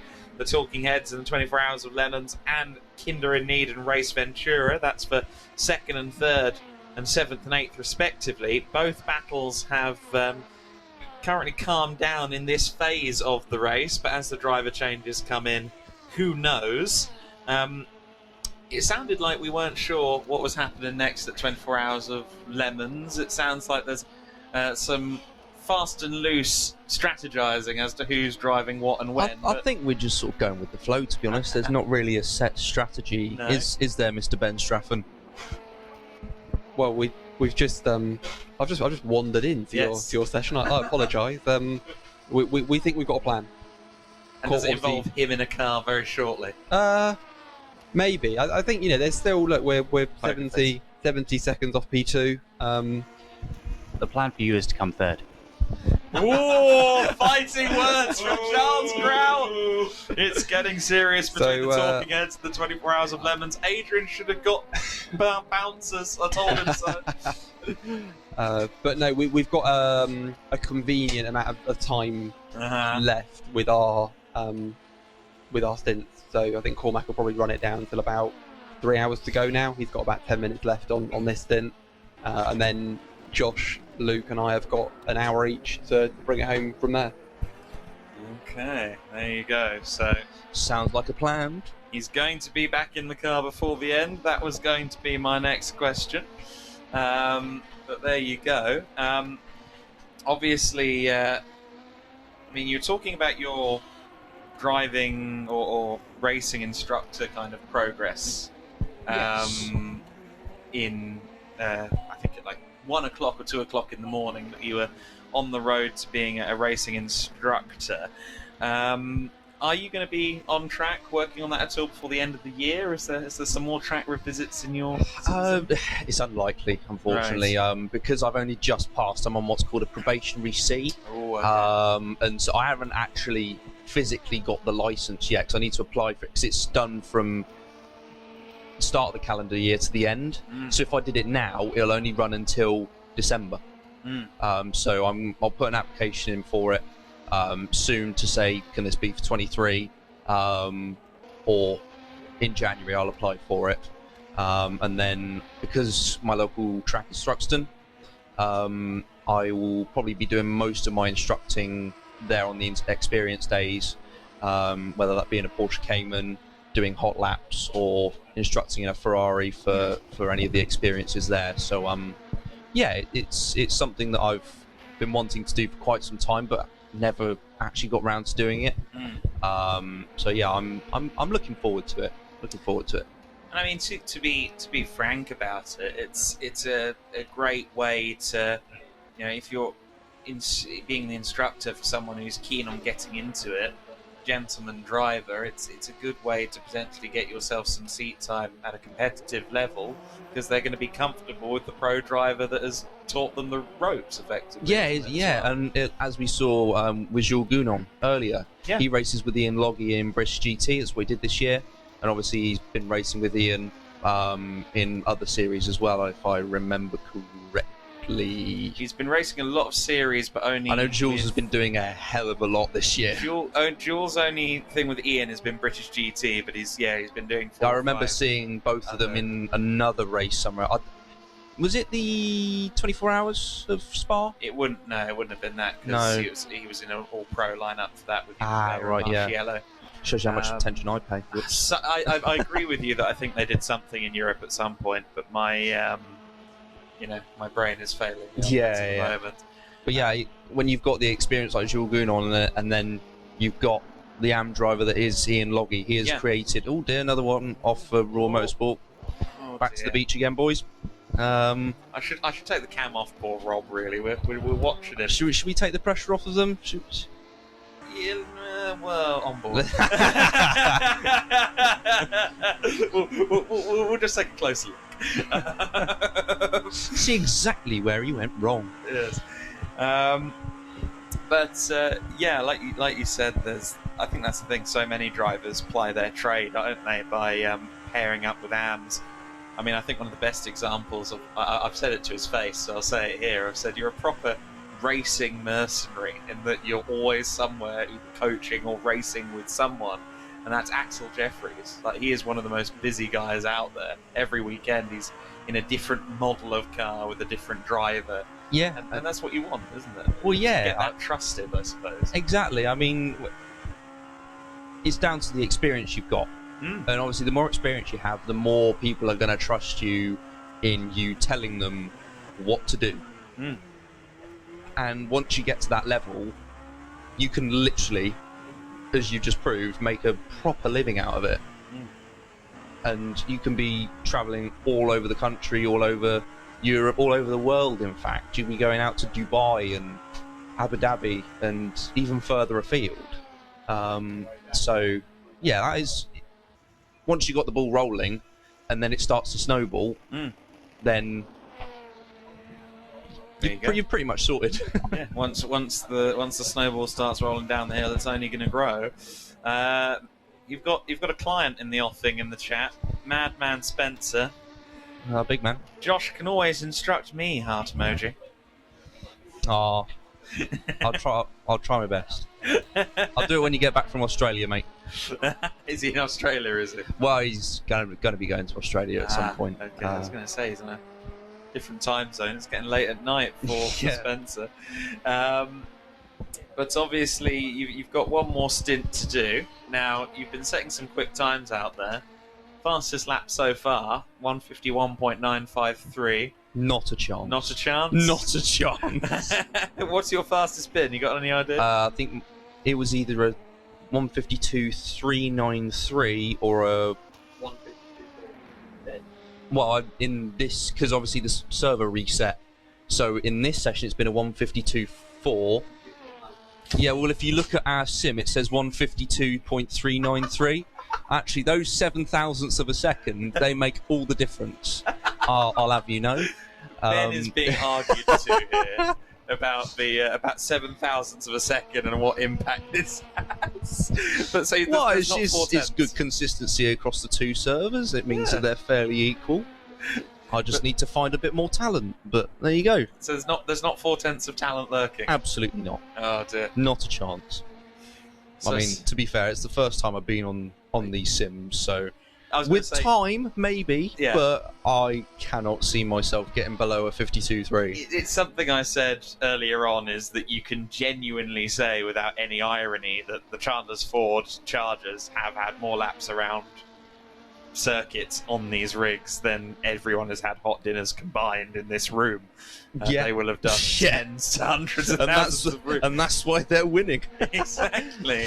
That's usually said facetiously, but I think it is highly literal in the sense of these guys.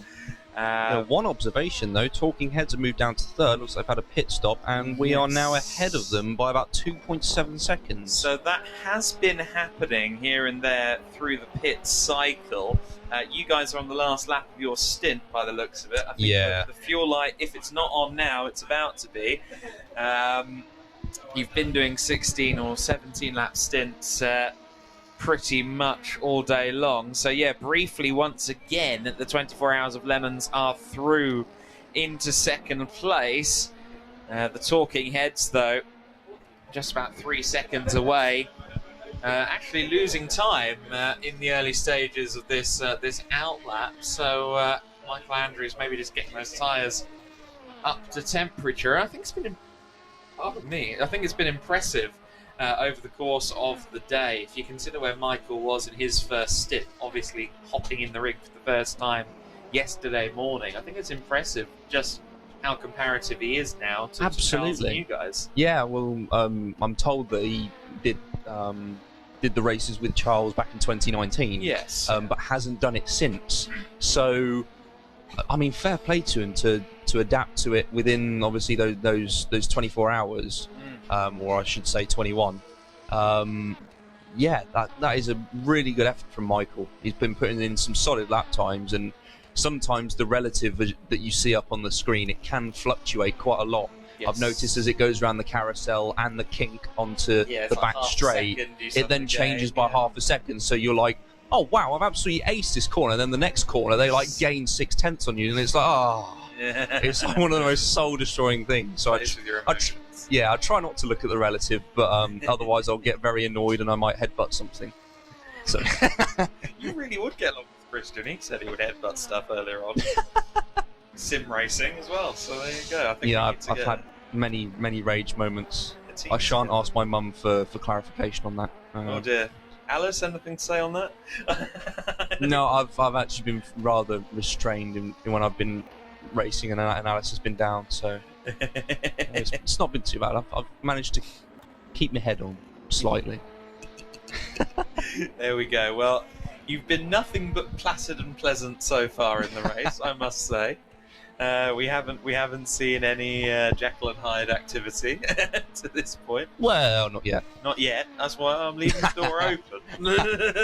No, at the end of the day, it's for charity, and it is a bit of fun, and it's a good social event as well. I'd like to add, like, it's a great atmosphere here. Like, it's only a small event.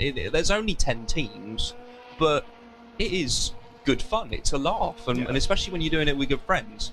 It does make it a lot more enjoyable and a lot easier over the course of the 24 hours. And it's something I said off mic. I think it was off mic. I can't remember. It's been a long day. Yeah, it has been. I said it at some point yesterday. I was explaining this place to somebody earlier in the week, saying that I was coming here and doing this commentary, and your car just into the pit lane. So actually I think you got a slightly longer stint than anticipated there, but in comes the 24 Hours of Lemons car. But yeah, I said to someone trying to explain to this, I effectively gave up trying to explain how sim racing worked and said, right, imagine a pub and get rid of all the beer and tables and everything else, and then just get some... Replace it with computer games. Boys' toys, basically, en masse, and 24-hour party, and that's kind of where we are. Yeah, well, I think... But I remember this quite well. Back in lockdown, when obviously we were on our computers all the time, of course, I was obviously taking part in quite a few race series. And Andy McEwen, he's a well-known commentator on British GT. Andy. Yeah, really nice lad, and he's commentated on many of my Ginetta races as well. I think my Ginetta race finale too, and back in 2020. And he said that the cars aren't real, but the racing is. And I think Jimmy Broadbent's also said that as well. Yes. That the cars aren't real, but the racing is. And The only difference is that it's virtual and it's far more accessible for the wider audience, because, as I've mentioned before, it's in real life, it's racing and budgets, and it's just not attainable for your average person. So this is why sim racing is proving to be such a fantastic platform, not only for competition but for realism as well, because that's ever evolving. So yeah, it's really proving that it can be done, and I guess you could say that I am proof of that, because I started out sim racing, got recognised. Admittedly, I was very lucky, and managed to translate my sim racing skills into real life. So it is possible, and it is now a fairly widely recognised path. Yeah, no, certainly more so. I mean, I feel like 12, 13 years ago when they started the GT Academy program, that was the novelty of novelties, and the paddock, these sim racers turned real life would be, you know, the talk of the town, and now it's just a route, you know, it's just another way through. I bet the people back then thought, you lot must be a load of nutters. Yes. And now look, 10, 12 years later, as you say, like, it's changed the way, sort of, we can get into motorsport. I mean, I think one of the best examples of that in more recent times is, of course, Rudy Van Buren. He's in Carrera Cup Germany. Absolutely. He was the world's fastest gamer on R-Factor 2, and he's been winning races. And I mean, James Baldwin as well. True. Don't forget James Baldwin. He was in British. He was in British GT, and he recently did because he hasn't been in the seat as much this year. But he did Spa. He did Spa. And yeah, again, that kid can pedal in a real car and in the virtual world. And there's a reason that he represented the United Kingdom at the FIA Motorsport Games. Yes. There is a reason, and he is really, really quick. So, as we've said before, it is a breeding ground for some of the future's drivers. Yeah, very much so. And well, we've got a few drivers present.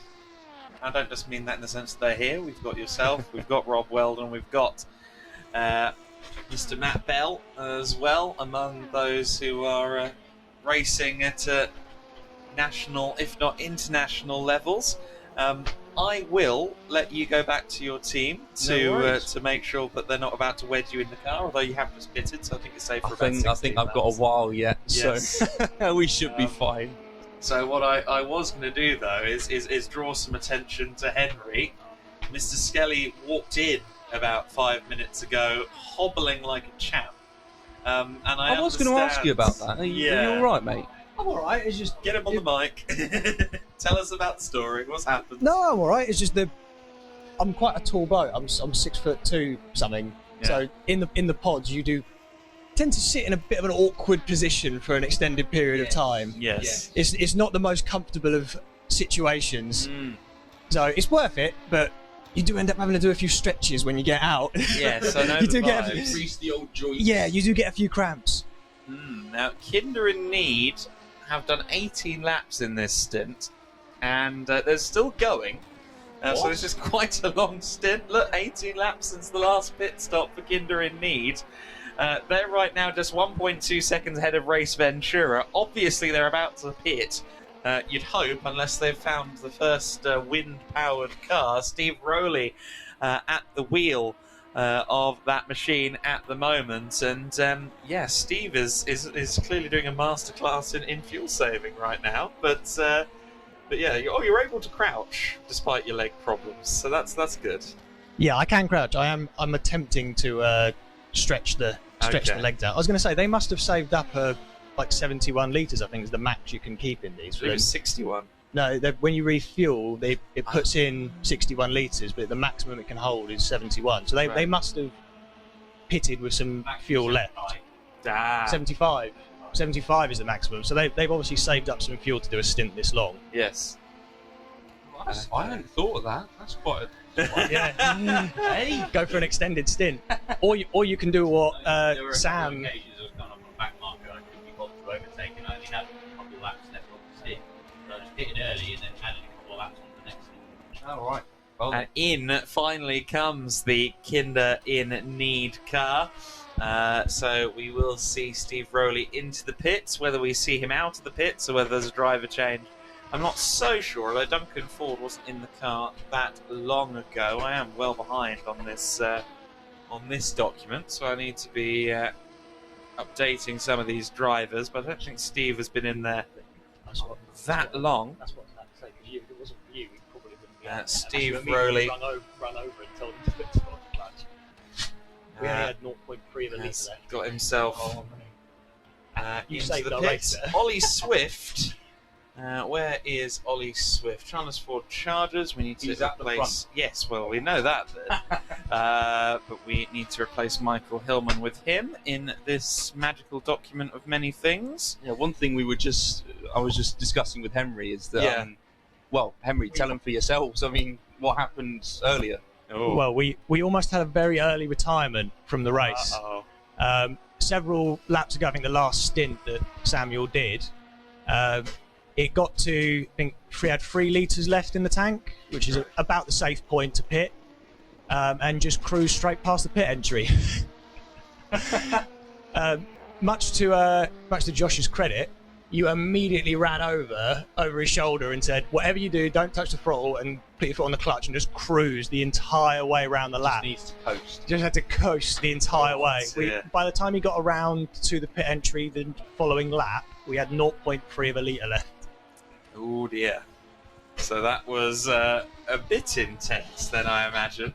Eye on the ball, man. You keep an eye on what everyone's doing, huh? Well, I mean, you pointed out, I don't know what you said, you just pointed at the sim, you just went, oh no! And I looked over and I was like, what are you pointing at, mate? And I came over and I was like 3 litres. I was like, my eyes are like going mad. Well, I mean, I went over just to watch and make sure he was doing all right, and as I sat down, he just cruised past the pit entry. Screen. Oh dear, Sam. Oh no, he knows I'm talking about him. Scrappy Racer's car in a bit of strife there. You've got a lap as of now over the Raw Motorsport guys. They've actually fallen about 1.5 laps behind you. That was a bit scrappy, I'm afraid. Oh dear. So I feel like for now you're in a fairly good position in that battle for 5th place, but they've kept you honest, haven't they, at Raw Motorsport? Yeah, that Bell, their driver, the quick one, he is on it. Yeah, he's definitely he's on it or he's off it. The road. Yeah, I mean, well, all the time he's on it, he's very quickly on it. I have noticed that when I'm in the car, he will try and sit in there because I'm obviously the slower of the two of us. So he whenever I'm in the car and he gets in, they make some serious inroads, and Sam then jumps in and tries to extend that gap again. They're just seeing there the Kinder in Need car going another lap down to the number 44, the Scrappy Racers. Yellow in Sector 1, but for whom? It's for Raw Motorsport. Oh, He's dear. reversing. They heard me. Yeah, that was a slightly creative recovery, but there was no one around apart from the cameras to see. And the 23 car continues on its way. They were probably hoping you didn't see that. I think I've Judging by how quickly they reversed, yeah, I think you were hoping they were hoping you didn't see that. There have been a series of unfortunate camera cuts to Raw Motorsport today, I'm afraid. So much to their dismay, I'm quite on the ball with the yellow flags usually. But yeah, I mean, obviously, we've already spoke about the fact that this man is going straight to bed for about 18 hours. I know we're kind of driving the same way after this. Yeah, I'm giving you a lift home after this. You are. And I then don't get to go to sleep. Oh? No, I've got to go home. My missus is going out for a lovely meal away with her work friend, so I'm going to be daddy daycare and stay up until early hours of the night to go pick her up as well. So I'm doing sort of a 48-hour endurance of my own. No. You are an absolute weapon.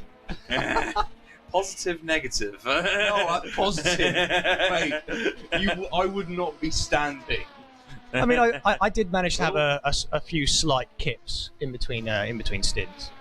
Ooh, that was a big moment for the leader there that we just caught the end of.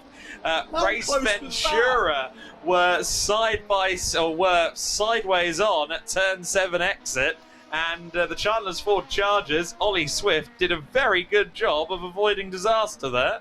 Oh, and got off again. Gravel seems to be the taste of the day for Jamie Marsh. So Jamie Marsh manages to get the car back onto the circuit, but I think he's having an interesting lap, shall we say, an adventurous one.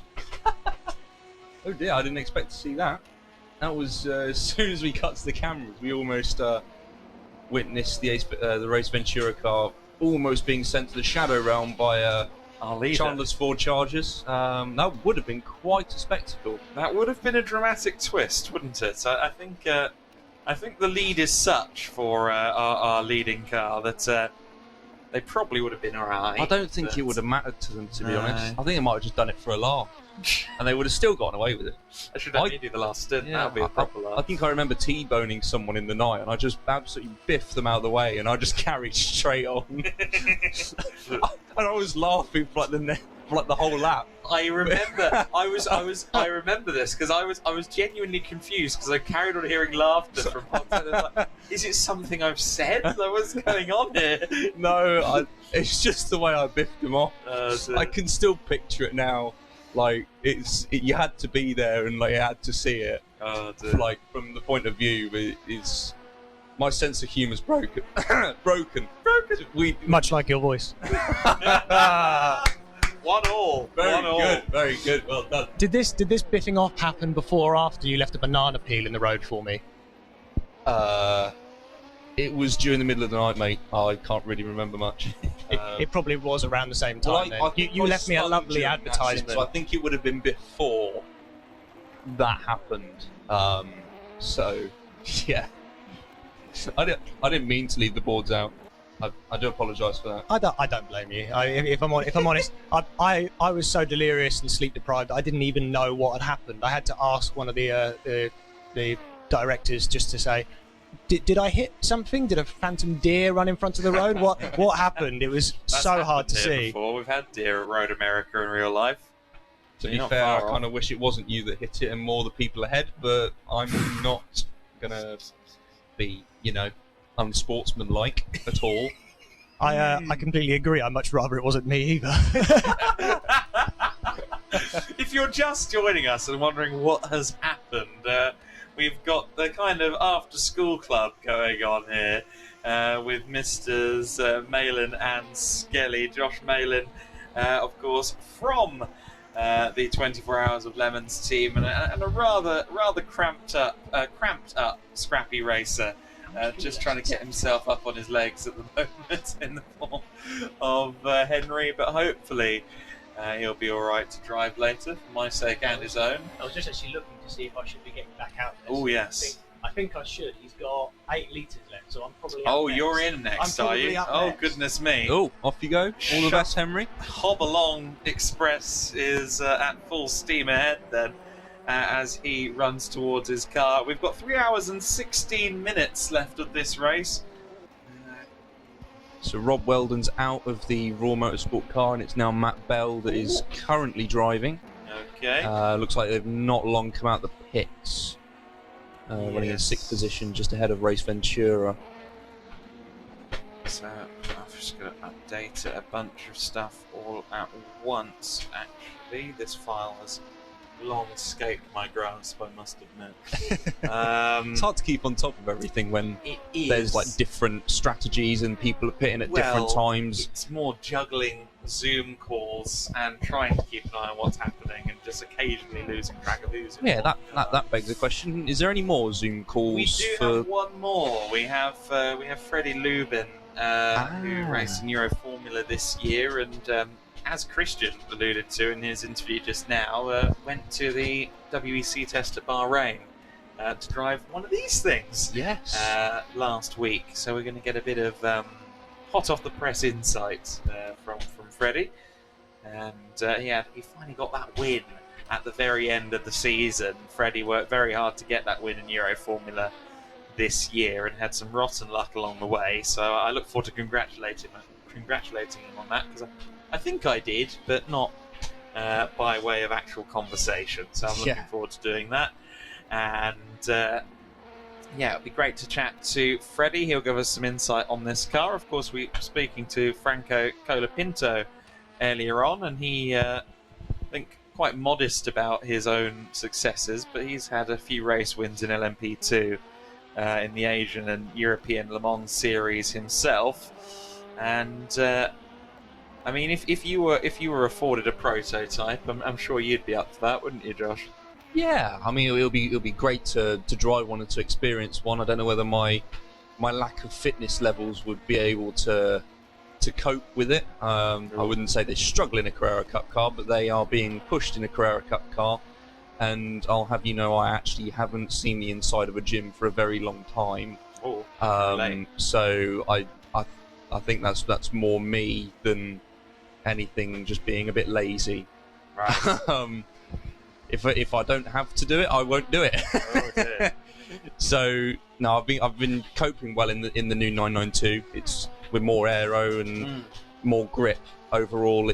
I haven't been coping too bad. I don't know whether you tuned in, but at Snetterton in the BTCC round back in August, middle of August, where we had like 35, 40 degree heat, we were in the cup cars going round, and it was quite hot, and we had a 40-minute race and then a 20-minute race rather than two 25-minute, half-an-hour races. Yes. So the first race, it was a long one, but I coped remarkably well given the circumstances and given my absolute lack of fitness, which I will admit.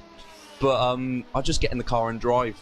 That's just how I've always rolled, and I don't see a need to start working on my own fitness until I absolutely have to. I know it's probably quite a bad attitude to take, being a inverted commas racing driver. Athlete. Yeah. It's probably not the best approach, but I wasn't fully in it this year, so exercise isn't really my thing, unfortunately. No, I mean, a lot of people are incentive driven. I think that's just a fact of life, isn't it? You do things in correspondence to the rewards at the end of the tunnel. So exactly. If you've got a seat in something that's going to require you to have a neck like a tree trunk, you're going to work to that. So, Exactly. Yeah.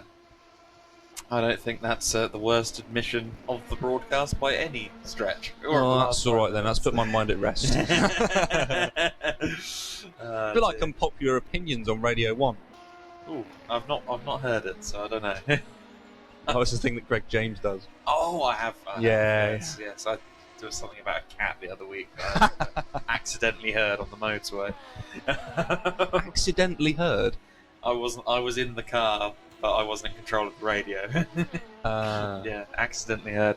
You were saying there about Snetterton. That place, when it decides to be warm, it decides to be very, very warm indeed. It doesn't surprise me that you're in those temps. I actually got my first opportunity to commentate based on a commentator having heat stroke in the commentary box. Bless. Because I don't know if you've seen the Snetterton circuit box, but it's literally just a greenhouse on race control. Yeah, it's because it's on the other side of the circuit, isn't it? You have to cross the main straight. That's for the TV. Oh, sorry. Yes, I'm getting confused. It's just above race control. Yeah. And so that is just all window, as you'd expect. There was a 35-degree weekend outside, and we didn't have the air conditioning working. The air conditioning was broken. God. So the commentator passed out, effectively, or close to it. And so he was withdrawn for the day. And they went into media centre and said, does anybody fancy filling in? Because we're kind of at a loose end. And 14-year-old me was the only person who didn't actively turn 14? away. Yeah. I was the only one that didn't Fair enough. flinch and run away. And they only asked me how old I was at the end of the day, so got away with that one. That was my first opportunity at commentary, quite by accident. That's mint. Right place, especially right at 14 years old. I wouldn't have had the confidence to do that. So fair play to you. Oh, I often only consider my own anxieties halfway through something. and then they hit hard. Adam Smith has taken over the start-watch. Yes, so the 33 car has been taken over now, and 4 laps clear of Team Taylor's. That battle was a little bit closer around the time that we restarted the race with our server issue in the middle of the night, but now I'd say that Stop the Start Watch have firm control over this situation. Maybe not firm control over that corner, turn 13, maybe using a bit too much runoff, and otherwise a tidy in-lap, as it turns out to be. So I believe Adam Smith is just about to be inserted into the Stop the Start Watch car. Also in is the Race Ventura machine. Race Ventura in. They're a minute clear of Kinder in Need at the moment. My favourite battle on circuit for 7th and 8th place, because they've been going at it for 14 or 15 hours and changing positions as if they're going out of fashion. And he is into his pit box now. So Race Ventura will come out behind Kinder in Need again, but not by much. And with the way it's been passing from one car to the other, I wouldn't mind betting we see more action between the two of them shortly. Stop the Star! Stop the Star, as it says on the graphics. Stop the Start what? Stop the Start what? Start what? Finally got me. It's been 21 hours. It's finally got me. You've done all right. It's the first time my brain's glitched on that specific sentence. Out of the pits now comes that 33, and let's take a look at 24 hours of Lemon's car, shall we? We can take a peek. Yeah, how are the boys doing? Position at the car, at pod 10 itself. We can take a little gander at what's going on there. How far into the stint are we now? We are 12 laps in, so a couple of laps until probably got 4 until we laps. come in. Yeah, 4 laps or so before the stint comes to a close. Cormac's going to bring that into the pits, and not sure who's going to go next. I'll be honest, that's probably not good because that is my team. It could be you. Sounds like I'm a celebrity. It could be you. Another thing I've never watched. Fair enough, I don't blame you. I mean, it's not for everyone. I sort of get dragged in to watch it. Yeah, I don't mind it. I like Anton Deck, this. but it's not like my favourite programme on the entirety of this earth. I must admit, I had a Yorkshirean flatmate / Yorkshirean? Yes. Is that how you say it? Probably not. I like it though. I had a Yorkshire originated flatmate for 3 years who bullied me into watching Love Island. And as much as Love Island is not the kind of telly I would enjoy. Yorkie. It's just Yorkie. We've been told by Mr. Charles Grant. Thank you very much. Charles Grant says it's a Yorkie. I did say it was right. Yorkie pudding. Yorkie pudding, mate. But yes, he made me watch Love Island, and as much as Love Island is a terrible program, watching it with an opinionated Yorkshireman is one of the greatest experiences in the world. Yeah, probably. Just got this, I do not see the appeal. This I don't know balding farmer going. That's a fair description of Ted. I'm sorry. Big man Ted. Just going. Ew, look at her teeth. Oh, it's just like, okay, Ted. They're all Instagram models, mate. I don't think you're gonna have to fight them off with a stick, personally. Deary me. Race Ventura, 3.8 seconds away from Kinder in Need. Now, big lunge going into turn 1. Big lunge. Fair play, made it stick. Got past Stop the Start Watch there. David Sklanders is taking over the Happy Accidents crew machine. So, David Sklanders to that car. We'll update the info with that one now. But Race Ventura then, with that big dive to put a lap on the 33, are now just 3.6 seconds back in this fight for 7th and 8th. I don't know if you've come across these two fighting at any point, but they have been fighting at numerous junctures over the course of the last 14 or 15 hours, and it's been really exciting to see that, hasn't it? Just like watching some of these battles evolve Oh, you've got one, of course, on your shoulders. Yeah, to a degree. To a degree. Yeah. But after it's just really, it's great that after 21 hours of racing, there's only 2.5 seconds separating those two cars. I mean, I know there's 4.2 separating us and the talking heads, but how that's going to pan out towards the end of the race, I'm not sure, because they might have a last-minute sort of splash and dash, but then we might fall short. I'm not too sure how it's going to pan out towards the final 3 hours of this race. Hopefully, it's going to work out in our favour, but you never know. The motorsport gods might have something to say about that, even in the virtual world. So Michael Andrews has just pitted and rejoined the race, hence he's fallen behind the 82 car out on circuit for now. 24 hours of Lemon's car has done 14 laps. We probably think that means 2 laps plus change at least before a pit stop, but that line... Keep it pin sunshine, very good. You don't want to lift out the throttle when you're in the grass, do you? No. That's the recipe for disaster. To be fair, on the first lap, especially the first couple of corners with a full fuel load after you've just been driving a very light car on some slightly worn tyres, a very heavy car on new tyres is actually surprisingly different. You go into the braking zone, it's like, oh, actually, I should have braked a bit earlier than that, or I should have braked a bit harder than that.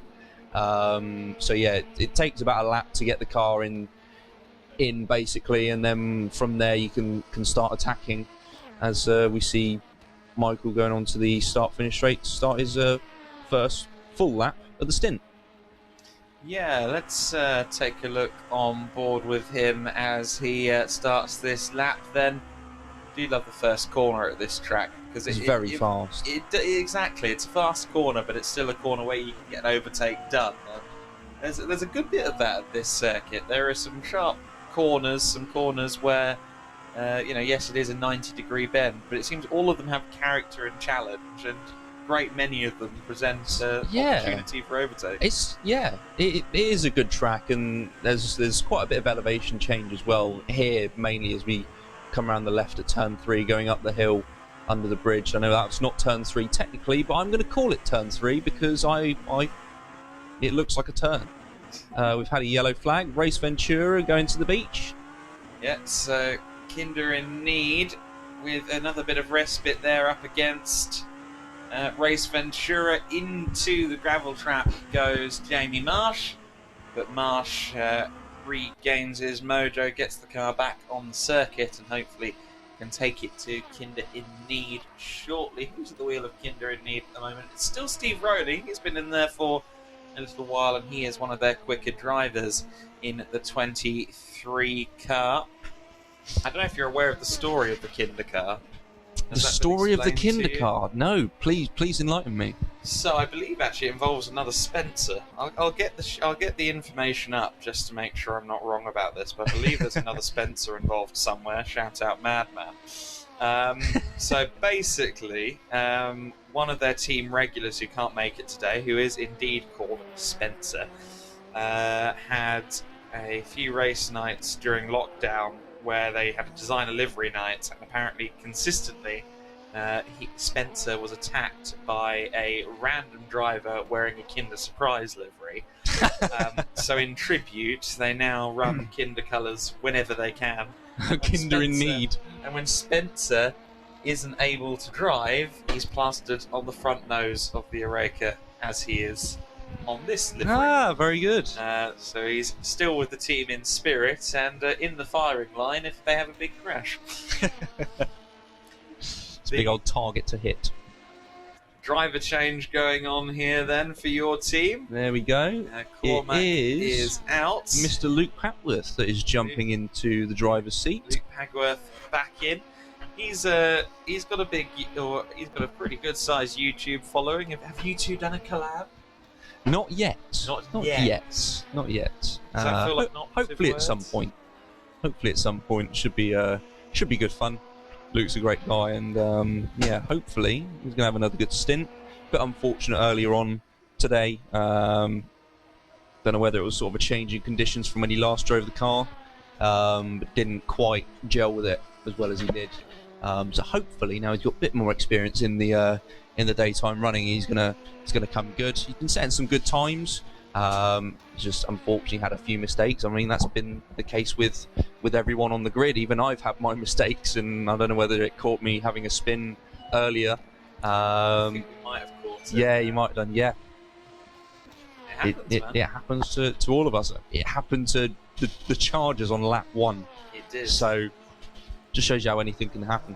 Yes, Michael Hillman had a rather disastrous first hour or so of his race.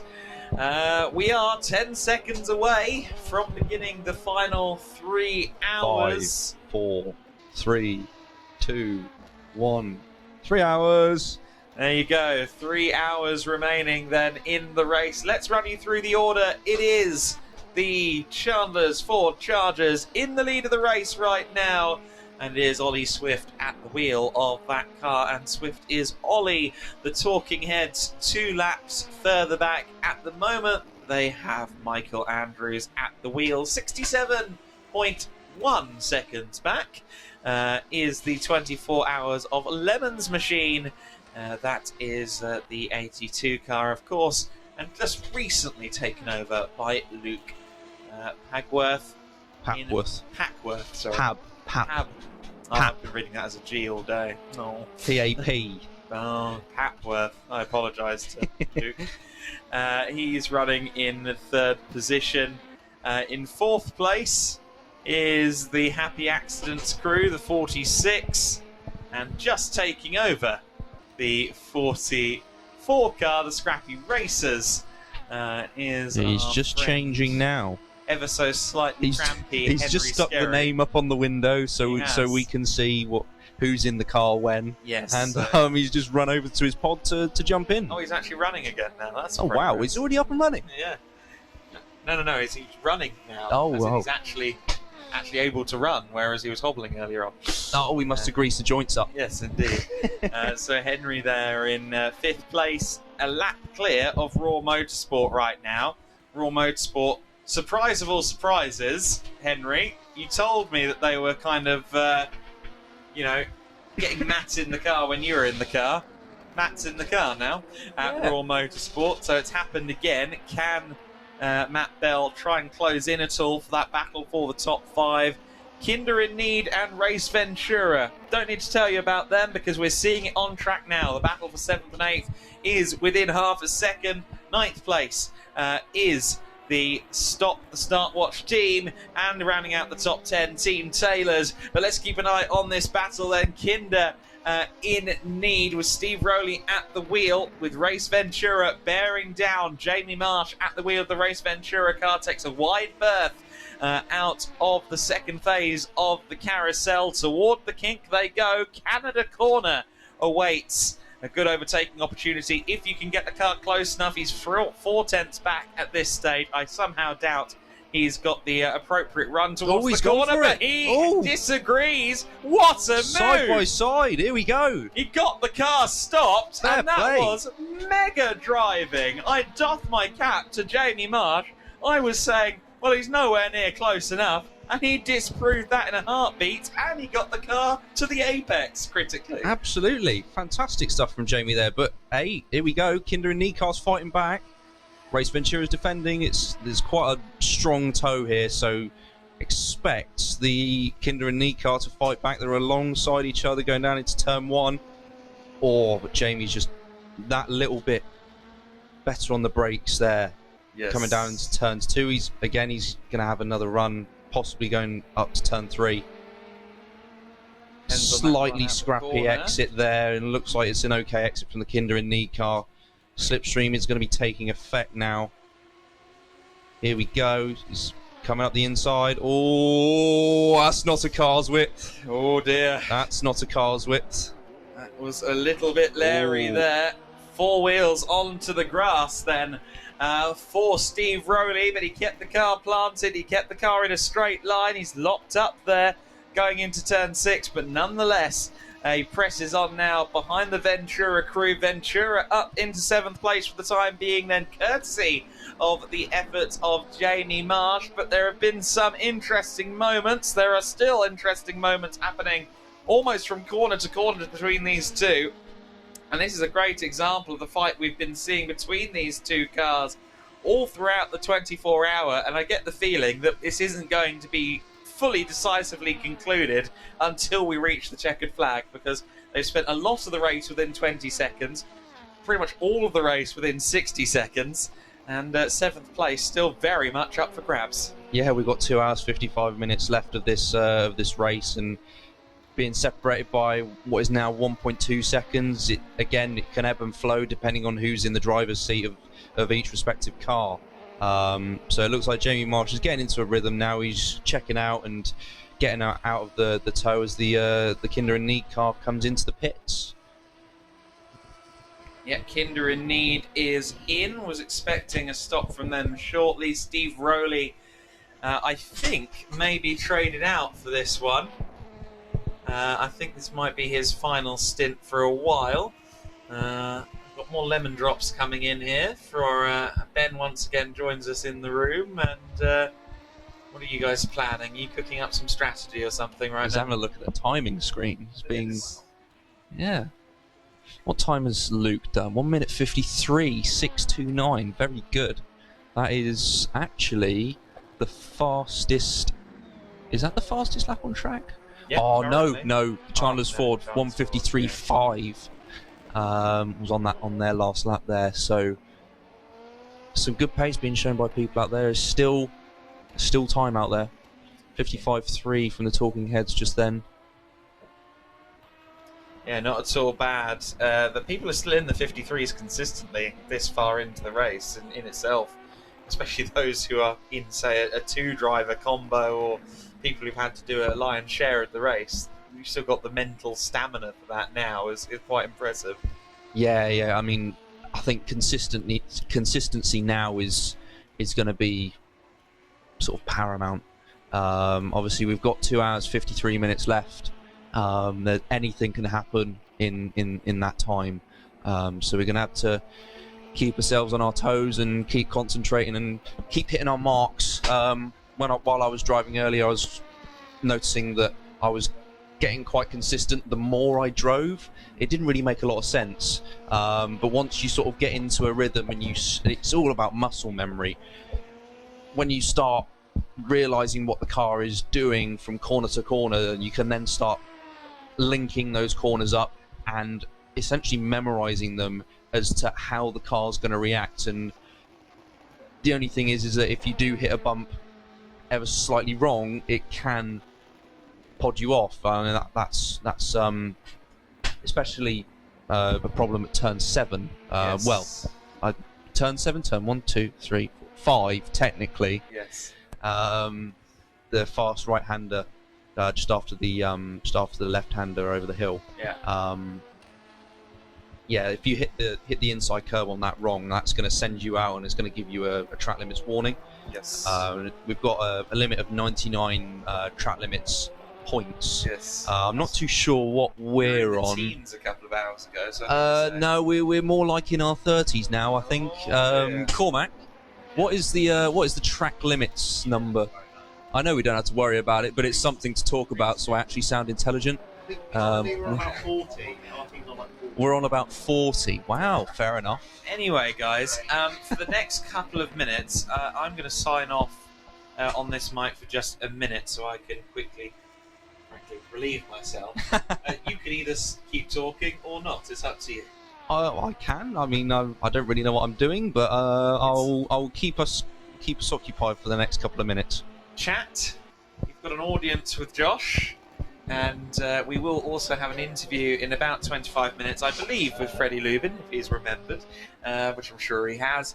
But for just a couple of minutes while I run around and make sure everything's all right and take a quick break.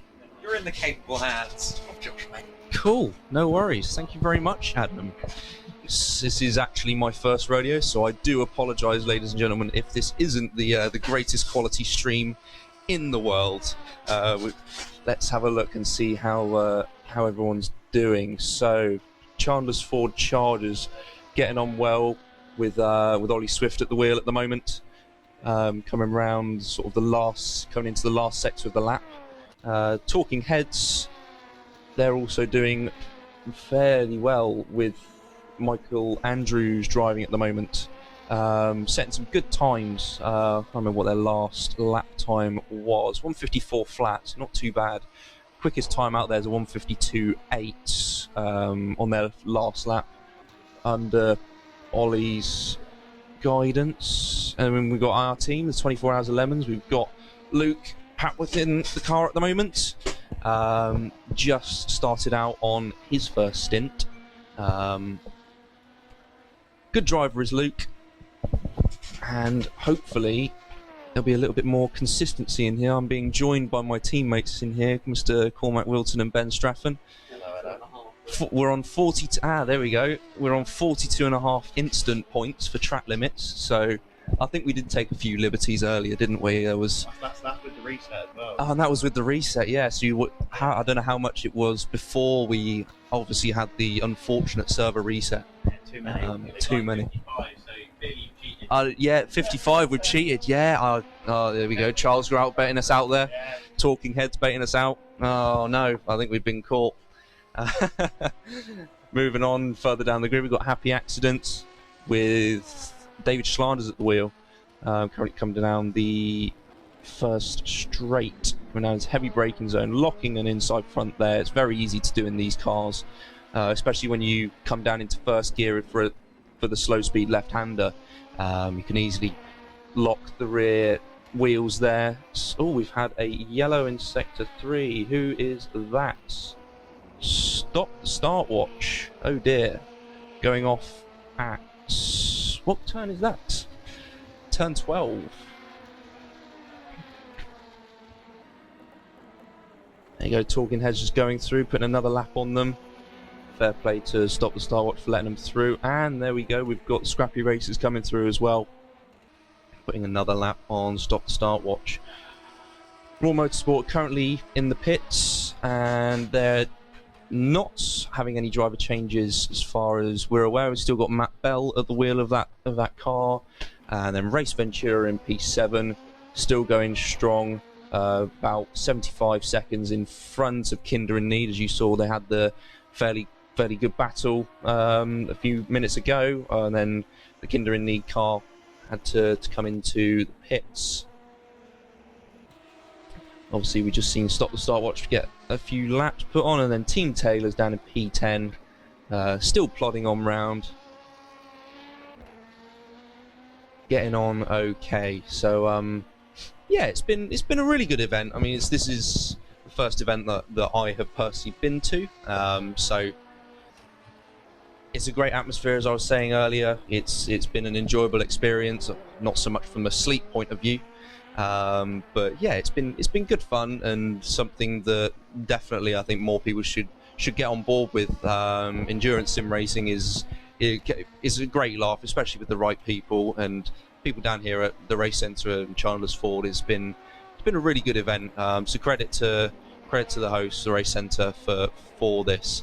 It's been really well managed, and even with the unfortunate server reset that happened late last night, they were very, very quick in sorting it and getting on top of the problem. Obviously, with modern technology, it's certainly very unpredictable. So, as you can imagine, it's not completely immune to any issues. Oh dear. We've had an issue. Oh dear. It's all right. We're back up and running again. That was after the long straight. Oh dear, Luke. On the that'll be all right. It's all good. We've had Do it again, I didn't see. What was that, Charles? Do it again, I didn't see. Oh dear. The sporting jest is it knows no bounds in here. Alice likes your commentary. Well, I'm glad she does. Yes. I'm glad she does. Biased. Yeah, There's yeah. always someone that's biased. Exactly. I mean, It's I your had vibe. Rambos and Ben Serda earlier, so you know why not.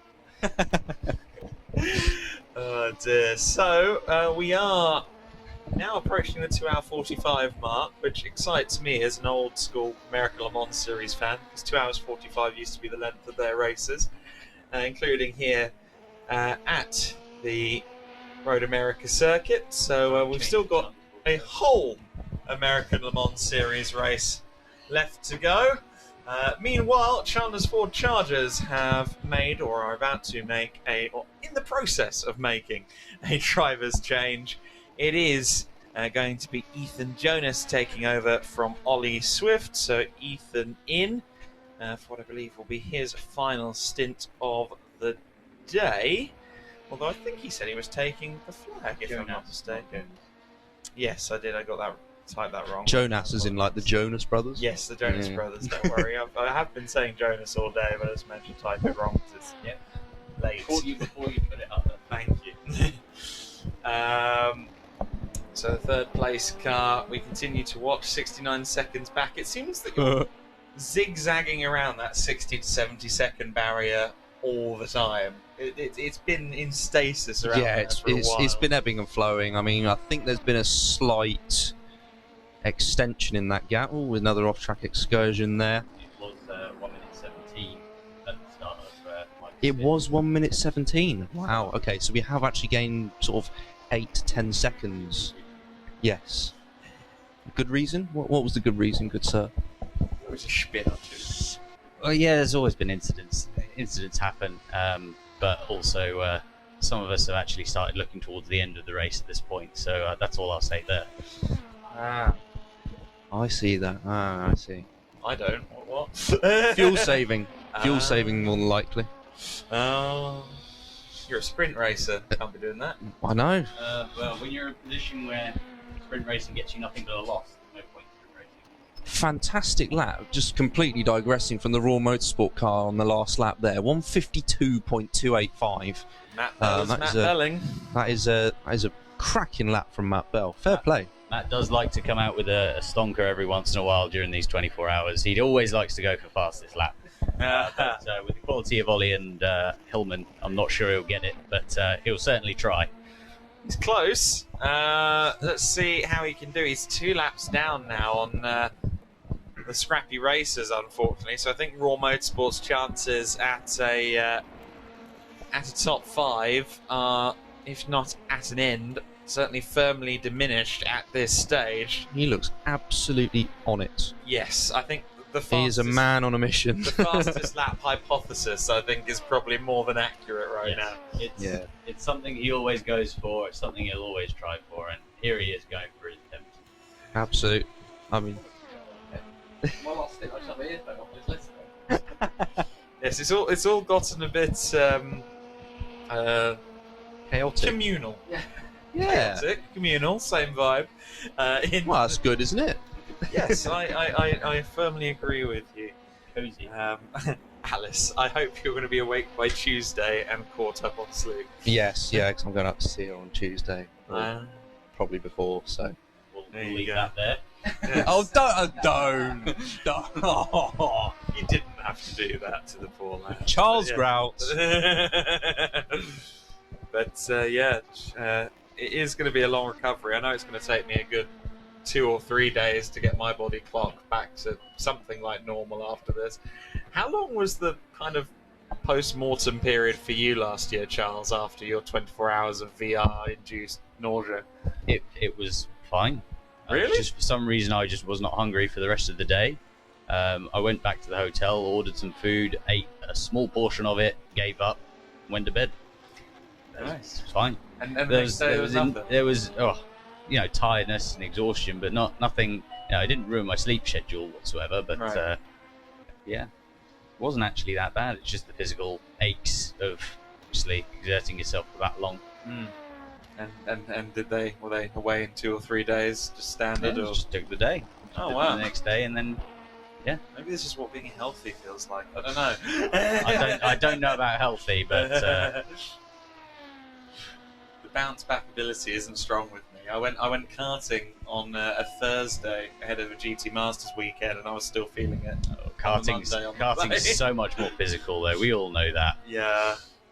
I did. The problem with me for karting is that I only get about 20% of myself into the seat, and then the rest is my spine propping me up. And so my arms and my entire upper body were a bit broken by the end of the hour or so we spent. Wasn't a happy time. Not ideal. Not ideal. No, especially when you've got GT Masters drivers just left, right, centre, lapping you 10 times. That must be quite intense. It was a bit. You know, there was this fear that I could crash into a Mercedes or Lamborghini Junior driver, ruin their weekend by injuring them somehow. Oh and yeah, no. Receiving a strongly worded letter that advises me never to arrive back in the paddock. So Yeah, don't recommend that. I was a little bit concerned, I must admit. But thankfully, that didn't happen. Just got firmly embarrassed and shown how to actually drive. And also that sometimes being 3 times lighter makes you a bit quicker in a go-kart. Just saying. I have ballast because I'm just that good. Exactly. Yeah, there's a reason you got the ballast. I will say my co-commentator for GT Masters is genuinely a third my weight, and I was quicker than him. So I don't know what that says. Good effort. Yeah, I don't. Fair play, mate. I think he's met an apex he likes. What's an apex? How do you know how he sounds? Sorry, Brian. Not at all how he sounds. I'm being very facetious. But we are expecting Freddie Lubin on the stream shortly. Does that mean I'm going to have to go? He's kicking you out. I'm being kicked out. The three-way interview might be a little bit awkward for a long term. I had to keep swapping the headphones. So I'll have to just negotiate with him, make sure he can get in. Oh, we've got a yellow in sector 3. Start watch. Yeah, that's stopwatch, all right. And oh, that's interesting. Out the last corner, I thought they were facing the wrong way, but not quite. I think they probably just did almost 360. Now, usually when we see someone spin at the last corner, it either is an in-lap or it becomes an in-lap. But no, he's pressing on. He's committed. He's committed. I admire the commitment. Well done, sir. So it is still Adam Smith at the wheel of that car. Yes, it is Adam Smith in at the 33 machine. But we're going to pause for just a couple of minutes in the commentary box so I can sort everything out ahead of our interview with Freddie Lubin. We'll pick his brains about his recent experience in the Oreca 07 at Bahrain. So bear with us. We'll be back with you in just a few minutes. See you in a bit.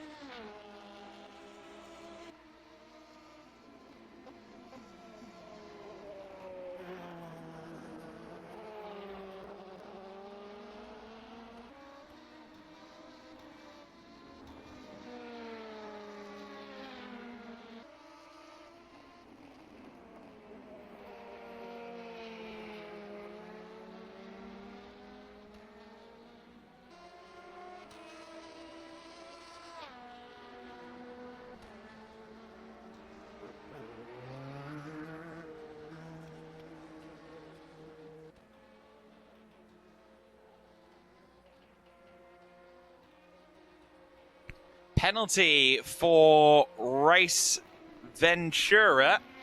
So they've just exited the pit lane, I believe. I think that is a drive-through penalty for them. So a drive-through penalty for Race Ventura.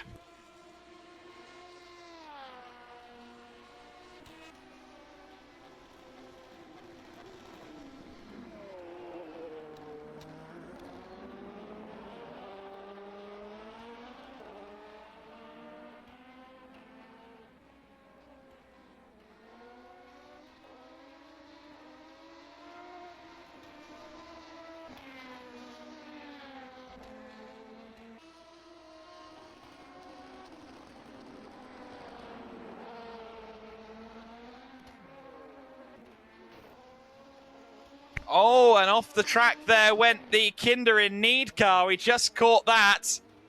Kinder in Need in a spin. They were just closing in once again on Race Ventura in that battle for 7th place. And a spin ensued. 10 laps into their stint. And, of course, Race Ventura have only just exited the pits, but they do have a penalty to serve. So I think Kinder in Need, even with that spin, are going to take 7th place very shortly.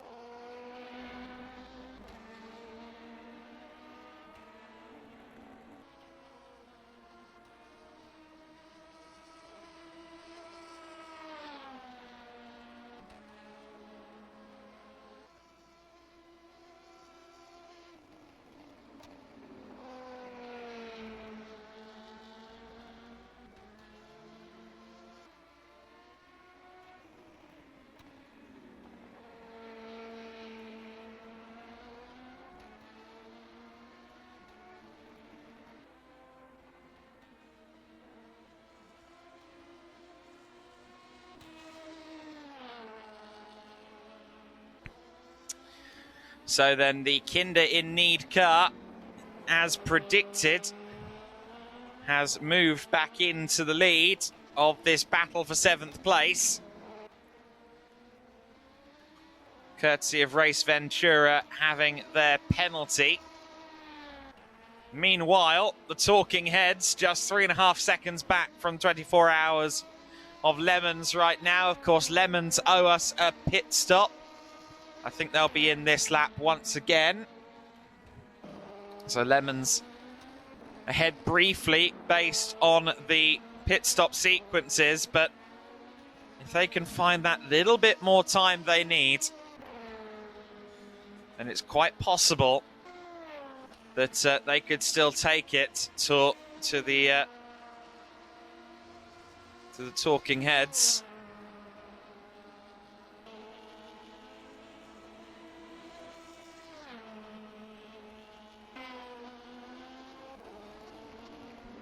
So Talking Heads in 3rd place, but they're about to supersede the 24 hours of Lemons for 2nd. Let's see if the Lemons are in this time.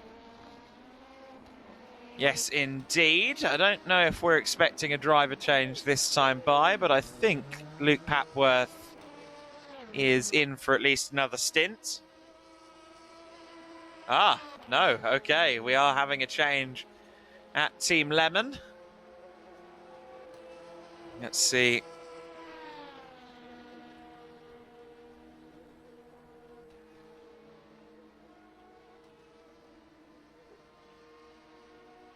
Oh, we're not going to do a driver change after that.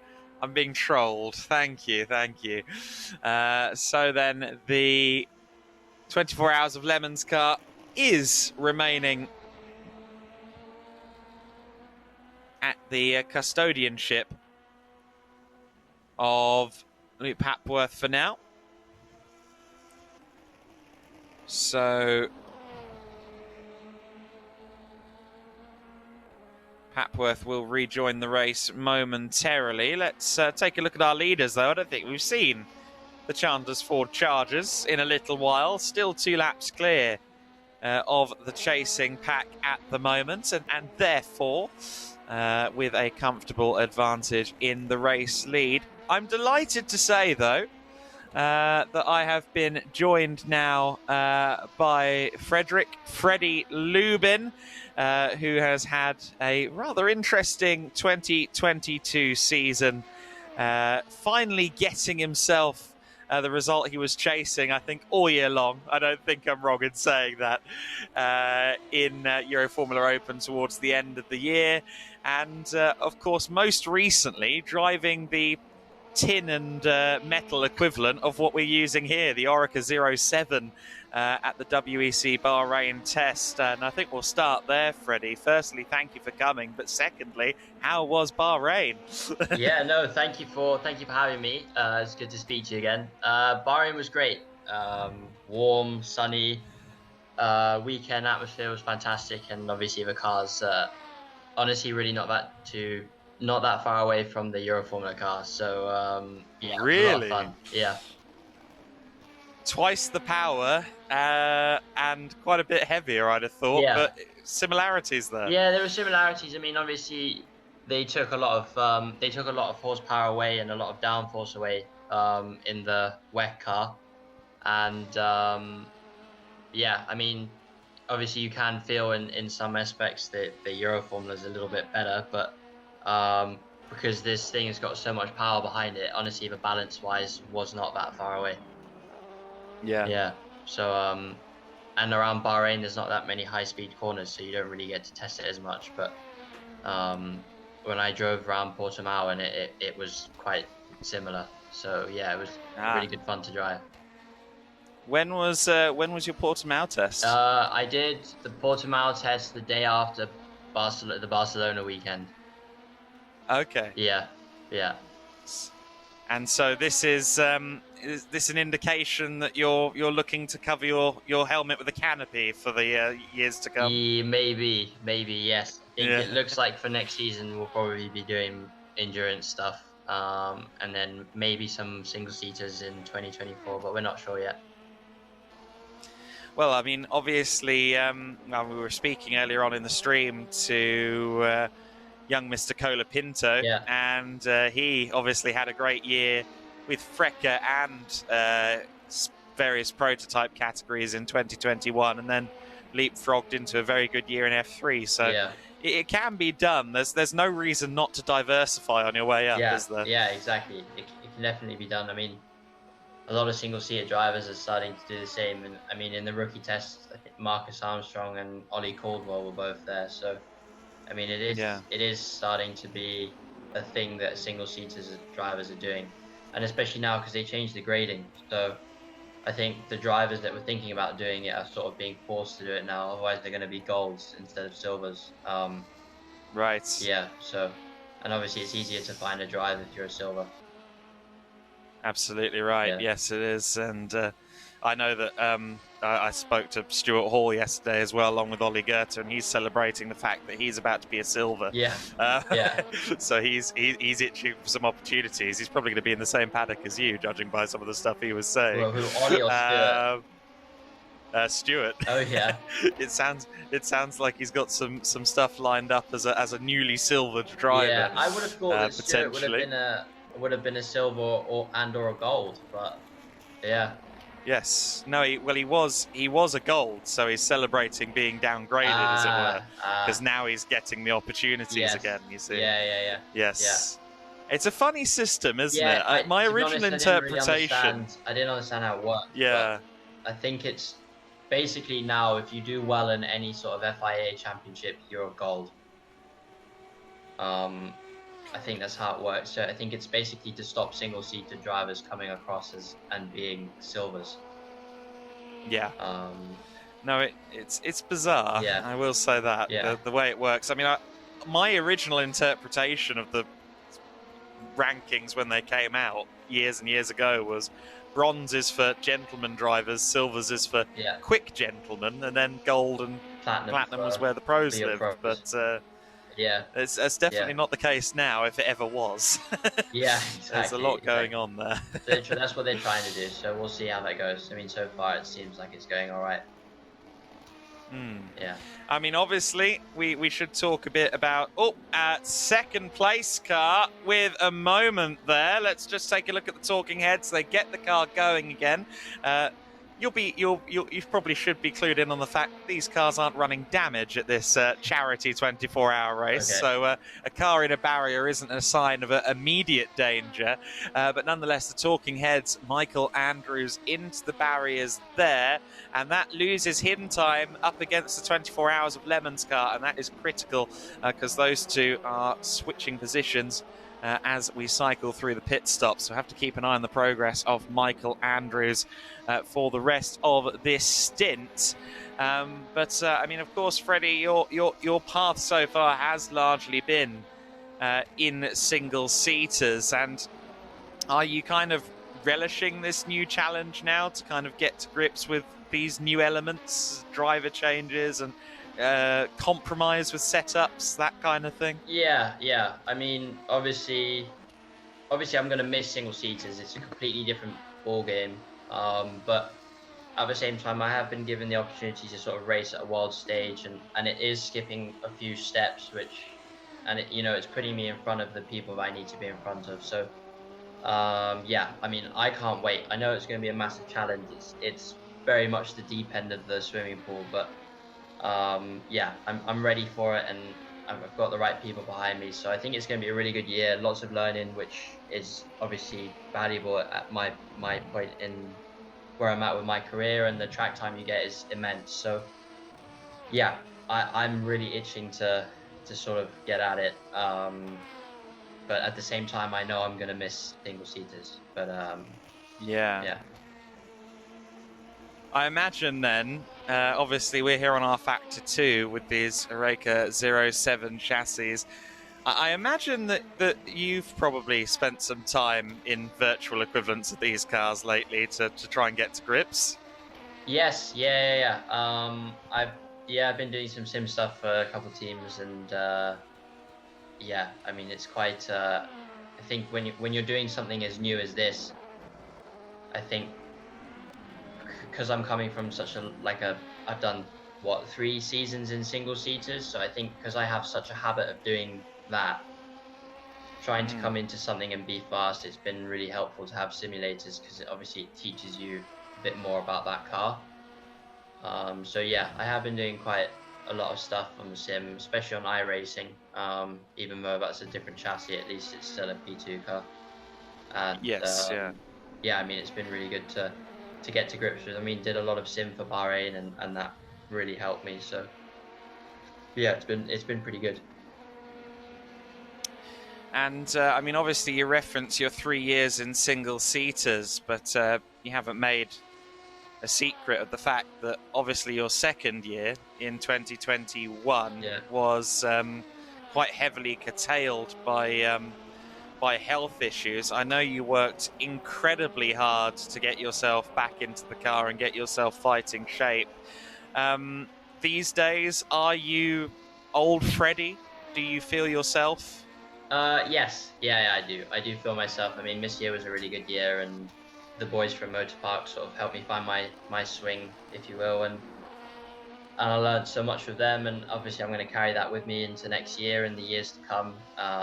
So yeah, no, I feel completely fine. And this year, I mean, this year I've had a couple ups and downs with some struggles, but yeah, I mean, overall it's been a really good year with some great results. So yeah, I feel more than fine, more than ready for next year and the years to come. And yeah, hopefully there's no sort of weird things that we can't control. But yeah, so far it's been great. Yes, I could appreciate a year without any further developments. Yeah, I don't know if you saw the you're on social media. I don't know if you saw the suspected case of Ebola in the United Kingdom, to which about 100,000 people quote tweeted, "Not now, Ebola." Yeah, yeah. We don't need another pandemic if we could possibly avoid it. Yeah, that would not be great. Obviously, you spent this season with Euro Formula Open, and that calendar obviously is one where you get to tick a huge number of circuits off the box, be it the Po Grand Prix, be it Spa, the Hungaroring, Barcelona, Monza, Imola, etc., etc. And obviously the Dallara 320 that they use is a well-regarded car. It seems that everyone that drives it thinks it's one of the best junior single-seaters out there from a driver's perspective. Come what may, I mean, you said you've had a good year. I assume a big part of that is just where you got to go and the car you had to drive around the circuit. Yeah, I mean, that's pretty much it, really. I mean, the car, as many people have said, is really such an amazing car, and it's it's definitely one of the best cars I've ever driven, and I think it's one of the best tools you can give to a young driver to teach them. And I mean, if you look at history, the drivers that have done Euro Formula and what they've gone on to do is and do well as well. So I mean, Ollie obviously this year jumped in an FIA 3 car and he did well. And I think me going into P2 cars, I've accustomed fast. So yeah, that car is a really great car. And even if we look at the previous years, like the people that they had in when it was FIA 3 and where they are now, obviously Lawson, Sonoda, just a few years back, they were in the same car. So yeah, I mean, there isn't a better race car out there, to be honest with you. And yeah, I mean, they use that same tub in Super Formula and Super Lights. So yeah, it's a very proven tub, and I think Dallara did a really amazing job with that one for sure. Yeah, no, it certainly looks like a car. It looks like a car that just works with the driver rather than fights against it, unless you got the setup wrong. But obviously we're here with the sim at the moment on our Factor 2 doing this 24-hour race, of which we're rapidly approaching the final 2 hours. Obviously everyone uses the sim for prep, but do you ever scratch any competitive itch in the off season? Do you get yourself involved with any championships on the virtual? Yeah, I mean, I've done the old sort of endurance on iRacing. I think we did Le Mans in lockdown. I did that with my teammates at the time, Roman Belinsky and Alex Connor, and we won that. And then I did it again. I did the Daytona 24-hour in the second lockdown with Zach O'Sullivan, Marin Kremers, and Alex Connor, and we did all right in that one too. So yeah, in the off season I do have a go at the races. I think this year maybe I'll try and do something again. So yeah, very fortunate. I get looked after by the guys from FP0 simulators, so I've got a good home sim from them, and yeah, always in the off season we're doing something. So I'm sure this year won't be any different. Have you logged many miles at Road America? I know it's not strictly been a relevant track to you. I've not. I don't know how many miles I've done at Road America, but I've done enough laps to sort of know where it goes. Yeah, it's definitely one of those tracks where if I had the opportunity to go in real life, maybe if a race in IMSA came up, that I definitely would take up on it. I think it's one of those tracks where you've got to do it at least once, isn't it? Yes, it's a tick box, isn't it? It's on the list, and if you don't tick it off, you feel like you've missed something. Yeah, exactly. Jules Gounon, we had him on this morning, and he was saying he was most disappointed that Danny Juncadella filled in for him this year at Road America. He didn't get the chance to do Road America, which of course they've just resurfaced as well. Yes. So hopefully the character of the circuit isn't lost. Did you ever race on the Silverstone surface before, like they had the resurfacing that went horribly wrong and cancelled MotoGP races? I think your first single seaters was 2020, wasn't it? It was 20. Yeah, my first season that was British F4 2020. Was that the same year they resurfaced it, or did they have to? Was that when they resurfaced it again? I think they resurfaced it again ahead of 2020, so I think you actually just missed it. I think I did just miss it. Yeah, because when I was there, I remember people were complaining about it, but it wasn't. It wasn't. It was because they I think they were complaining because they had to redo it again. Yes. Yeah, they had to do it. They had to give 2 tries in 3 years, which is never a good sign for a resurfacing. No. I seem to remember that Blancpain in 2019 was some 3 or 4 seconds slower than it had been in 2018. Such was the degradation of the quote-unquote new surface. Wow. So things were not going well. Yeah. In terms of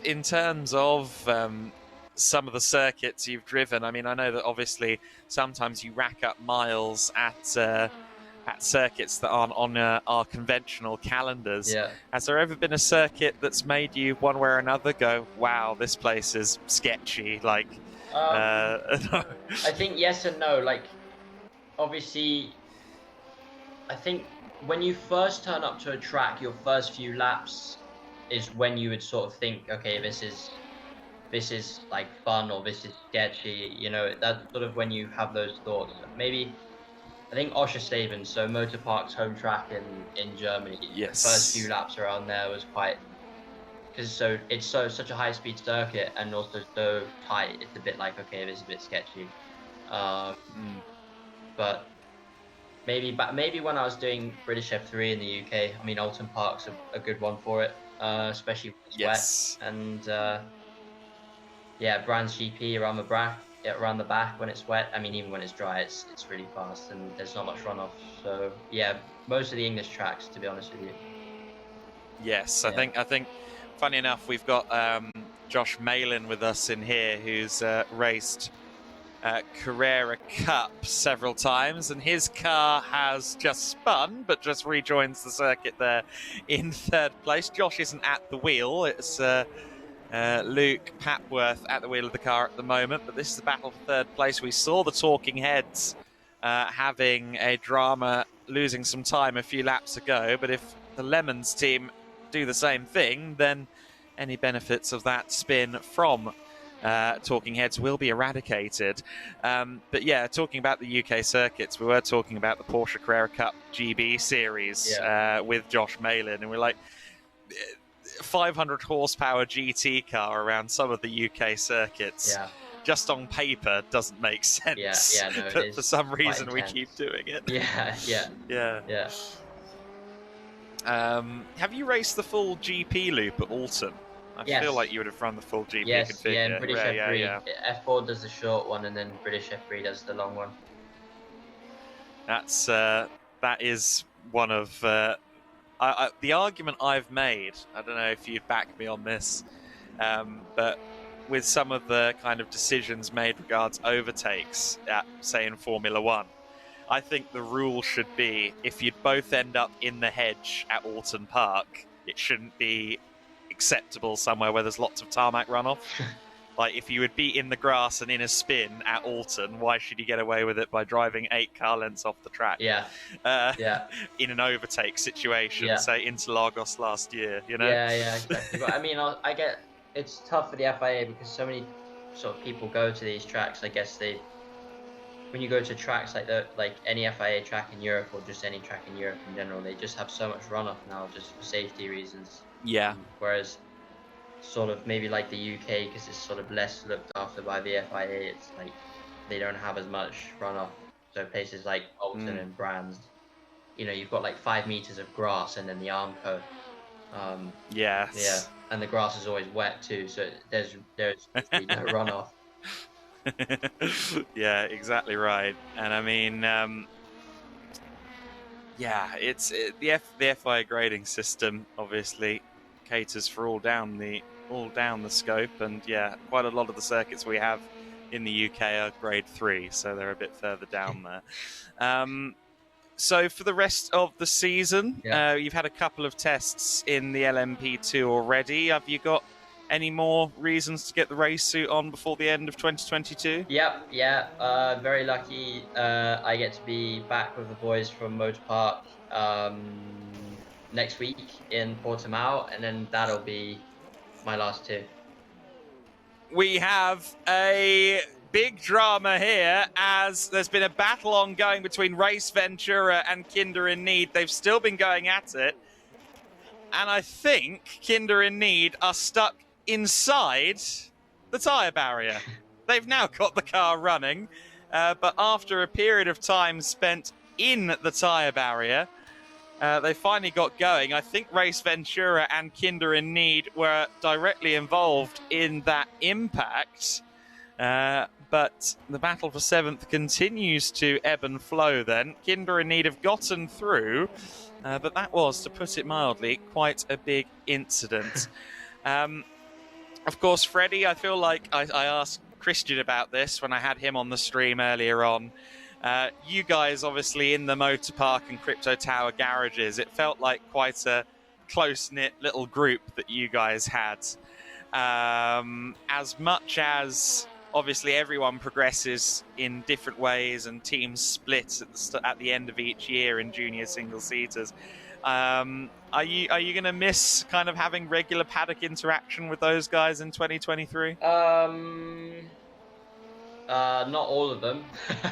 But no, I mean, obviously, thanks to social media, I mean, you still stay in touch. And me and Josh are still really close, and we see each other. I actually saw him a couple of weeks ago. He came into London. So it's really not that bad, and I'm sure I'll see these guys still at least a couple times a year at race tracks. So yes and no. Yes. I do think that I had this conversation a couple of times today, that I think for someone like me, and that's someone on the autistic spectrum who's not very good at anything, so I probably don't count much in the junior single-seater conversation. But the idea of like moving engineers and kind of having a new backdrop behind me every year as I work up the ladder scares me. It's a difficult thing, isn't it? Just kind of almost like completely re-establishing yourself every year in a new environment. Yeah, I know what you mean. I think because you're in single-seaters, you come up with the same drivers. So the drivers that are in the paddock aren't necessarily new to you. Obviously, working with engineers and learning and having a new relationship with a team can be daunting. But to be honest, like with the opportunity that I have next year, I am quite happy that there is no progression after that, and I can sort of stay in that paddock and finally sort of come back year after year. Very good point. Yeah, so I think yes and no. Like in single-seaters, you come up through the ladder with everyone, so you see the same faces whether you're in the same team or not. Whereas I guess going into when I was for the wet weekend, it was quite daunting because obviously I don't know anyone. I don't know obviously they're really famous drivers, so I know them from that, but I don't know them on a personal level, and nobody knows me really. So it was quite daunting, but I am quite happy that there's the opportunity to sort of come back year after year and sort of find my feet in that without having to move on, you know. So that's cool. Yes, I think once you're out of that junior ladder and you're no longer shuffling about from place to place, it does get a little bit easier for you. I 100% see that. And obviously, I mean, what a time to be getting involved with sports cars as well, given what's happening in hypercar. I mean, you couldn't have picked a better time, right? Yeah, exactly. So, I mean, it opens a lot of doors for me, and it isn't closing the single-seater dream of mine, which is good. And if anything, it's just opening my dreams to Le Mans and racing for really amazing manufacturers. So it's a really good position to be in, and I'm really happy. It's like the first off season where you're not pondering over what you're going to do and being sort of stuck for choice. So it is. I'm really happy about what's to come, and I'm sure it will be great either way. Yeah, I can imagine that it is a weight off the shoulders for sure. And, well, what I do want to do, Freddie, is I want to congratulate you on the year you had in Euro Formula Open. You had some tough weekends, but you bounced back from them all immensely well and came out of the season with some great results. And I was very happy to see that you got that test at Bahrain, and I was like, okay, I'm hoping that's leading to something, and obviously it is, otherwise they wouldn't have put you in the car. So I'm hoping that you have a great first season, and I will be cheering you on from the armchair when I'm not at a circuit myself. But I want to thank you very much for joining me on the stream here. We've got 10 full teams of drivers bundled into the race centre here just outside Southampton. We've raised over £5,000 already for BBC Children in Need. I know that people are still donating to the teams. You donate to the teams individually, and everyone has a total at the end. Go to the racecentre.co.uk if you want to know more about that. But obviously having interviews in with drivers like yourself is a big part of getting eyes on it. And so I thank you for taking the time. And it's been great to catch up with you, and I'm really hoping 2023 is a good one. Yeah, thank you, Adam. Thank you for the kind words, and it was a pleasure meeting you, and I'm sure I'll see you at the racetracks again. So yeah, thank you for having me here today as well. Can't miss me, let's be honest. But yeah, thank you so much, and may the iRacing LMP2 serve you well before you next hop in the car. Thank you very much. All right, all the best, Adam. All the best, my friend. Right. Have a good afternoon. Same to you. Cheers. Ciao. Bye.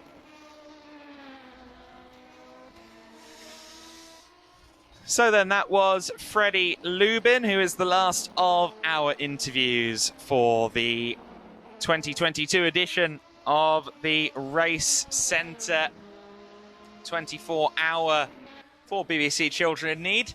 I say the last interview. It's the last interview that's ringing in from somewhere else, but I'm sure we're going to have drivers joining us in the pit lane here in the commentary box as this race wears on. However, with just over 2 hours to go, I think it's time for the Chandler's Ford Chargers and Co. to have a run through of their order. It is the Chandler's Ford Chargers in the lead of the race right now. A 1:53.695 was their last lap, and they are leading by 2 laps at this stage. The Talking Heads, the number 9 car, is running in P2. In third place, the 24 Hours of Lemons are in third position. They're 53 seconds back from the Talking Heads as that battle continues to unfold. In fourth place is the Happy Accidents. They're 2 laps back from podium right now, but they are also 5 laps clear of the Scrappy Racers, who sit in fifth place. Raw Motorsport are just a lap behind the Scrappy Racers, although in truth it is more like a lap and 3/4. So Raw Motorsport, I think the top 5 is starting to slip away from them, despite Matt Bell's best efforts at the wheel currently. Kinder in Need are 7th place, 5 laps down on 6th. So they're fighting for P7 with Race Ventura. The gap is 91 seconds between Kinder and Ventura right now, but I believe Kinder may be coming into the pit shortly. They've got 5 laps before their next stop. Stop the Start Watch 33 car in 9th place, and rounding out the top 10, now only 1 lap behind the 33 is the 99 car, the Team Taylor's entry. So we have seen quite a few changes, or quite a few closing up battles at the moment. Certainly Kinder in Need and Race Ventura, I believe, got too close for comfort a little while ago.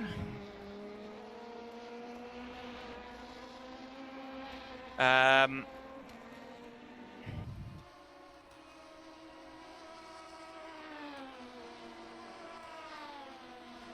just going to have to very briefly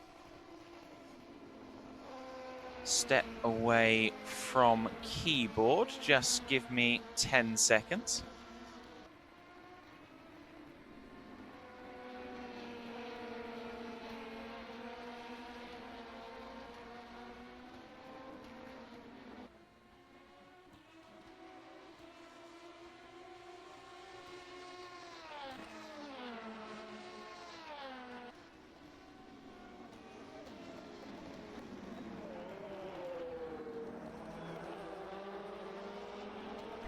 Side-by-side action then between the 24 Hours of Lemons and the Stop the Start Watch car, but all is okay there, and hopefully there is no more drama to be had between them. Certainly there's already a gap. I note that the second place car is being stalked by the first place car, the Chandler's Ford Chargers. Just to add insult to injury, are almost 3 laps clear now of the entire field. You boys going to calm down at any point? Well, the entire team pretty much is with me. Sans Ethan in here at the moment. And I'm tagging you in. You're an honourable member. Yeah, there you go. He gets to split the trophy now because of that.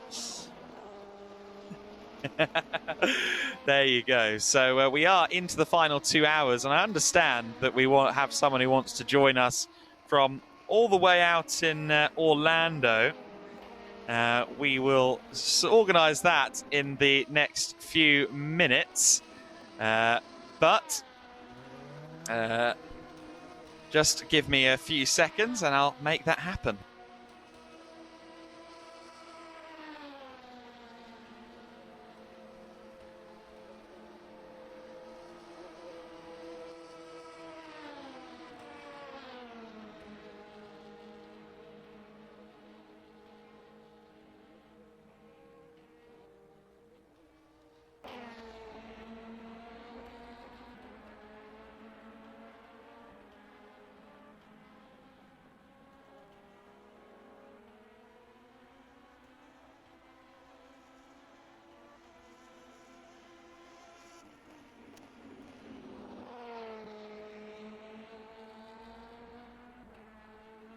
So the Lemons are back into the pit lane, having briefly been second in the race. The Talking Heads have now gotten by. How far are the Chandler's Ford Chargers into their stint? They're 10 laps in, so they do have a ways to go in their stint. I think it's pretty much official that you've now got 3 laps on the entire field. You lot are on something this weekend.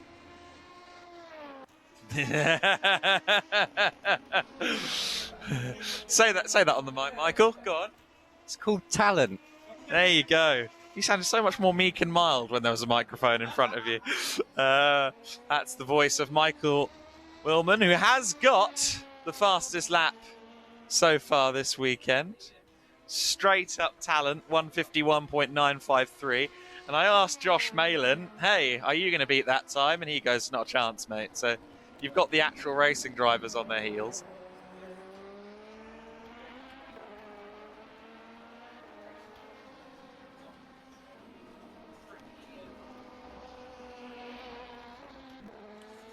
He's just bragging up his achievements. Thank you, Adam. Thank you. It's going all right at the moment. I mean, no more driving scheduled for me today. We think Ethan's in his final mini stint. We've got Alex in the car to finish off. So, yeah, obviously looking good, as you can see, for us at the moment. And, yeah, just can keep putting the lap times in, really. Cheers, Charles. Sound engineer of the year. There in the form of Charles Crown. He's a multi-talented. I know, yeah. What are your hidden talents? Too many to know. Yeah. God, he's really feeling himself. One fastest lap and he's owning the place. Yeah, too much. Yeah. But obviously, you guys have had an absolutely wonderful display this year. This will make 4 consecutive wins for the Chargers if you can get there, and it will also be 5 total, equaling some bloke called Matt Bell. Don't know what happened if you to get him. there, I feel like there's going to be some pride won and some pride stolen. Yeah, well, it is a big achievement to obviously match Matt's total, really. But yeah, like I say, all the guys that are competing today, they're very capable drivers, and all the driving for the 95% has been very, like I say, respectful, and sort of backmarker driving has been very, very considerate. So, slight moment there for stop the start watch running wide, but it's been all very good. A lot of camaraderie between everyone. So, it's been another top class event. Yeah, it always is. I mean, I've only done 2 of these, of course, but both years have been great, and I think this year, obviously, I think we might have struggled for numbers a little bit with the fresh wave or the looming issue that was still the pandemic last year. We're back up to full strength this year with all the pods in active use. And I think the atmosphere this year in particular has been really great. Yes, well, like I said, obviously last year I think we only had 6 or 7 teams. Yeah, now having the full 10. Obviously, it's fantastic to see. Obviously, all the slots filled, everyone coming together to support children in need, as we have done for however many 12, 13 years prior. So. This is great to see, really.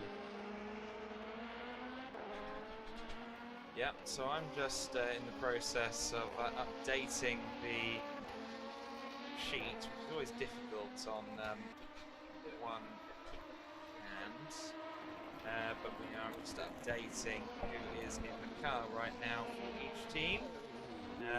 So I thought I heard, I mean, I might be going delirious given how long I've been away. Yes. I thought I heard Ethan mention that he was taking the flag. Is that agreed? I think he's on his final mini stint, and Alex is going to be in the car for the final hour and a half. So nice. The man who we've brought in this year is going to take all the glory for the checkered flag. We would hope. This, by the way, is translation. You're either taking all the glory or you're going to take all the flag if things go awry. Please check that fuel gauge, is all I'm saying. Road America, I know that's a circuit you're lobbied for. Are we at a point where we maybe don't want to drive it for a couple of months after this, or? I'm not too fussed, to be honest. I mean, it's a track that we haven't driven too much in the past. Obviously, know a brief amount about it through watching the IndyCar series, but apart from that, it doesn't really get too much sort of coverage, I feel, over here in Europe. So it's a nice track to drive overall. I think, if I remember, it hasn't really had too many changes over the years since it has been in use. Almost identical, yeah. So it's many laps have been done, so I think we'll be giving it a rest from now for the next few weeks. just a brief weaning, shall we say? Exactly. Okay, well, great to have a few words with you, Mr. Fastest Lap. Yeah, thank you, Mr. Weller. Fastest Lap film. A pleasure as always to chat to you.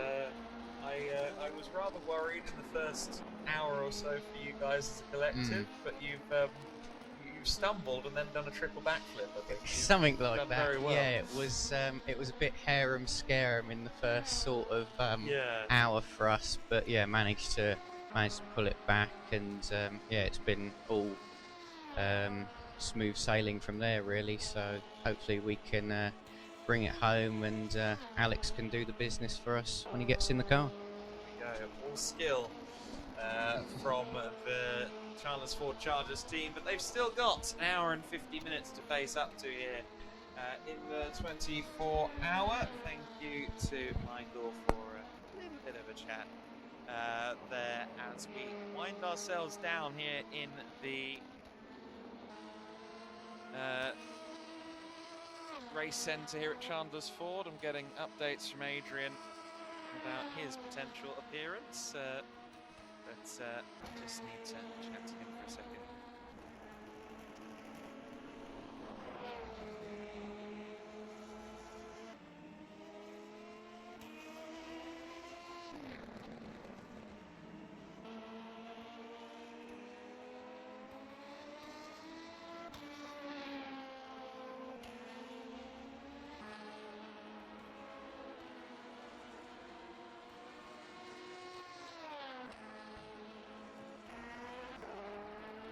So Kinder in Need are in the pit lane. I believe they're going to come out a portion of time ahead of Race Ventura. I'd suggest somewhere in the 20 to 25 second region. We've got a yellow flag though in sector 1, and that was for the number 8 car. So Race Ventura, I think, may have just tripped up a little bit there. Race Ventura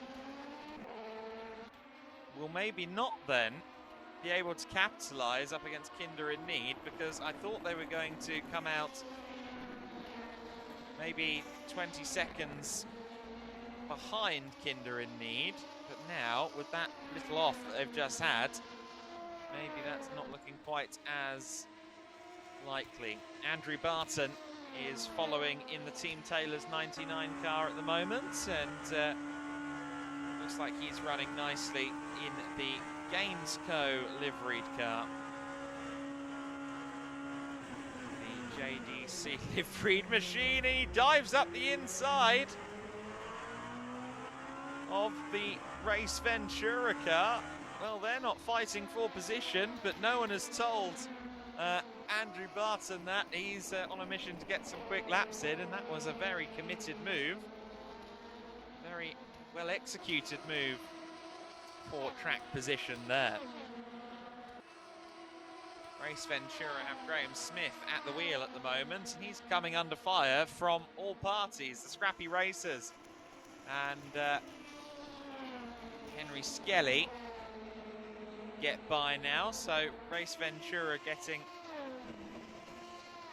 passed by a car that's behind it on the timing screens and a car that's ahead of it. So Ventura car just struggling a bit for outright pace at the moment.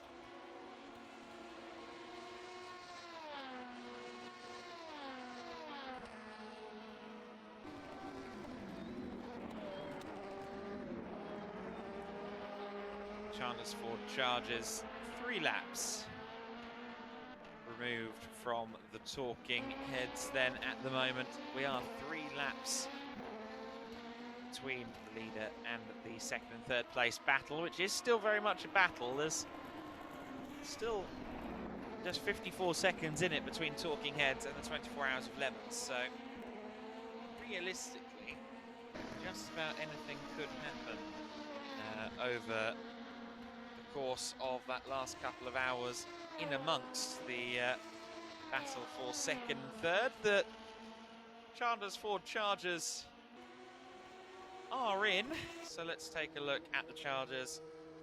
As we understand, Ethan Jonas may soon be extracted from the car, and we'll see a new driver in.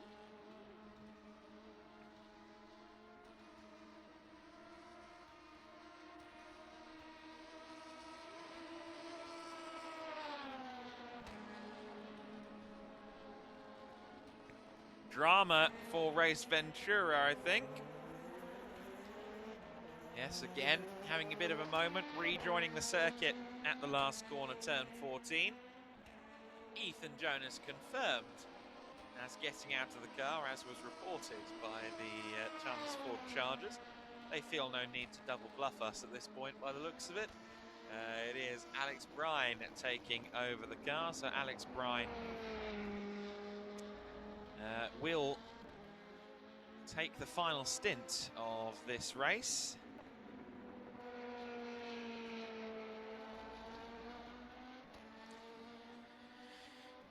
So Brine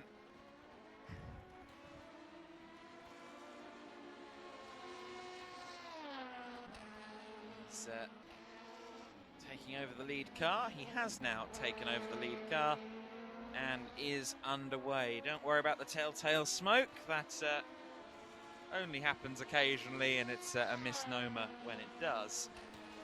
But nonetheless,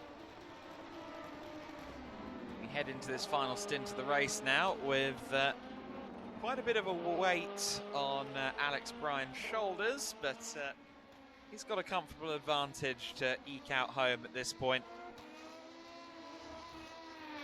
1 hour and 45 minutes to go, but off-track moments like that won't help him.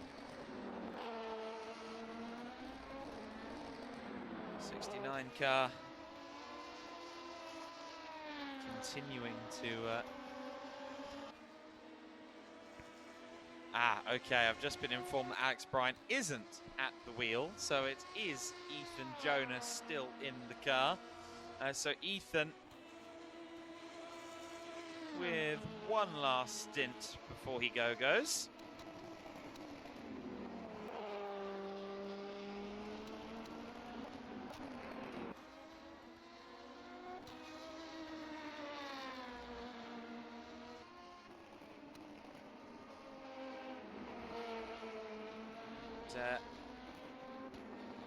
Chandler's Ford Chargers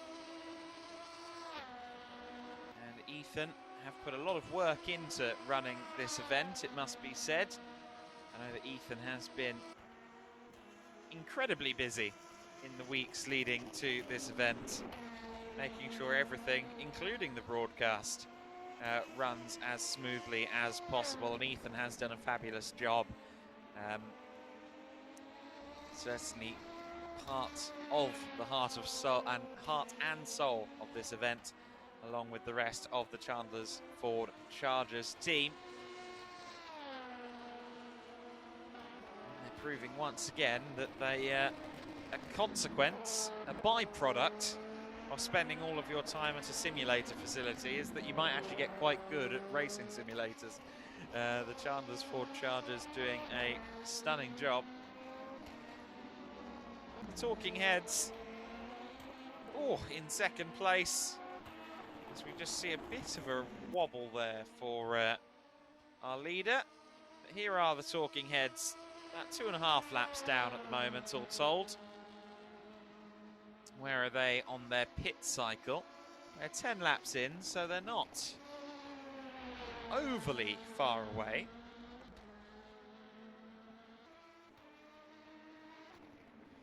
I'm just hearing 8 laps left for this car, and after that, Mr. Grout, I assume it's your time? Okay.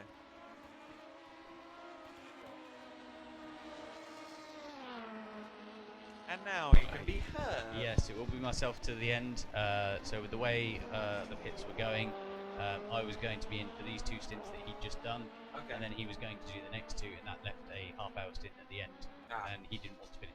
Nice. So rather than flip-flop around, we just swapped those 2. He stayed in for the extra 2, and then I'm jumping in for the final 3. Is the plan. You eager now to get in there and finish out? Always the nerves. At least last year, I was just constantly in the car, just getting on with it.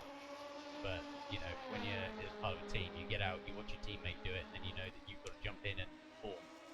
Downtime can be hard. Sometimes it's best to do something in one big lump, although not in your extreme circumstance, I must say. Yes. I think that pushed the limits a little Well, bit. perhaps we should have just done a solid 12-hour stint each. Maybe that could have worked out That better. would have been very interesting. Because it's definitely much more doable than a 424, and at the same time gets the big old lump out of the way. There you go. So there's a thought from Sim Racing pioneer Charles Grout, always coming up with new innovative systems of finishing second or third based on the record books. New innovative ways of torturing yourself. Sure. Yes, indeed.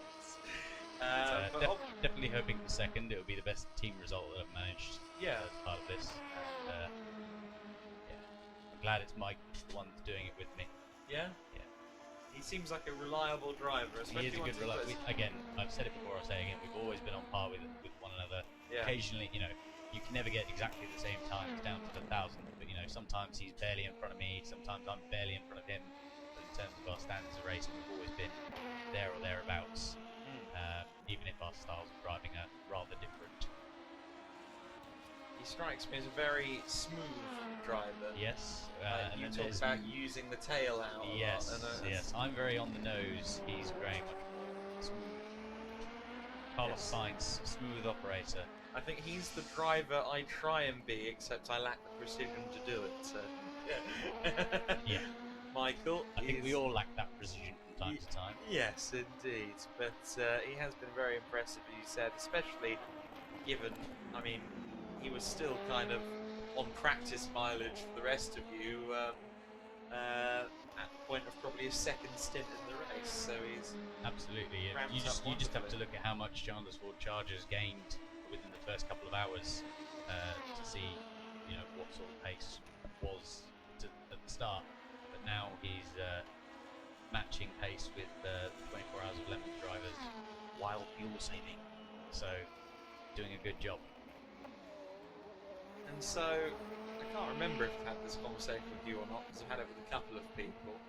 If you were in charge all of a sudden, next year, what would the car track combo be?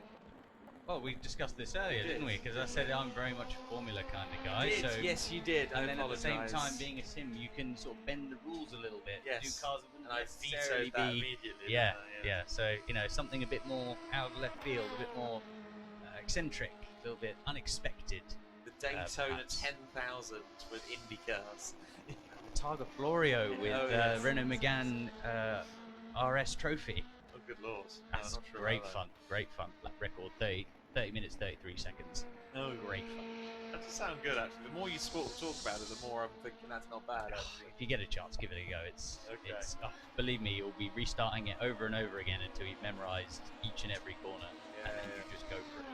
I assume that this will be it for you at the race centre until next year, or you'll be back again Yes, for practice? again, being far up in Northampton, it's a 2-hour drive for me, so I don't get the chance to come down here very often, but Yeah. I will always do my best to make time for coming down for this, partly because charity, and partly because it's just such a great social atmosphere, and everyone that comes along is just such a great time.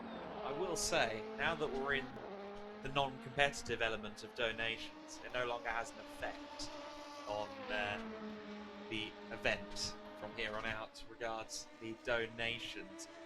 If for some reason you appreciate the fact that I've been at this for 22 and a half hours and I'm going to get to the finish, if you're going to donate on that basis, donate to the Talking Heads team, because once again, they have collectively catered for us and 100 invisible people here this weekend. They've saved all of our skin and certainly sustained me for the last 24 hours. So not just us, there's so much stuff. We're taking the rest of it home, and it's going to be going towards our work colleagues as well. It's just that much stuff. Indeed, yeah.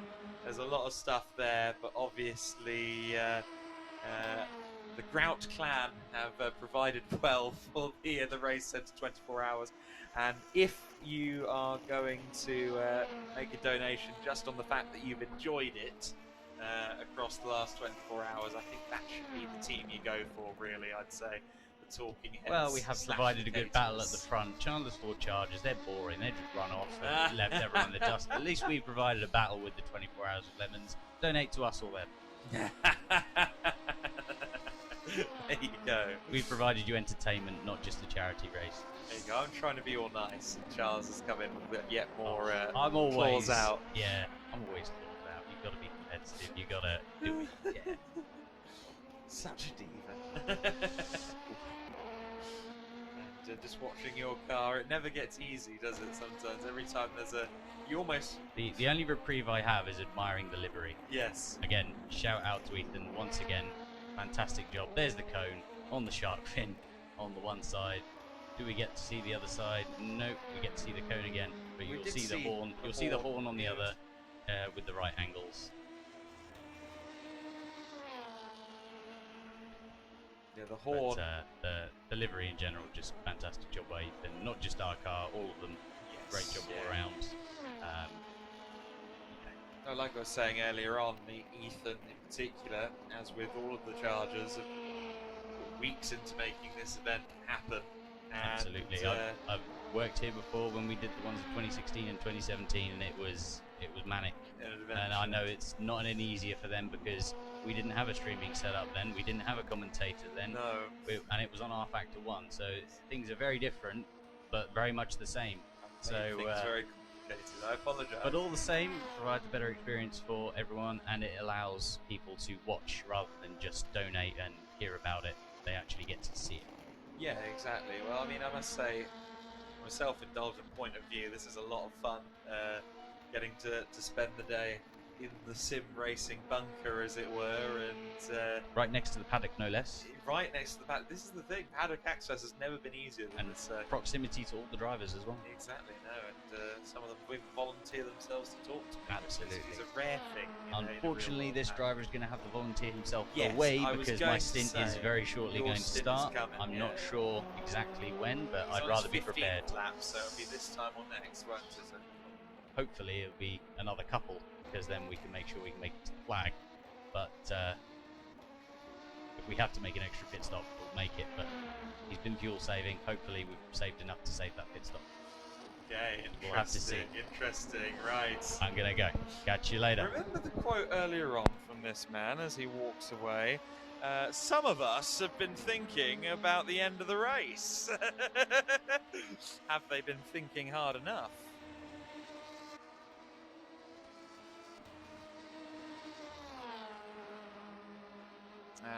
Let me just try something here. Give me a second as we play with the technology.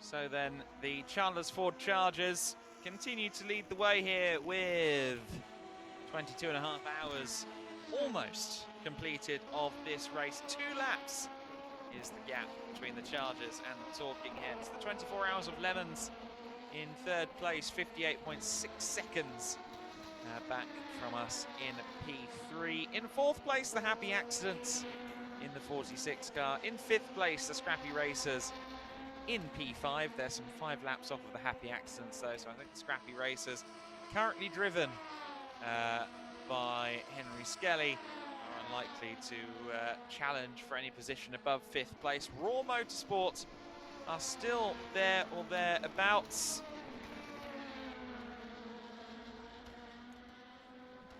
And I believe now is the time where I get to welcome in another guest, as it were, to our event. And oh, we've had a moment there for the guest, as it were, for the number to our event. And oh, we've had a moment there 46 car.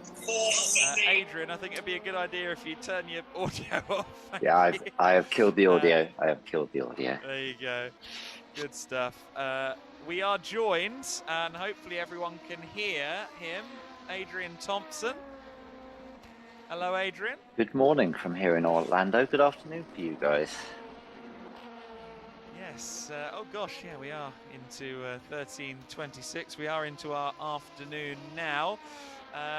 Obviously, you're out there in Orlando, and I know how much it probably pains you that you're not in a sim rig at the moment. Indeed, either being in a rig or just being part of it. So this is, you well know, is the 13th event. I've been there for the previous 12, so it was actually quite emotional. I'm working here in Orlando. You can ask more about that in a moment. It's all to do with simulators, all to do with racing.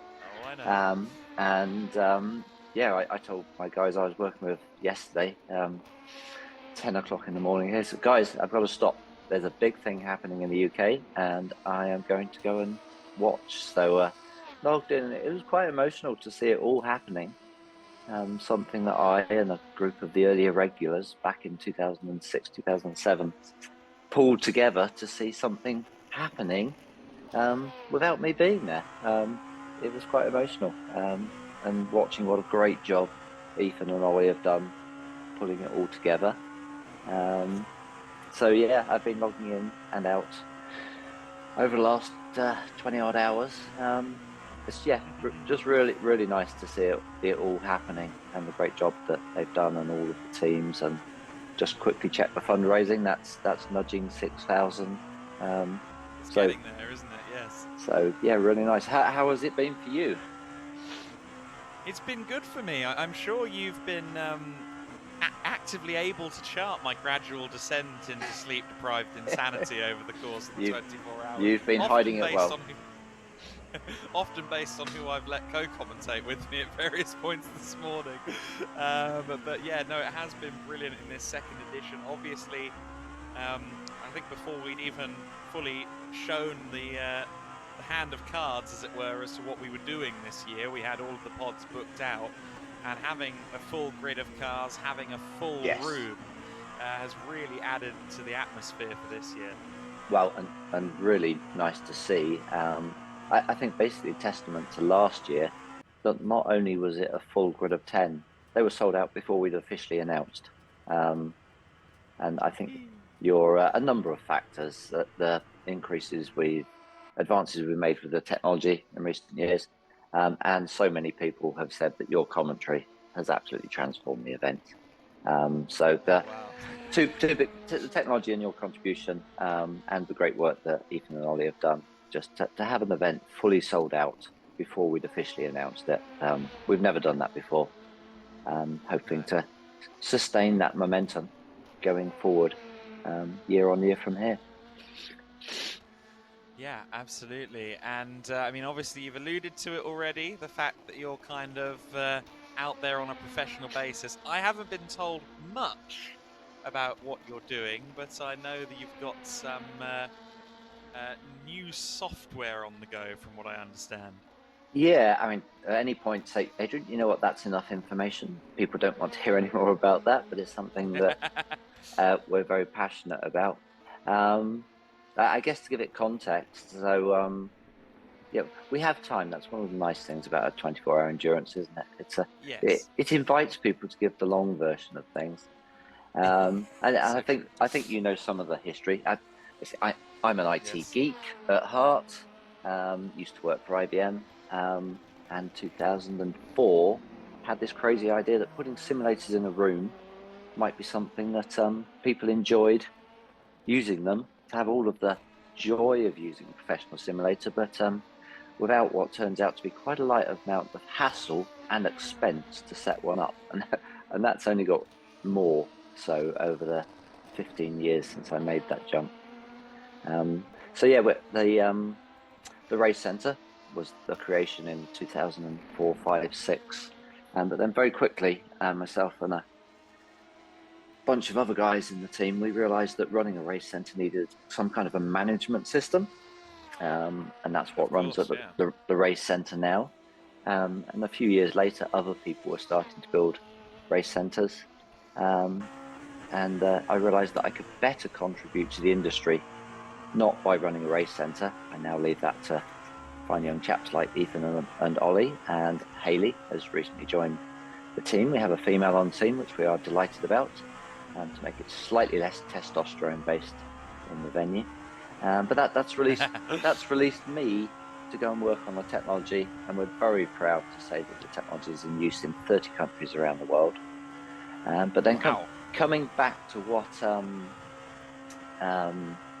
you're saying about something new, that the software we've had to help people run race centres has always been something that helps a small number of people to run a professional event. So basically, in simple terms, you don't have someone running around clicking 10 keyboards and mice to keep it all coordinated. No. One person can stand as a central control kiosk, very relaxed, coordinate everything, chat to the customers. But in the last few years, we've had customers around the world saying, yeah, we don't want a small number of operators. What we really want is 0 operators. This is alarmed Ethan. Oh, wow. This has alarmed Ethan and Ollie a little bit this year when they've said, hey, what are you working on? I said, well, it's called kiosk mode. and it means we don't need any operators. You know, the kind of machines taking over. It actually turns out it's a different scenario. Race centres, we're still seeing that an operator is desirable, and the analogy we're using is it's using the technology to automate mundane, repetitive and time critical things, and that's not so that we lose the humans, but it frees humans up to do the nice things, talking to customers, discussing cars and tracks, discussing braking points, and that's the technology that we've been advancing. And I've been at a trade show here in Orlando for the week, trade show called IAAPA. It makes the Birmingham NEC look like a garden shed. I've heard this before. Yeah, yes. When I arrived, I was wandering around trying to find my way in. I found my way in, and I'd entered on the wrong side of the building. And I thought, I'll just walk across the other side. It's a half-hour walk from one side of the building to the other. Absolutely huge. So we were running a simulator there with this new kiosk mode that basically turns a modern simulator with all about motion, VR, with Assetto Corsa or R Factor 2 for those who understand what that means. It basically it gives operators in the commercial environment or people at home who don't want to get too techy, it gives them all the sophistication of a modern simulator, but with the ease of operation of a traditional arcade machine. And that has gone down phenomenally well at the trade show. So I've been at the trade show all week, and then there's also just across the road, there's what Americans call an FEC, a Family Entertainment Centre, which is becoming a little more known terminology in the UK. Basically a big building with bowling alleys and arcade machines and stuff. They're also deploying our new technology this week, and they had a big launch. So basically I've been running backwards and forwards between the trade show and the Andretti, which is of the Andretti family, setting up 4 phenomenal simulators they have there, put together by a company based in Banbury in the UK, Base Performance Simulators, that was set up by Darren Turner, Le Mans driver. Whoa, bit of a moment there. Apologies for the Lemons car. A bit of a 4-wheel drift, but they've made it through that in one piece. So continue on. So lots of lovely technology. Motorsport people, as they're at the race centre, lots of motorsport people just becoming part of the racing with simulators, and I think you've seen the same thing. That the two worlds have merged. I was going to say are merged. They have merged. It's one and the same, isn't it? It's racing. It's racing. Oh, 2 moments in 2 corners for David Sklanders. I'm sorry to dob you in, David, but you've had a couple of moments there in consecutive corners in the Gulf liveried Happy Accidents car, and we don't want to scuff Ethan's lovely paintwork. Thank you very much. But yes, to your point, absolutely. We discussed this a little earlier on in a call with, I think, Jules Gounod, that,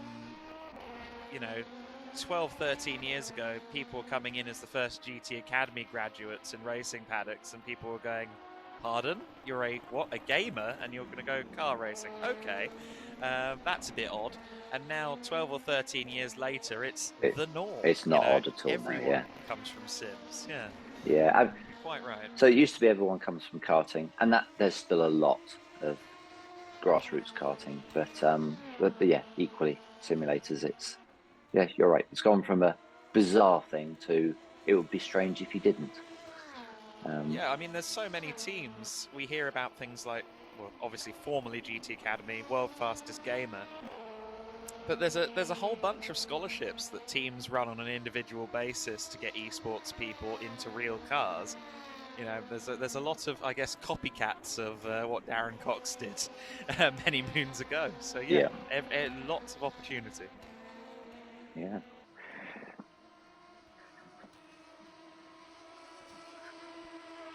And so, your busy week, when does that come to an end? When are you returning to the other side of the Atlantic? So the trade show finished yesterday afternoon. I helped Bill to load his huge, great projector-based simulator back into a truck, which he's now driving 15 hours across the US back to where he's based.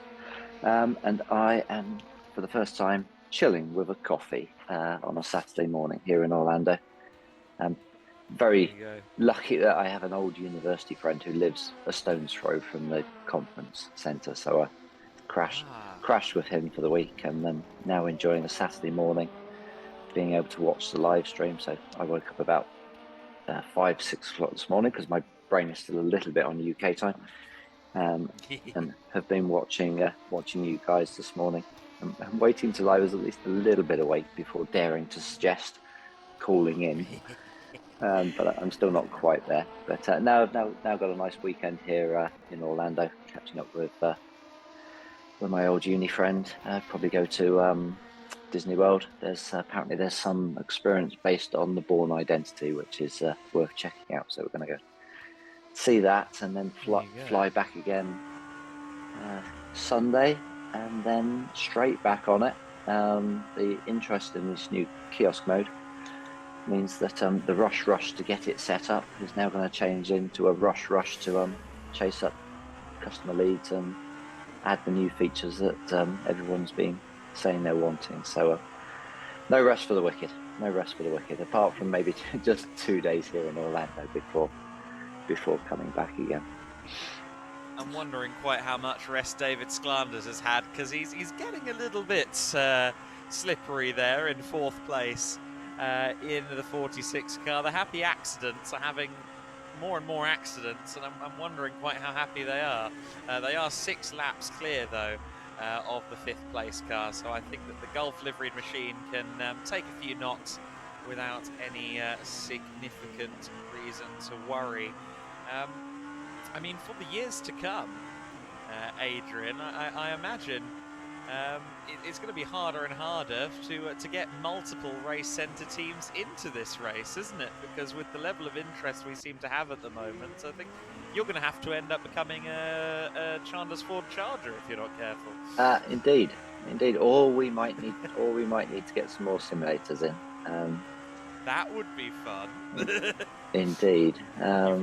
Piques my interest there. Indeed. But we've looked at moving to a new location multiple times, but have yet to find the right place to move to expand. So if anybody knows any commercial property in the Southampton, Chandler's Ford, Winchester area, then we continue to look for somewhere a little bit bigger.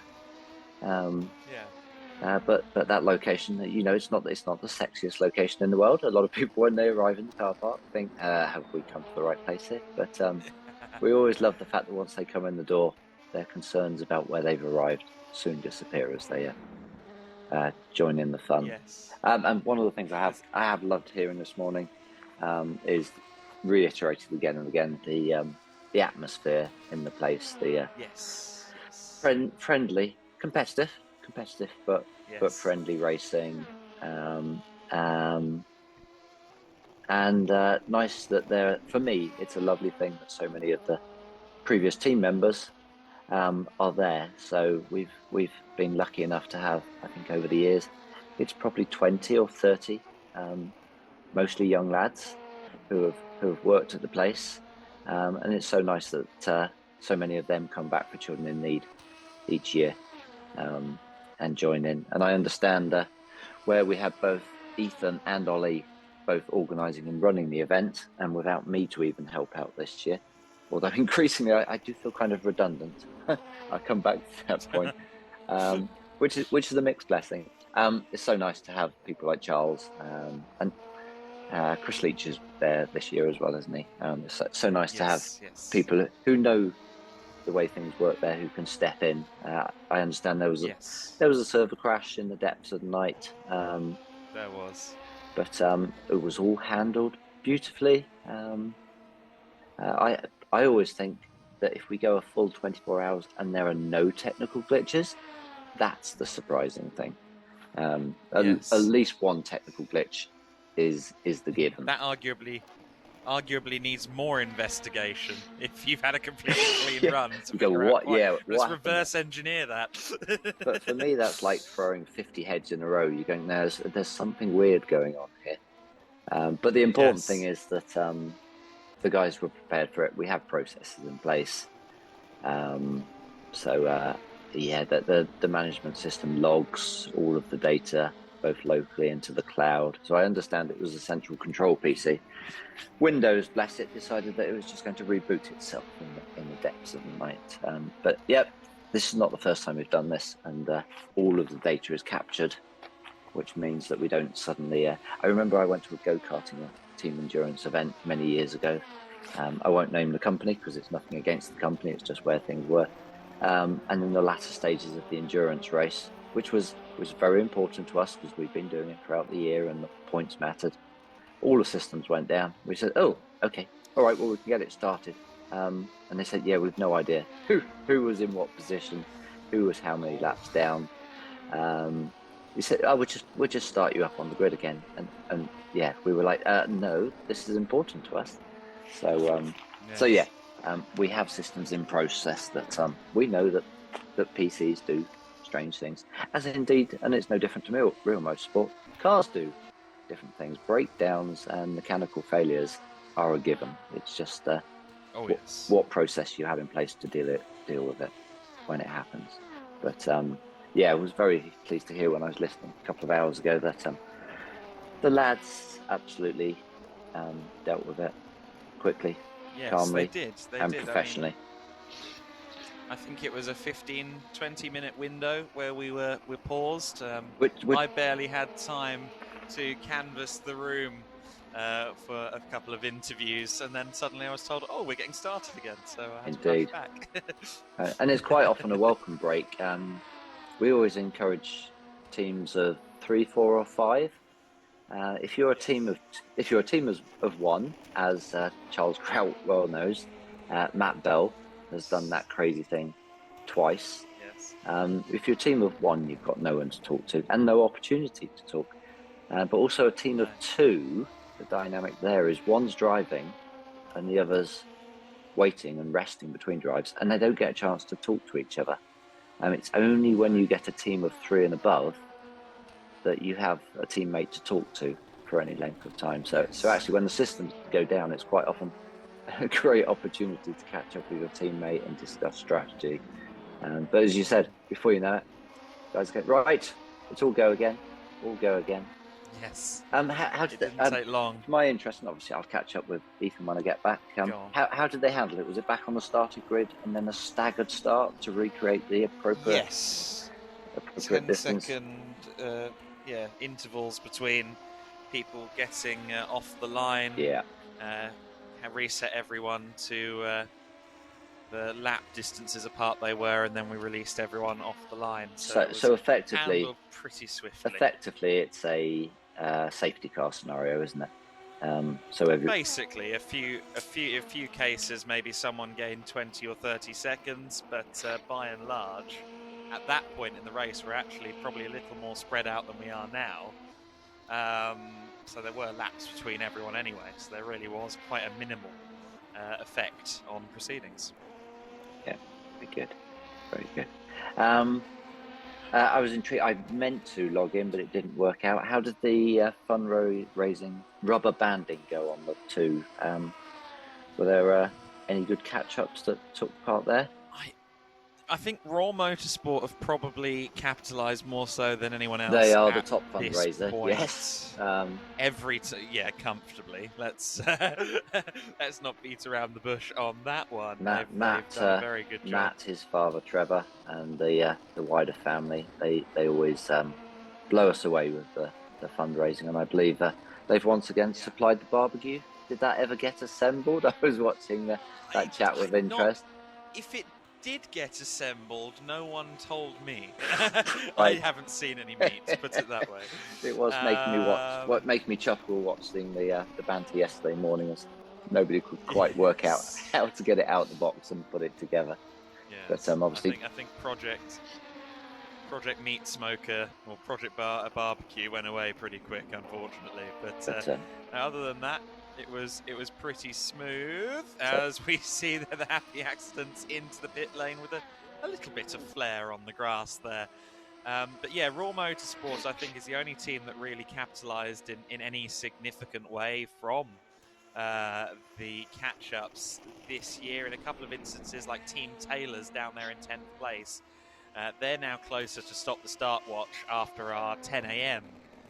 Catch-up. But Raw Motorsport have kind of given the scrappy racers something to worry about throughout the morning, even before our 10 a.m. catch-up, and I think that is probably the largest byproduct of the catch-up system. Yeah, brilliant, and continues to be well received. We're surprised how many years it took us to come up with something which actually enhanced the racing. Doesn't compromise the racing. Nobody can win by catch-up. You still need raw talent to actually make the overtake, and a great boost for the fundraising by giving it airtime, giving it a focus, and rewarding those teams who are in it more for the joy of taking part, and quite often are the great fundraisers. Allowing them not to end up in that situation where there's so many laps down that the fun goes out of it. So we're very happy with that, how that's played out over the last couple of years. We did introduce it with some nervousness that it might compromise the purity of the event, but we checked with the teams this year, and they're generally thumbs up that it's a win-win. Good for the racing, good for the fundraising. We had a. I think. Go on. We had an attempt many years ago to achieve the same goals, and we didn't get it right. I won't go into the details, but we didn't get it right. We did things with fuel loads that, depending on fundraising, it gave different fuel loads. And for those in the venue there who were there at the time, they remember that. Yeah, it was not. Let's go with it wasn't well received by all of the participants. So. We introduced this with some trepidation, but it's gone down very well, ticking all of the right boxes. And the thing I was going to say, as you say, go on. The thing I was going to say about the team numbers, we were talking about one driver or two drivers or three drivers. I was just discussing with someone out in Orlando. Oh, how does that go? How many in a team? The thing that we have learnt over the years is it's not the number of people in the team. The most important thing is they are all of the same level of commitment, let's call it. We've seen the problem over the years where you have picture maybe it's you and me, Adam, and we've been to every practice session and we're absolutely on it. Our laps are within 0.2 of a second per lap, and then we decide that maybe your Uncle John would like to join the team, and we've spent How do you know my uncle's name? It's John or Steve. It's one of those two. We spend 10 hours gaining lap by lap that marginal gain on the team that we're catching, and then we let Uncle John have his stint, and he spins the first corner, and before you know it, we're 5 laps down. And so a team of Uncle Johns, that's great. But yeah, the important thing is that the whole team are on the same level of commitment to the activity, and I think. From what I've seen from remotely here, that's what we've got in the venue this year. So yeah, that's our one piece of advice, that everybody's at the same level of commitment to avoid frictions in the team. And I do think a good thing about the catch-up, the rubber banding system, is that, obviously everyone. I think part of the reason that people don't give the purity argument and that it's so well received, there is a clear communication that while this is competition and we should be taking it seriously, it is also fun and it is also for charity. And I think there's that clear line of communication in the build to the event and in how the event is promoted as well, which kind of gives people less reason to come in with the purity be in the bonnet. Yeah, communication is key, and everyone knows what they're getting into. Most of the people have either heard about it before or experienced it already. They know what to expect. They know that it's great fun, And yeah, it's clear from how it's promoted that yes, take it seriously, but don't show up with an all-star F1 esports team, because that's not really what it's about. No. Have some fun. Absolutely. Absolutely. So no, I've just got Ethan. I've got Ethan gesturing here in the commentary box, actually going, "We're an F1 esports all-star team. What are you chatting about?" I believe that Meisters, Hillman, and Jonas are both feeling themselves after their stints at the wheel of the Chandler's Ford Chargers today. Yeah. So lots of delight among your crew, as it were. Brilliant. I'm really looking forward to catching up with them when I get back to hear more nitty-gritty details about how it all went, and making plans for next year. We tend not to rest for too long before starting to think about next year, and the discussions about what car on track will begin. I heard you asking Charles what he would choose. Yes, he said a Formula car. A Formula car, okay. All right. Well, I've long since kept out of those discussions because I'm the old fuddy-duddy here. If it was me, it would be. The very first event we did was running a piece of software, not rFactor 2, not rFactor 1. But the very first one we did was with Grand Prix Legends. Are you familiar Are you familiar with that? Yes. We ran a 24-hour event with Grand Prix Legends. We drove the 1969 Matras, I think it was, or was it the Brabham? No, it was the Brabham BT24 around historic Spa. Although technologically, in 2006, that was not 2007 actually. I think it was. I mean, I'm just watching the live stream now, and graphically and the physics models have moved on. In fact, were you aware last year, Adam, that the stream, and I'll come back to 2007, the stream last year, we had lots of people commenting the obvious comments, what great fundraising. We had somebody comment, and this is testimony to where the graphics and the physics are these days. We had someone comment that we could have raised a lot more money for children in need if we hadn't wasted all of that money driving to Belgium and spending all of that money on tyres and petrol. And you can imagine the people in the know, the comments are good. Dude, this is a game you're watching. But real testament to what Studio 397 have done with rFactor 2, that even on a high resolution screen, it's quite often difficult to realise that you are watching what is at the heart of it, a game. And I think your commentary also, in this person's defence, it's the graphics, it's the fact that you're watching real drivers, not like AI that just drive around in a single file line. The combination of the graphical quality, the fact that you're watching human drivers, and your commentary also would have confused them that actually they were watching the real thing. But yes, a number of people smiled when that is quite a good one. Look a little bit closer. You almost want to believe it was facetious. But yes, give the benefit of the doubt, but apparently it wasn't. But yeah, back in 2007, Grand Prix Legends, there were a number of technical limitations, and we ended up, because that piece of software was not capable of running a 24-hour race, and other limitations, we ended up running. Yes, we ended up running 24 one-hour sessions. Is the only way we could do it with that piece of technology in a robust and reliable way, and it actually ended up being really good fun because it was kind of it had elements of the rubber banding.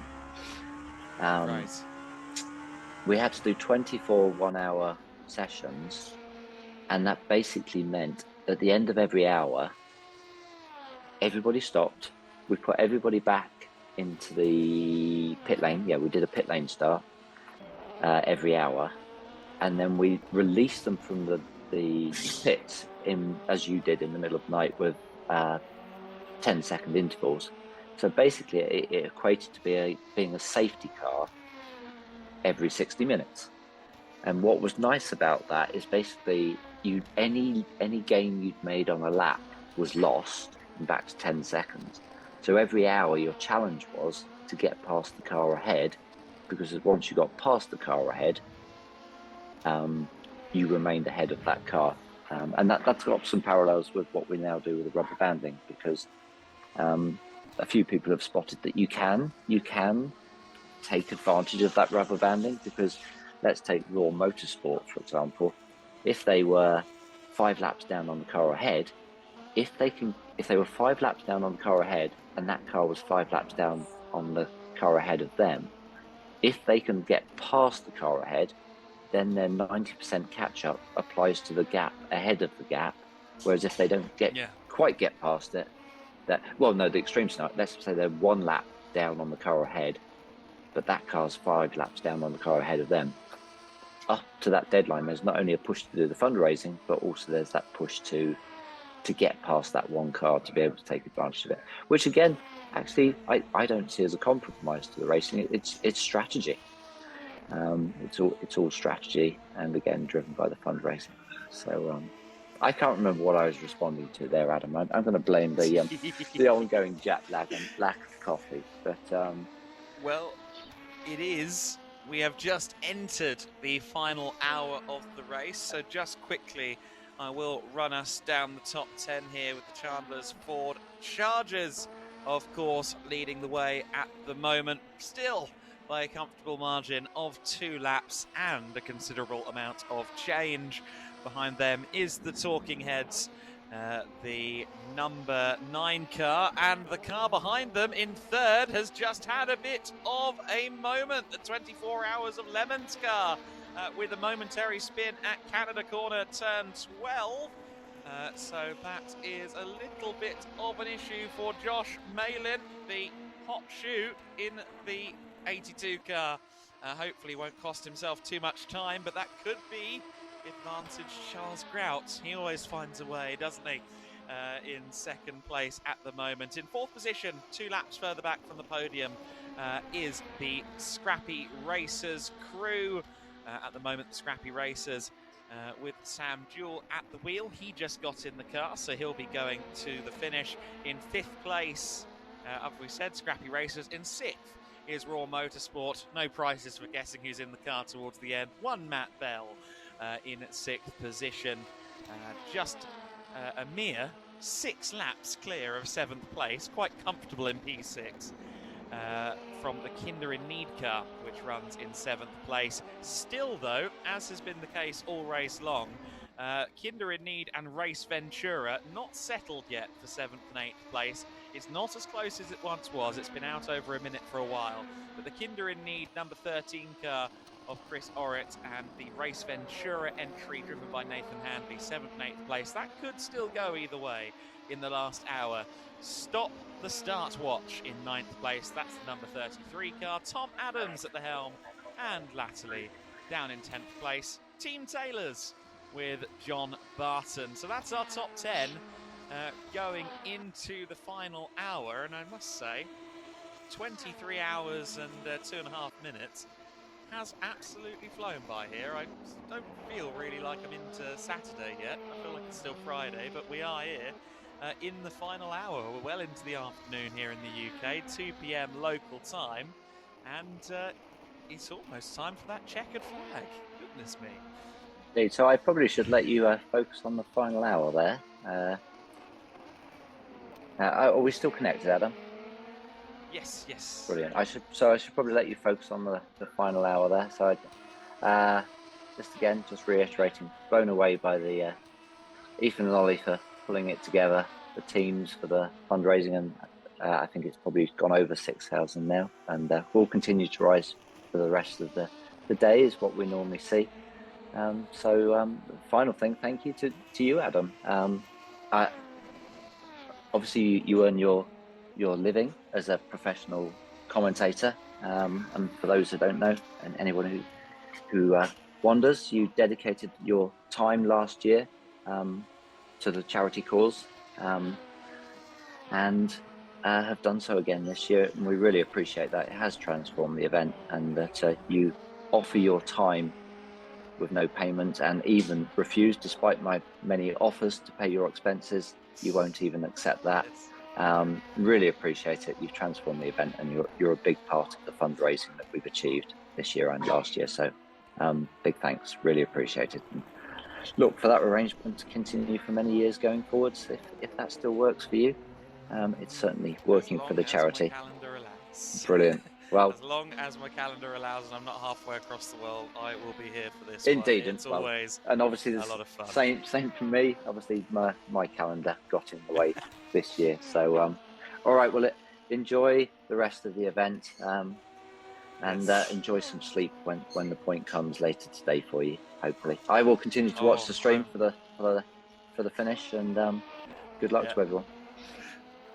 Excellent. So there you go, ladies and gentlemen. Adrian Thompson ringing in all the way from Orlando. The magic of the interwebs. Been great to talk to you, Adrian.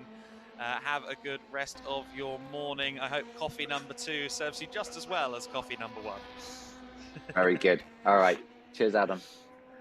Thank you. Thank you. So then, 55 minutes left to go, and into the pits has come Raw Motorsports. Great to hear from Adrian then, as he misses us greatly from an Atlantic away. The final hour of the race means that things are getting beyond serious now. And the crews just doing some pit stops at the moment. I think we're in that penultimate pit window, just coming out of the penultimate pit window right now.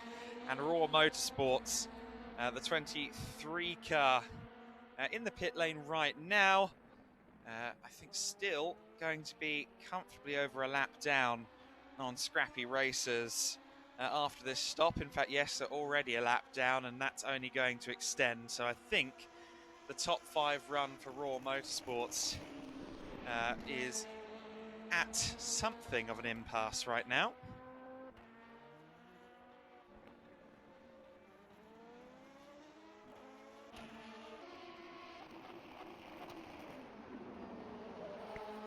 So, just spotted here, battle for second and third. Well spotted, Ollie. Battle for second and third ongoing at the moment. This is because, I believe, of the pit window. So the Talking Heads just ahead of the 24 Hours of Lemons. Now, do the Lemons need to pit now? I believe they should do shortly. But for now, then, we do have a battle for position. I was about to make my way into the masses anyway, so I think I might break out into the main paddock/arena section as this battle for second place continues on. It's a great scrap here between the second and third place cars. The Talking Heads machine running in second place right now. I did want to come and say hello to some of the drivers as we start the final hour, but for now, let's keep an eye on this battle for second place. Running on low fuel at the moment is the 24 Hours of Lemons car. That much is for certain. And the Talking Heads may have cracked ever so slightly there. A bit of a lock-up there from the 82 car. And that is going to give way to that battle for the time being. The 24 Hours of Lemons car should be in at the end of this lap. Indeed, the fuel warning light is on for Josh Malin, and he's well aware of what that means. So he will be in very shortly indeed to make another pit stop. I know for a fact that the car we're following, the Talking Heads car, the number 9, they've been considering their fuel saving. They've been working to be as efficient as humanly possible, doing a lot with a little on that right pedal. Let's see if that has paid off. The Talking Heads, with 51 minutes left to run, I think they want to do just the one more stop, if it is at all possible. Now, I'm liking what we've got here at this team. I'm not going to talk to you again. We've already bothered you with the mic once. Don't worry, don't worry. Don't hide from me. Team Trevor's, though, you've got seemingly grown slightly since I last spoke to you. So, tell me. What's going on? Who have we got here now? What's your name? What's your name? You Olivia? You say hello? Hello? We can neither confirm nor deny whether this is Olivia, but in theory, if you are Olivia, hello Olivia, nice to meet you.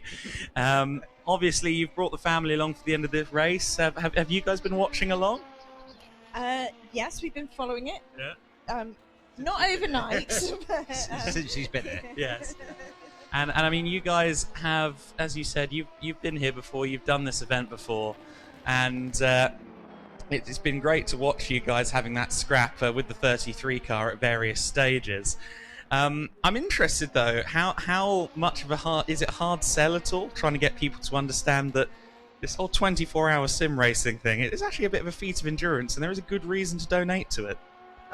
In a way, because I think people think you're just getting to sponsor, you know, a jolly, a jolly PlayStation game. But it's been quite tough, but good fun at the same time. But it's been tiring, definitely. I'm glad we prepared physically and mentally for it, so we know what to expect next time now. So. Every year.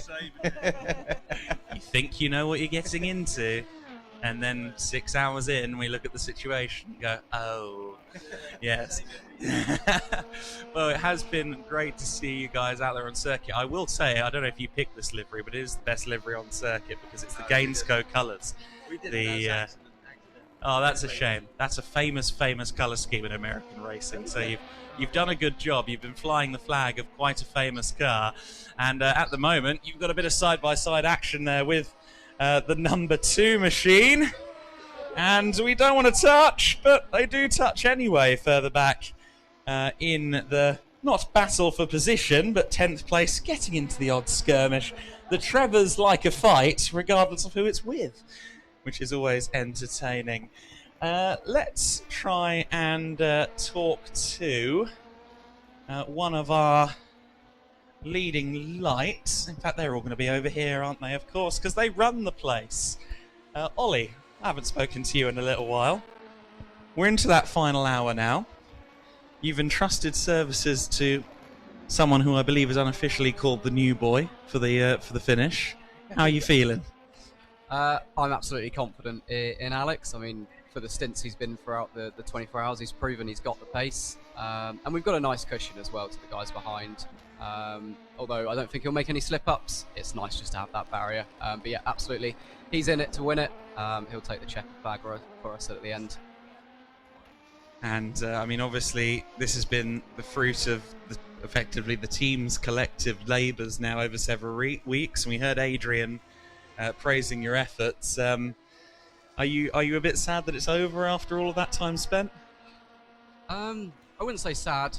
I think it's quite nice to come to a conclusion. It's quite nice, although we've had a few hiccups. All the preparation we put in has done itself. It's done itself well. It's proved itself. All the hard work we put in over the past couple of weeks, like you said. So yeah, no, I wouldn't say sad. It's nice that it's been such an enjoyable event for everyone.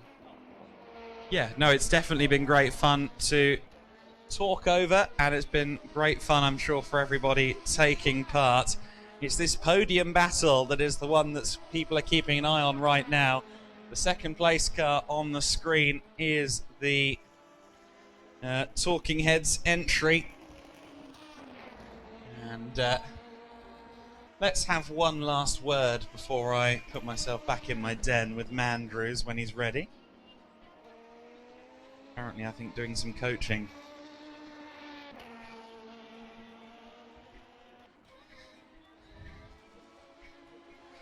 I'm not going to ask you for the content of that conversation because I'm sure it's in direct relation to other people in the room. But how are you feeling coming into this last hour? I'm sure you've had itchy feet to come and do one of these in the few years that it was away for various reasons, and you've been away for various reasons. You're challenging. Well, you've in theory probably got yourself a podium, but you're of course in this great fight for second place. Even though it's tense, are you enjoying it right now? Oh yeah, I mean that's the main thing we want to do, right? It's all about fun and for charity, but yeah, we want the second place. So it looks like we've probably got it under control. Just need to make sure that we don't need to do the next pit stop. So yeah, I think we'll be okay. There you go. Well, Michael, we're going to be watching with bated breath as neutral party is watching this battle for second place unfold. And we will see whether it's the Lemons or the Talking Heads on the second step of the podium come at the end of this race. We are into the final 45 minutes. We've got 45 minutes and 40 seconds left to go. I withdraw myself now once again to my commentary bunker.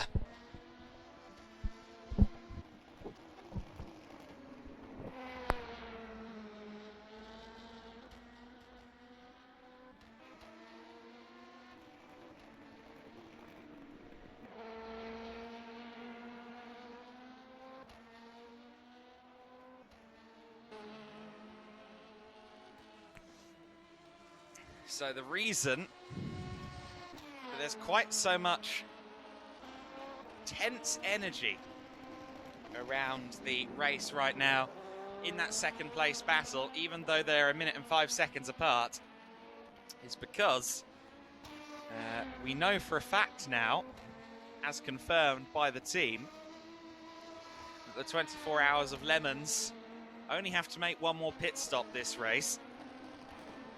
Meanwhile, there's question marks over whether this car needs to make one or two. The Talking Heads need really to make one more stop and one more stop only in order to try and get the win here today in this scrap for second. Of course, it's a battle for second place, but the Talking Heads could do it in one, but they might need 2 stops. It's touch and go at the moment. The Talking Heads have been out there on the circuit for 6 laps. They're going to be back in another 18, 17 minutes. I see what they mean. It is going to be a bit touch and go. I reckon it can be done in 1 stop. But I'm placing that on very little science. And I'm sure that every fuel-saving measure possible is being put into action right now by Charles Grout. Let's keep an eye on where he's shifting. I'm sure he is short shifting merrily away. Yes, he's leaving a good few hundred RPM spare as he goes up through the gears there, so he's clearly doing all he can to do this in 1 stop, and that's going to be critical in that battle for second place. There is our race leading car though. 2 laps clear of the Chandler's Ford Chargers. Chandler's Ford Chargers, sorry, 2 laps clear of this battle for second place at the moment. It's a cruise home at this point. But as we've said so many times, anything can and often does happen over the course of a 24-hour motor race, and I often find the last half hour are sometimes the most volatile waters of all.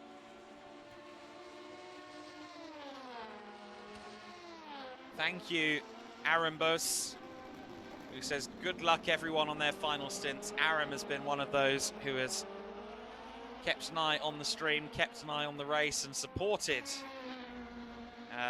his team of choosing all race long. And thank you so much for tuning in with us, Bose, and hopefully you have enjoyed the event to this point. I'm sure, given whom he is connected with, he'll be crossing his fingers for the Talking Heads right now. Charles Grout, otherwise known as Talaluta, pressing on there in second place for the time being.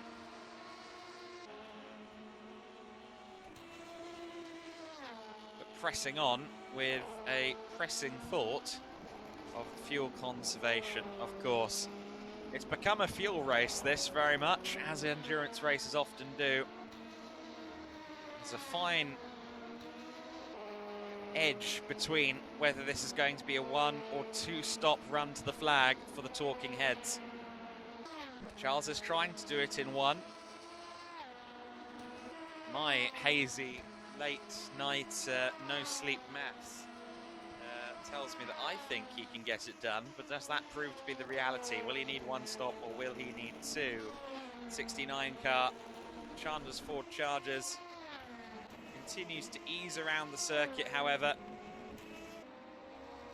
Steady as she goes, the order of the day at the moment for Alex Brine, who has taken the last stint here for the Chandler's Ford Chargers. The Talking Heads, number 9 car, running in second place. It's the car that we are going to be keeping a close eye on the fuel dial for. Just ahead of our leader at the moment is the Kinder in Need car.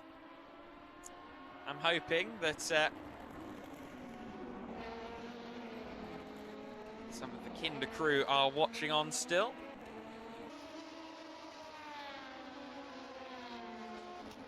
Of course,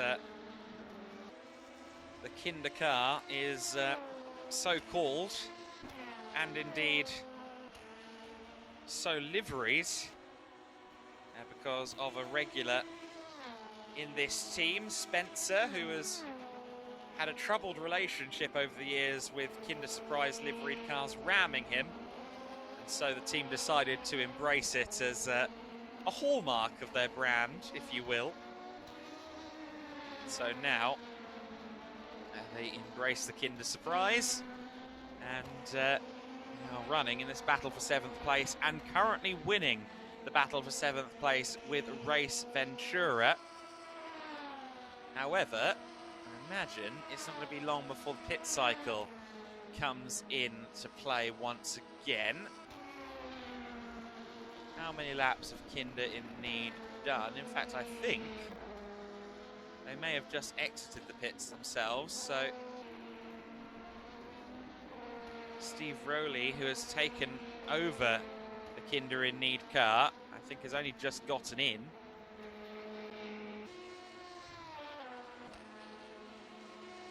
if that's the case, I think they might be in the pound seat in that battle for 7th place. Race Ventura and Kinder in Need have been at lock horns for at least 12 hours, I reckon a lot more, in that battle for 7th place. But I think Race Ventura right now, Nathan Handley at the wheel, are maybe just starting to lose their grasp on that position.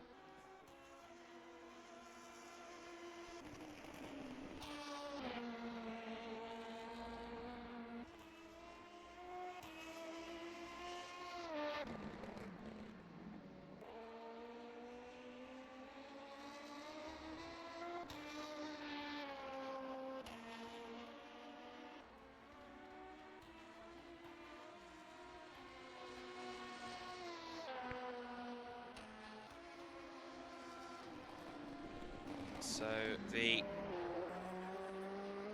number 2 car continues to press on. We keep an eye on Race Ventura in their Rebellion livery.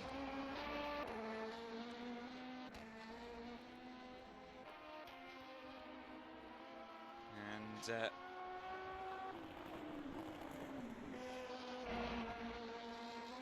course they are one of a few teams with 5 drivers in and around their rig. And you heard it earlier on, 3 to 5 drivers is apparently the typically recommended dose of manpower for the 24-hour race.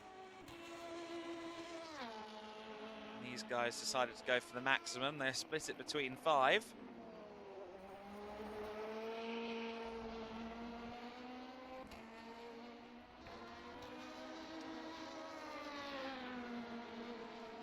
They have worked rather well together. Nathan Handley has been in the car a little bit lately, and I think he is going to take it all the way to the finish now. Thank you, Alice. It's been hard going at times for the full 24 hours, but as we're now into the final hour, we're all starting to feel a bit buoyant in the room, I think now. The race is no longer dragging. We're all just willing each other on till the finish. And I think an increasing crowd around pods 10 and 9 as that battle for second place continues to intensify.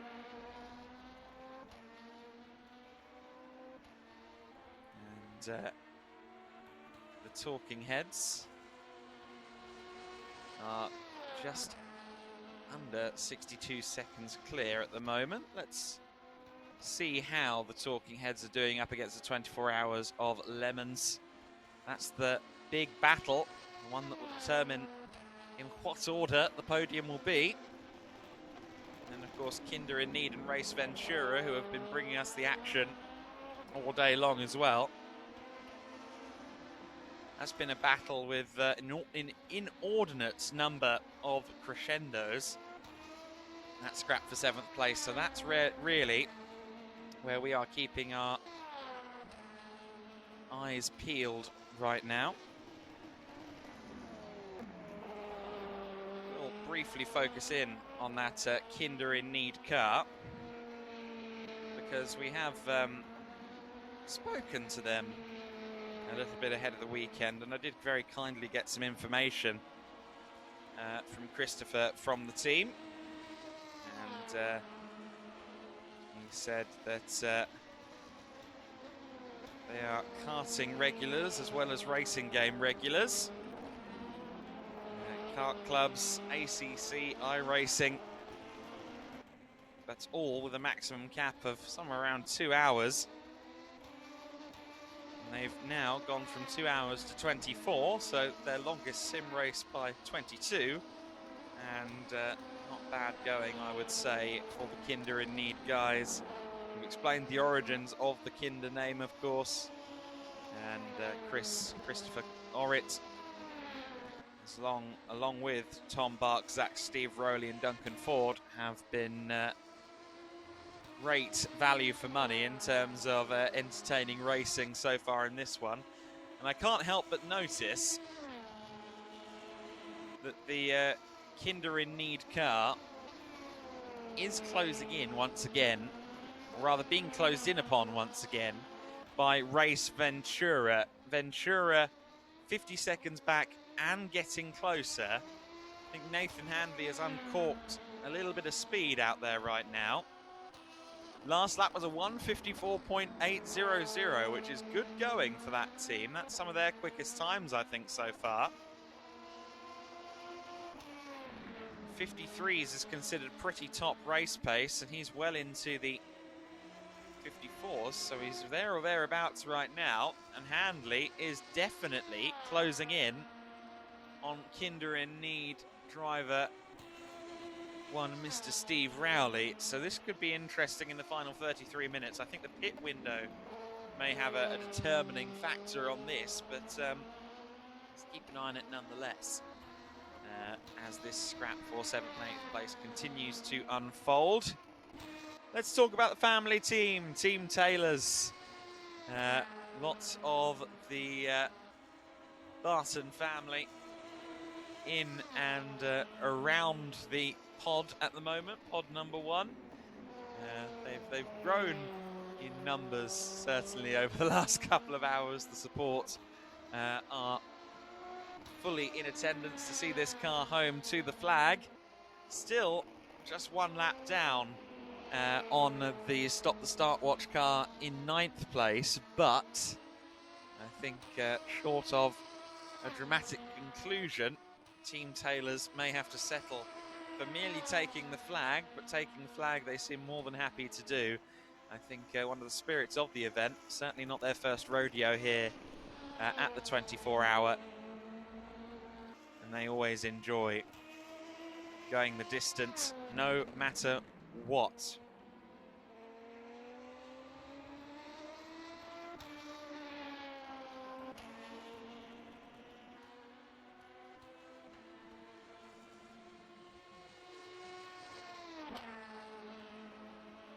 The Kinder in Need car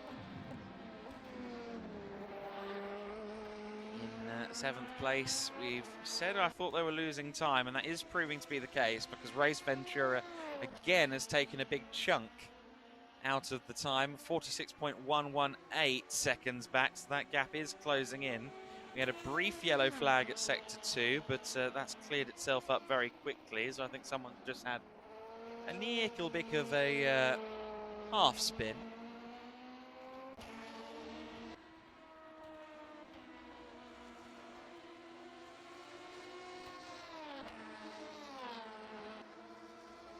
So the 24 hours of Lemons in third place. 24 hours of Lemons, 58.6 seconds back from Talking Heads right now. So that gap is continuing to fall in favour of the Lemons team. The last lap from the Talking Heads from Charles Grout was a 1:54.680, and I think that's very telling indeed that he's trying to save more than a dribble of fuel right now. Wanting to get that one stop in, just one stop before the end of the race, is the win or bin strategy for the Talking Heads. And again, I'm of the opinion the maths works in their favour, because we've just gone under the 30-minute to go marker. I believe he can do at least 2 more laps in this stint, and I mean, we saw them doing 26 minutes at the very sharp end of the race. So I think Charles Grout need not worry. I think he's going to get there. But we'll have to wait and see. I don't trust my own maths usually for a jolly good reason. An assortment of jolly good reasons. The 24 hours of Lemons car, though, in third place, of course, for the closing salvo of the race. They've inevitably put Josh Malin back at the wheel of the car. The Porsche Carrera Cup driver has adapted to the virtual Orica very nicely. And JDC 99 car in a little bit of a spin. Oh, maybe avoid the barriers on your way out, lads. But continues on relatively unscathed in the hands of Richard Barton Not. So Richard taking the car at the very last hurdle. I've just realised that I don't have that information on my sheet, so I'd better rectify that.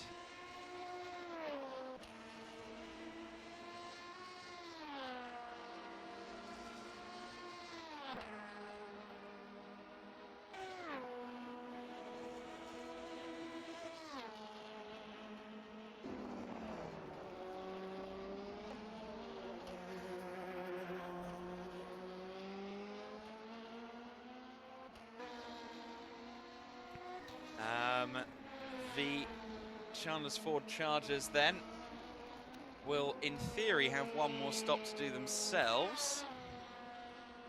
They're 6-7 laps away from another stop, and that will definitely be their last stop. Talking Heads just out of turn 5 there. Let's see if a stop is made this time by from Talking Heads. If the stop does happen on this lap, it could be more than a little bit interesting between them. Bit of a lock-up there from Charles Grout. If Charles does need to pit this time by, I'm not sure about whether he can do it. 6.7 litres of fuel, so I think he can do one more lap. Keeping an eye on Charles Grout, but I think he's got one more lap in the tank. Let's wait and see if that proves to be the case. Is Charles Grout going to roll the dice? Out of the final corner comes Charles Grout. Is there one more lap in the car?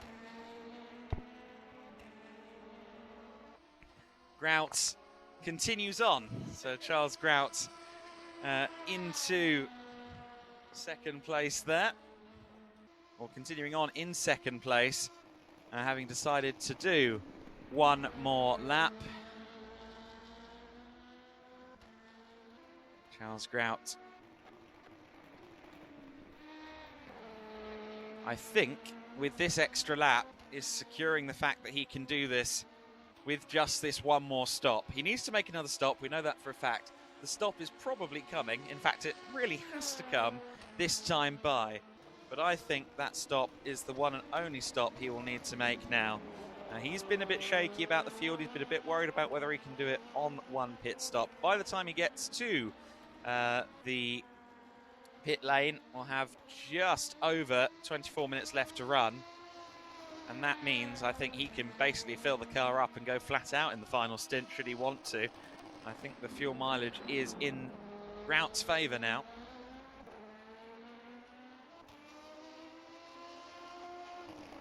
The third place car is closing in though with the fuel preservation game ongoing.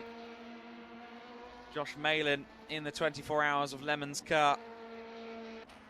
54 seconds back. He has been closing in. We know this car needs to make another pit stop. They're 14 laps into their stint, so I'd give it 2 more laps, maybe 3, before this car heads into pit lane. And so in theory and practice often don't perfectly align, but in theory, these cars should still come out about 50 seconds apart after their respective pit stops, but it's no surprise that the feather-footed Charles Grout, who has really been stretching the fuel, gets his car into the pit lane this time by. That was an inevitability with 6 litres of fuel in the car a few moments ago. Into the pits goes the Talking Heads machine for what should be Charles Grout's final pit stop. And if it is, in fact, his final stop, that could be the stint, the fuel-saving stint, that defines his second place run, should there be no mistakes or further dramas. Here comes the 24 Hours of Lemons car in third place. Just running up the hill and past the start-finish gantry, the iconic start-finish gantry here at Road America. And we'll briefly move into second place. Let's ride on board for a little bit then with Josh Malin. That's not him. That is, though. Out of turn 1 under the Briggs and Stratton Bridge. That little kink is officially turn 2. I vehemently disagree. But that is turn 3 that we've just gone through. Key to get good power down out of 3 for the long run under the bridge for turns 4 and then 5. Turn 5, another deep braking zone. So easy to overdo it, but Josh Malin has got that perfectly right and smooth. Power application nice as well as he heads up the hill under the Corvette bridge and into 6. Turn 7 is next. This is the hurry down section of the circuit, which he's just about taking flat, albeit with the assistance of a little bit of grass on the outside of the curbs. Turn 8, pretty standard 90-degree bend, but can present a challenge, particularly on power application, or if you over-rotate the car. Here's the never-ending carousel. Interesting to see that Malin's line is now entirely more tight than it used to be. Josh Malin had formerly been running quite a wide line at times through the carousel, and now he's changed his philosophies somewhat. Team Taylor's up ahead then, and he's going to pray to not get involved. Contact between the two of them!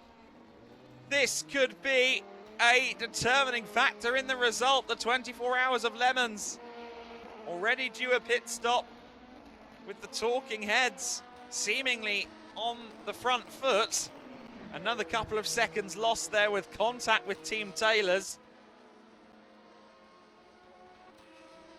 Has just swung the balance a little more in favour of the number 9 team. Talking Heads have already passed through in P2. So the car that now is in second place, some 3 laps down.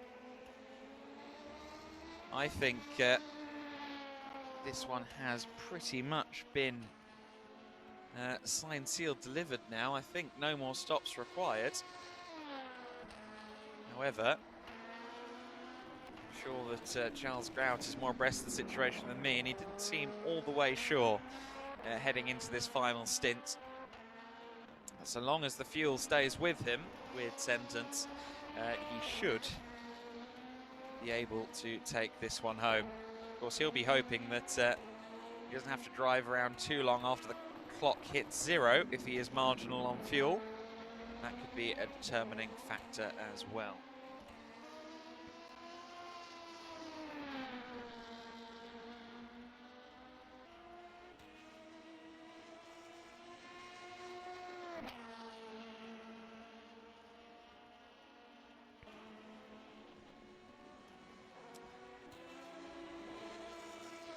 Gap is out to 56 seconds between the Talking Heads and the Lemons now. The 8th place car has had an off up ahead of Charles Grout. Thankfully, he navigates that without any particular issue. To elude, Race Ventura getting through there without any particular dramas.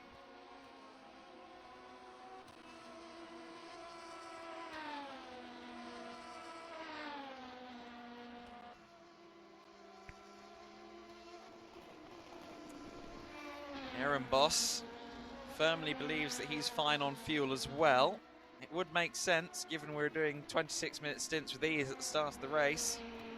I certainly think that car is fine to make it to the end now. Keep an eye on his lap times. I'm sure that will tell the story as to whether he agrees. Just looking at the times at the moment. Talking Heads last lap, a 1:53.6. That's a decent race pace from Charles Grout. I think he knows that he's got enough in the tank, quite literally, to make it now on just one more pit stop. Or no more pit stops, I should say. My apologies.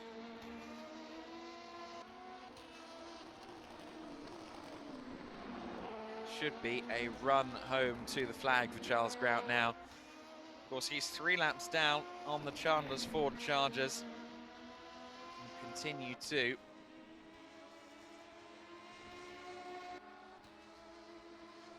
put a real exclamation mark on what has already been a dominant performance.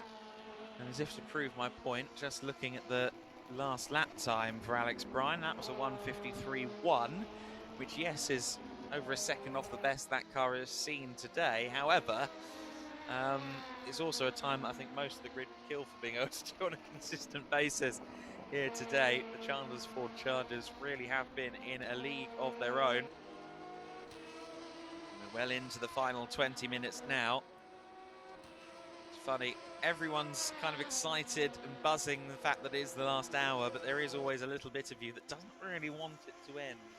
I hear that a lot from drivers in 24-hour races. Events like, say, the Citroen C1 24-hour, they're like, we sure we can't do 48? Anyone able to talk to the track about this? And I think a few drivers would be keen to keep going. However, we are coming to a close. 17:30, 17 minutes and 30 seconds left to go.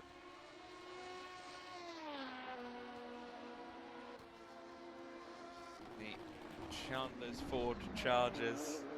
The Chandler's Ford Chargers. We haven't got them on screen at the moment. Let's have a look at them. 3 laps to the good at the sharp end.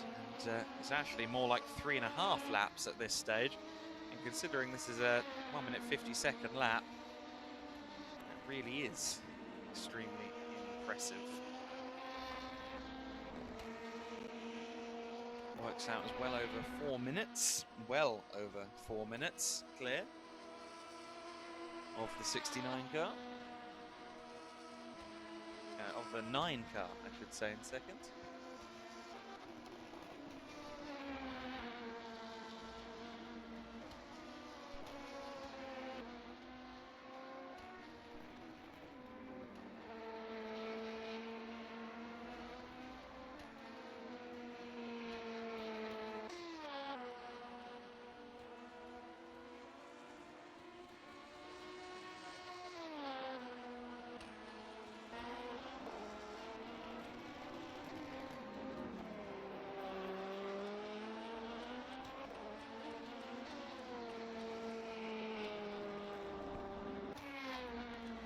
So,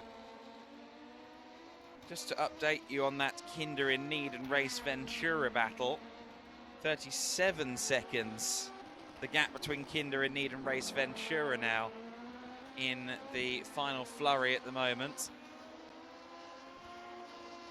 So Race Ventura are closing up. And Kinder in Need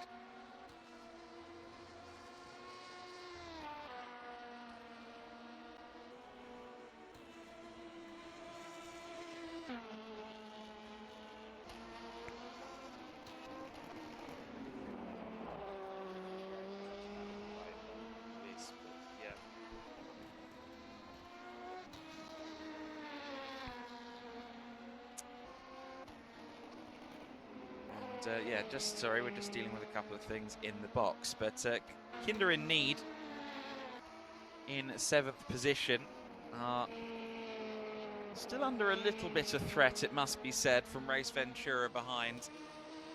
And it is Steve Rowley at the wheel for the closing stint. The Chandler's Ford Chargers are in for their final stop, so the race leaders are into the pits on their very last stop.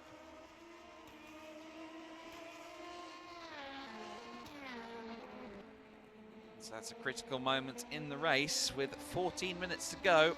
The race leader is about to put a little bit more fuel in the car and possibly a fresh set of Michelin rubber as well, just to get to the end all in one piece. The Chandler's Ford Chargers have been putting in an absolute masterclass to this point. But the question still looms ever so slightly over that battle for second place. We are pretty much certain that the Talking Heads car can make it to the end without another stop. It seems as though with 24 minutes to go at the time of exiting the pits, that's a-okay. However, I have more questions about the Kinder in Need car and Race Ventura, because the gap's gone down by 3 seconds in the lap or so that we've been watching.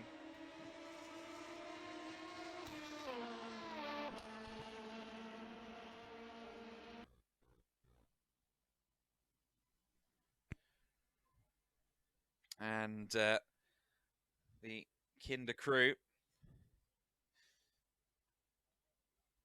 would be so keen on getting that 7th place. I know that for a fact. They've been willing themselves on for it. However, will they get to the end without another stop? Yeah, I think they will, because they're on the 9th lap of their stint, I believe, and we've got 12 minutes and 45 seconds to go. I think they can get there without another stop. So Kinder in Need should be able to hold off Race Ventura, at least in regard to the pit stops. So let's see if the driver, Steve Rowley, can hold on to this advantage. Of course, he does have to be a little bit worried of Nathan Hardley behind, because Nathan's been pretty quick at various points. In fact, what kind of pace is he setting right now in 8th place? It is a 1:55.297 last time by, so he's still in a competitive range, and moreover, he's 4 seconds a lap quicker right now than our car ahead. So 4 seconds a lap of catch is not insignificant. So that could be a bit of a grandstand finish in the battle for 6th. For 7th and 8th. So 11.5 minutes left to go. I know we had some momentary issues on the stream, but I believe those have all been fixed now. Of course, one last technical gremlin had to leap out in the last hour or so just to keep Ethan's heart rate pumping away. There are no cars harassing the rear bumper of the Chargers, so we've got to keep him busy one way or another. The Talking Heads, 54 seconds clear right now, and actually setting some very quick sector times as well. I get the feeling caution has been thrown to the wind there. The Scrappy Racers are rally crossing away. Once again, they've got a lap over Raw Motorsports, and apparently they've got a vendetta against Chevrolets as well, taking out some of the sponsorship. And of course that makes sense, because this is a Nissan V8, not a Chevy V8, so probably trying to earn favour with the higher ups. In fact, no, it's a Gibson. My apologies. I'm getting my prototypes mixed up. But a Gibson V8 engine in these cars. The LMP2s, 2017 spec. Dallara, Oreca 07. Has absolutely swept the marketplace in LMP2 competition in the real world. And Spencer with a bit of a callback, Madman6745 with a bit of a callback to earlier in the race, after we had to reboot the race, as it were. It's that Z06 they want. Yes, of course, the safety car when it went rogue and did a few laps at the start of the race, or the second element of the race. That was very entertaining indeed.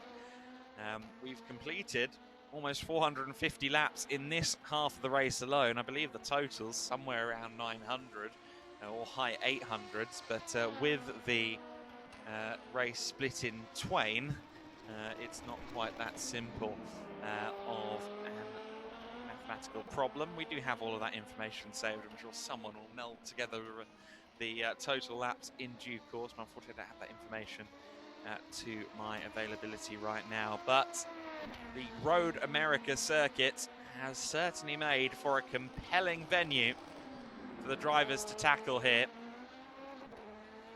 in the 13th edition of the Race Centre's BBC Children in Need 24-hour.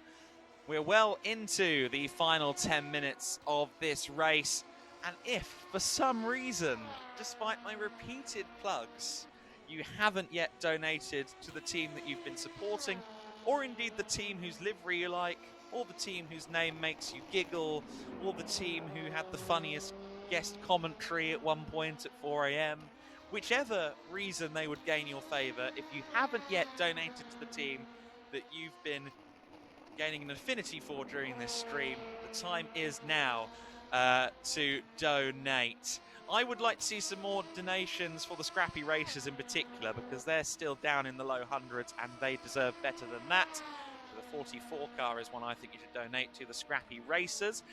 You can find all of the donation information at theracecentre.co.uk, and the relevant details are on the banner on the homepage at the very top of your screen. Just one click, nice and easy. If you want to go directly to the page regarding this event, it's theracecentre.co.uk/BBC-CIN-2022.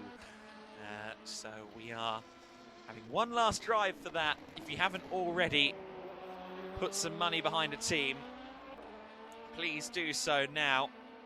I'm not sure if we've quite crested that £6,000 wave yet, but we are close in terms of totals. And we have 7 minutes left on the clock. I'm not sure I'm quite going to have time to try and do that maths without failing spectacularly, but you know what, I'm going to try it anyway, because it's been fun and loose all day long, and there's nothing funnier than a commentator getting stuck with numbers, I've been told on the internet occasionally. So we will run through this now.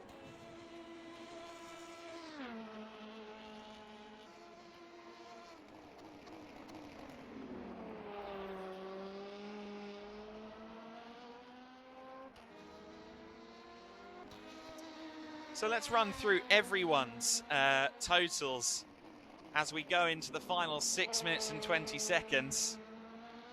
This is the last opportunity, I remind you, well, not the last opportunity within the race to donate. The pages will be up long afterwards, but it would be good if you could get it in before the end. Team Taylors have raised £325 so far. Congratulations to them. a good haul so far. £510 so far for James Smith and company. Of course, that is the number 2 car, the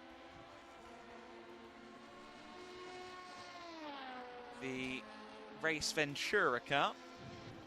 Lost track of my team names for just a moment there. £620 for the Happy Accidents. So they've moved up well over their £500 target. £720 for Nathan Handley and co. In fact, sorry, that is the Ventura team, Handley and co. So Ventura in 8th position at the moment, and £720 in the kitty. £530 for the Chandler's Ford Chargers. So they've moved up a bit. £530 now for them. £400 for Duncan Ford and co. That's the Kinder crew, £400. £1,945. Let's see if Matt Bell and friends can break 2K in the next 4 minutes and 40 seconds. £1,945 for Matt Bell as of now, and the Raw Motorsports team.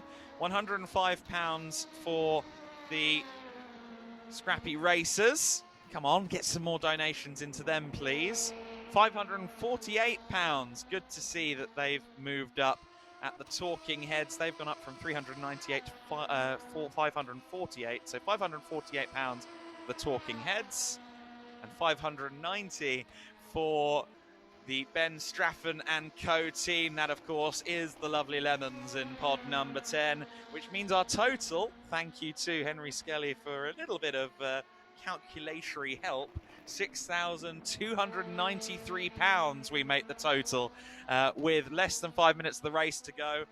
Please do get your donations in now, or if you're watching this later on, the lines, as it were, the Just Giving pages will still be open for a long time to come at the racecentre.co.uk website. So whether you're watching this live or a little bit in the future, you can still donate and contribute to an event that has been so much fun, and the fact that we've raised over £6,500, well, hopefully keeping you guys entertained and also having a fabulous motor race is a huge plus.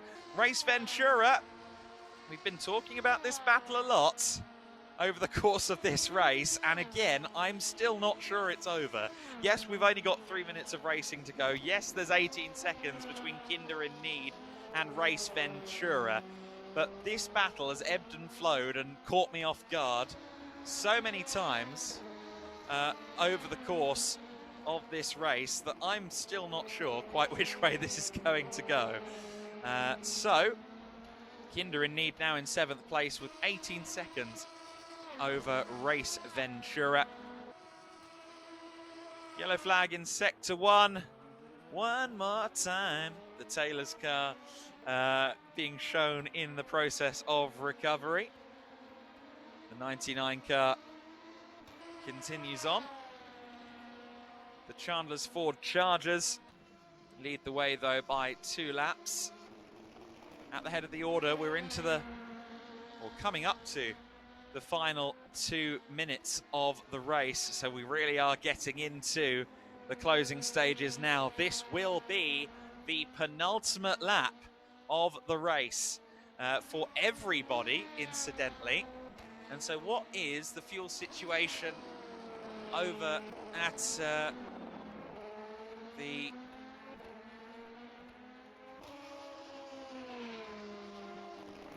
Grout pit? I think the Grout car should be okay. I believe he's got enough. Oh, there you go. So just got confirmation that both cars have fuel well into the double digits in the battle for 2nd and 3rd. So the fuel dramas that a few were anticipating, I think, have ultimately not materialised. I think that's largely thanks to feather feet, as I called them earlier on. Drivers being very careful to not burn through their petroleum at an excess rate. The Kinder in Need car has been setting consistent laps here, and Steve Rowley is really maintaining the gap nicely over Race Ventura. It's gone up and down a little bit over the last few hours, but I think just cruising it home now. Of course, you don't want to be too careful because you need a little bit of speed around the corners to make sure the aero is, contributing in any significant way. So he's going to have to at least keep pushing on, but hopefully relaxed at the wheel in that scrap for 7th place. And the same applies to the cars with a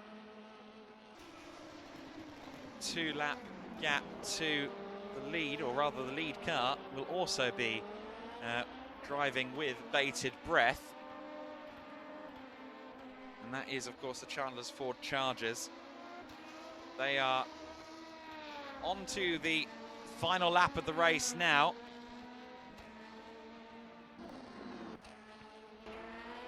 And this is the lead car, the Chandler's Ford Chargers machine. Around turn 5.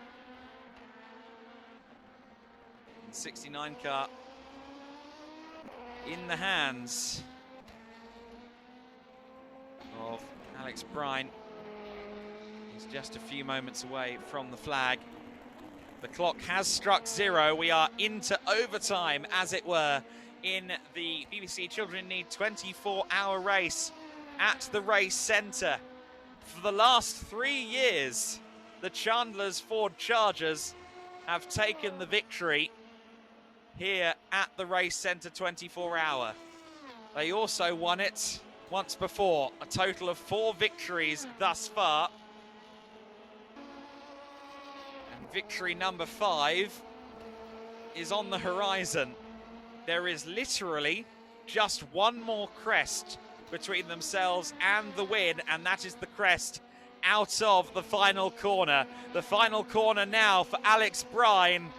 Power on, up the hill, light up the afterburners one more time. Alex Brine and the Chandler's Ford Chargers cross the line in the 69 to take the win at the race centre 24 hours. We've raised over £6,000 for BBC Children in Need, so it's safe to say we've all been winners here, but it is the Chandler's Ford Chargers that have done it. There are still cars, though, coming across the line. 5th place for the Scrappy Racers in 5th place. Oh, the Happy Accidents with an accident as they cross the line in 4th place. Scrappy Racers crossing the line just ahead of them for 5th place. In P6 with a spin, I think, at potentially the very last corner, Matt Bell. Coming across the line now to take 6th place, and just ahead of them taking 3rd. The 82 car, which has somehow become a target for Demolition Derby. In 10th place, the Taylor's car. Team Taylors will cross the line in P10. Great to see them taking the flag. They stayed just a lap behind, stopped the start watch, but they couldn't quite get back onto the lead lap, or the same lap as them. So we didn't eventually see a battle there. Yes, the Talking Heads across the line in 2nd place. So good result for Charles Grout. And Michael as the 10-pin bowling continues. Kinder in Need crossed the line for a hard-fought 7th place. Race Ventura were closing. The gap was down to under 10 seconds at the end, but Kinder in Need have taken P7. Race Ventura taking P8. The only car left across the line is Stop the Start Watch, who add to the tradition of crashing at the line. When there's no damage, there's no harm, am I right? The Stop the Start Watch car in 9th position. And where on earth is the number 4 Happy Accident? Oh dear, let's take a look at what's going on down at turn 1, because I get the feeling, yeah, okay.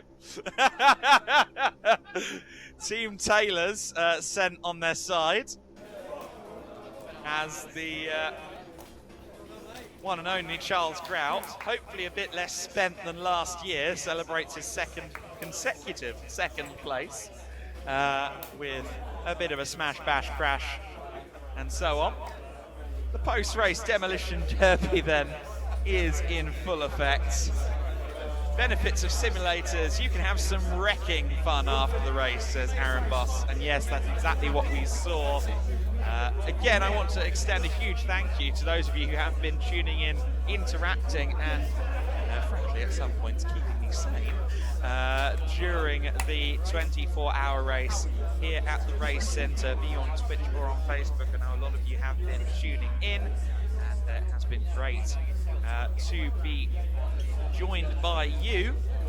Of course, we're still going to have the podium ceremony, so we've got a little way to go before the end of this broadcast, but I will just quickly take the opportunity as well to say thank you to our guests for the stream. Of course, we had Joel Sturm, Tom Brooks, Jules Gounon, Ollie Goethe and Stuart Hall, Christian Mansell, Freddie Lubin, and Franco Colapinto as well.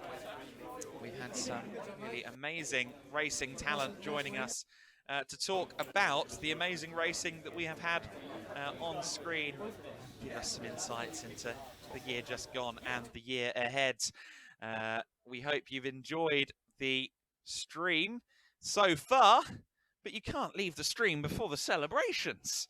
The podiums are upcoming in just a few minutes.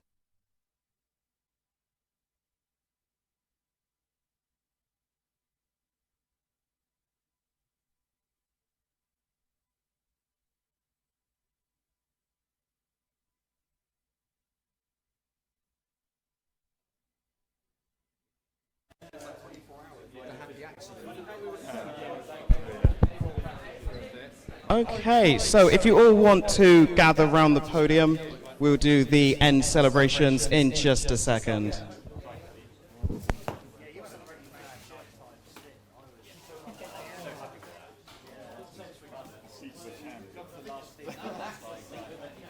And the fastest lap of all goes to...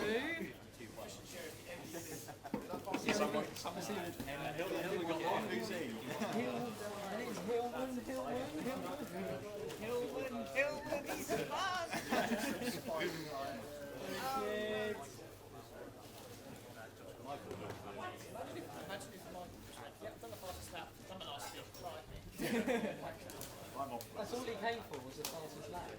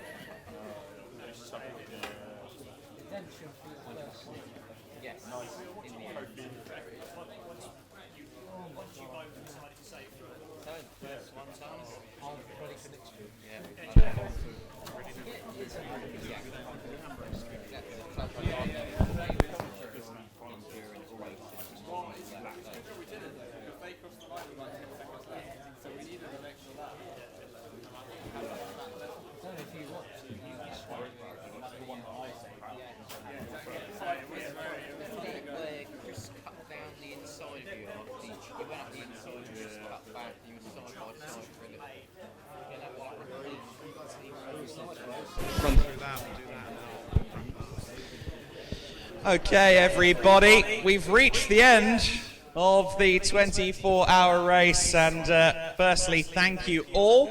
It is time, though, to run through the results and indeed hand out some wonderful trophies. So if you aren't already gathered around the podium, please come along and celebrate.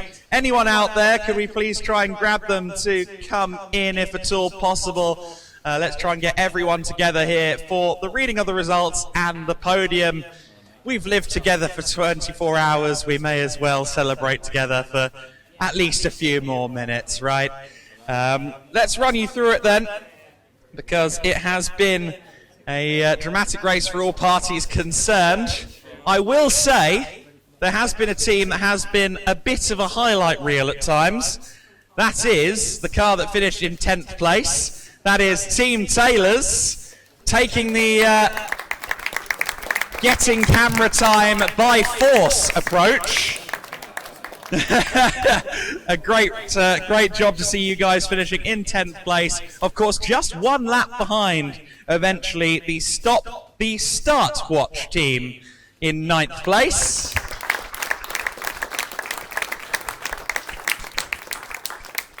Position number 8, not quite getting that 7th at the end, Race Ventura.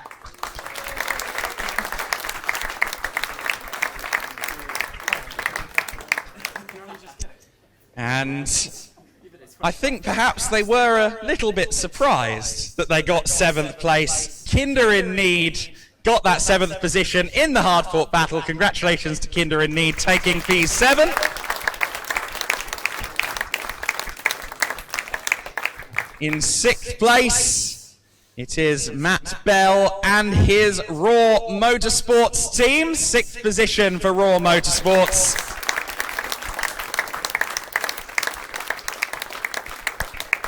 In 5th place, we do have to acknowledge the duos for the effort they put in. That is, of course, the Scrappy Racers taking 5th place. Not our only gruesome twosome, mind you. In 4th position, not quite getting the podium, but getting official approval for a Golf livery during the broadcast, the Happy Accidents taking 4th position. And that brings us to the silverware. And a logistical issue, perhaps, getting everyone onto the steps in some cases. This is going to be entertaining. Let's start with 3rd place. The 24 Hours of Lemons. Please do come up, guys, all of you.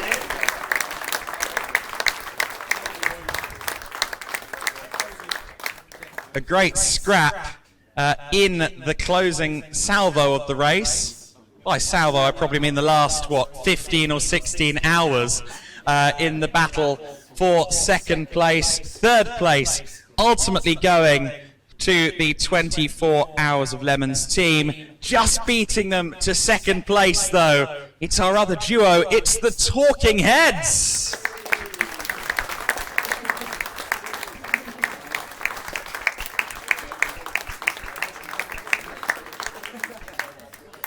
Quote a particularly sassy Charles Grout earlier on. Some of us are thinking about the end of the race. And look at that, you got 2nd place as a result of that.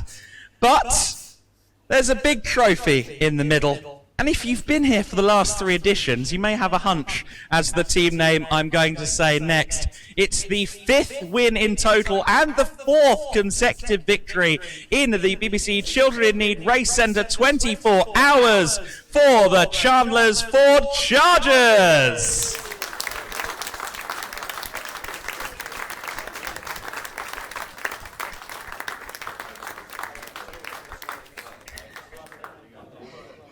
It's not often we see a team go from first to last in the first 3 corners and still lap the field 3 times.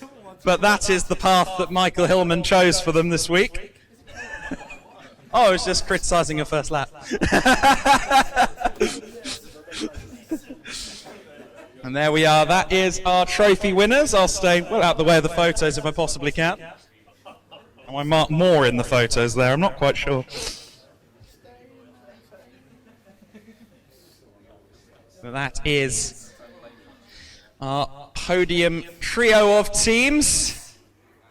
And let's give them all another big round of applause.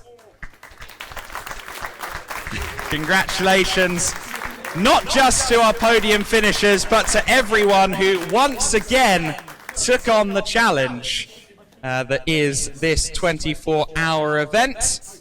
However, I'm not going to sign off on this one. I know that it's Ethan's job to do the signing off, and hopefully he can make his way through the crowd. The man who has been responsible for so much of this, up to and including a majority of the very pretty cars, gets to sign off this broadcast. Right, you can all jump down if you want. I'm not going to make you stand there for this. All right.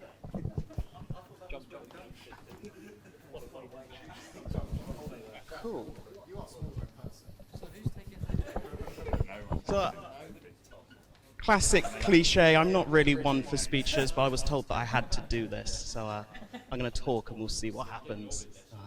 I listen when I need to, when it's the guy paying me. Right. So, yes, we had 10 teams signed up before we even told you what the car and track was this year, which I really can't express how much that does mean to us. Ollie and I really do love what we do, so as the regulars will know, when we put forward a car and track, it's because we really do believe it is the best possible experience we can put forward. So the fact that we had people signed up before we even told you what it was, and then the fact that no one asked for a refund after you did know what it was, like I say, I really can't express how much that does mean to us. Yeah, I do hope that you have all enjoyed yourselves. Those that have been before, I hope that the event has lived up to previous ones. Those of you that have done it the first time, I hope we see you again. I do hope you've all enjoyed yourselves. I hope no one has anything that they didn't leave on the track. I am shaking a little bit. I don't like standing in front of people. You may notice that I'm nervous. But yeah, like I said, really great stuff, guys. I do hope we see you all again, and safe journeys home. Thank you.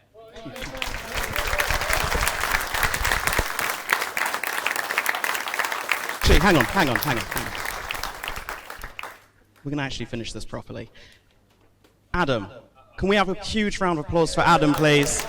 He's absolutely killed it right from the off. He's gone for 24 hours non-stop. Right. And the other person I'd like a huge round of applause for is a guy who really does not get enough credit for what he does. Hugely underappreciated. And the only reason I can do what I do is because he does what he does. Please give it up for Ollie Swift.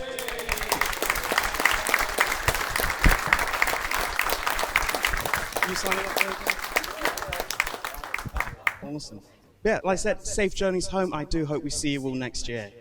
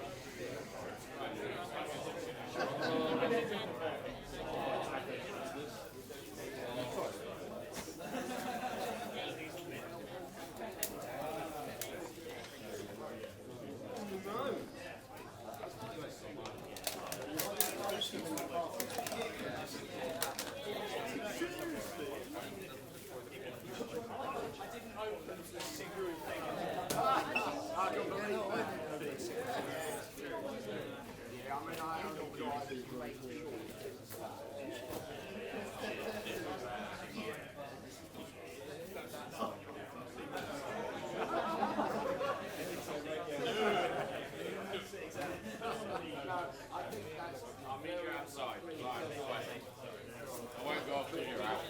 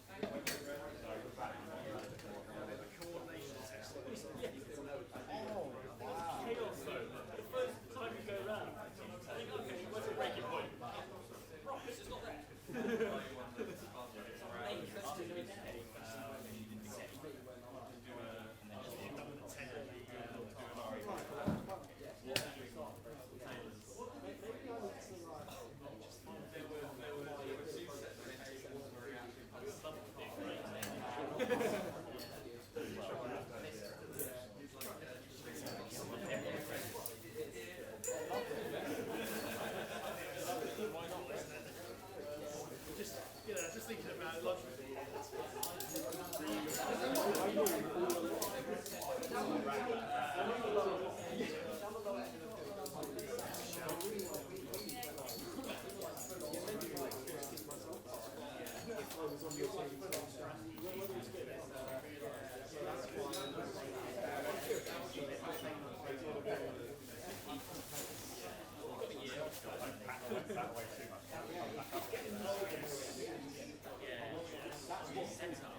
my wife's on shift tonight, but you know, when she gets back,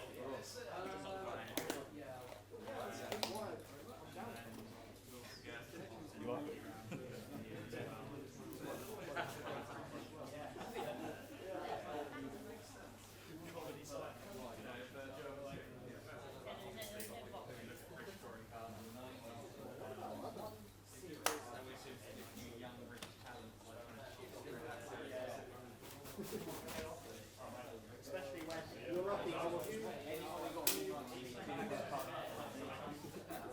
that's why I wasn't on the team. Right, okay, so we got that.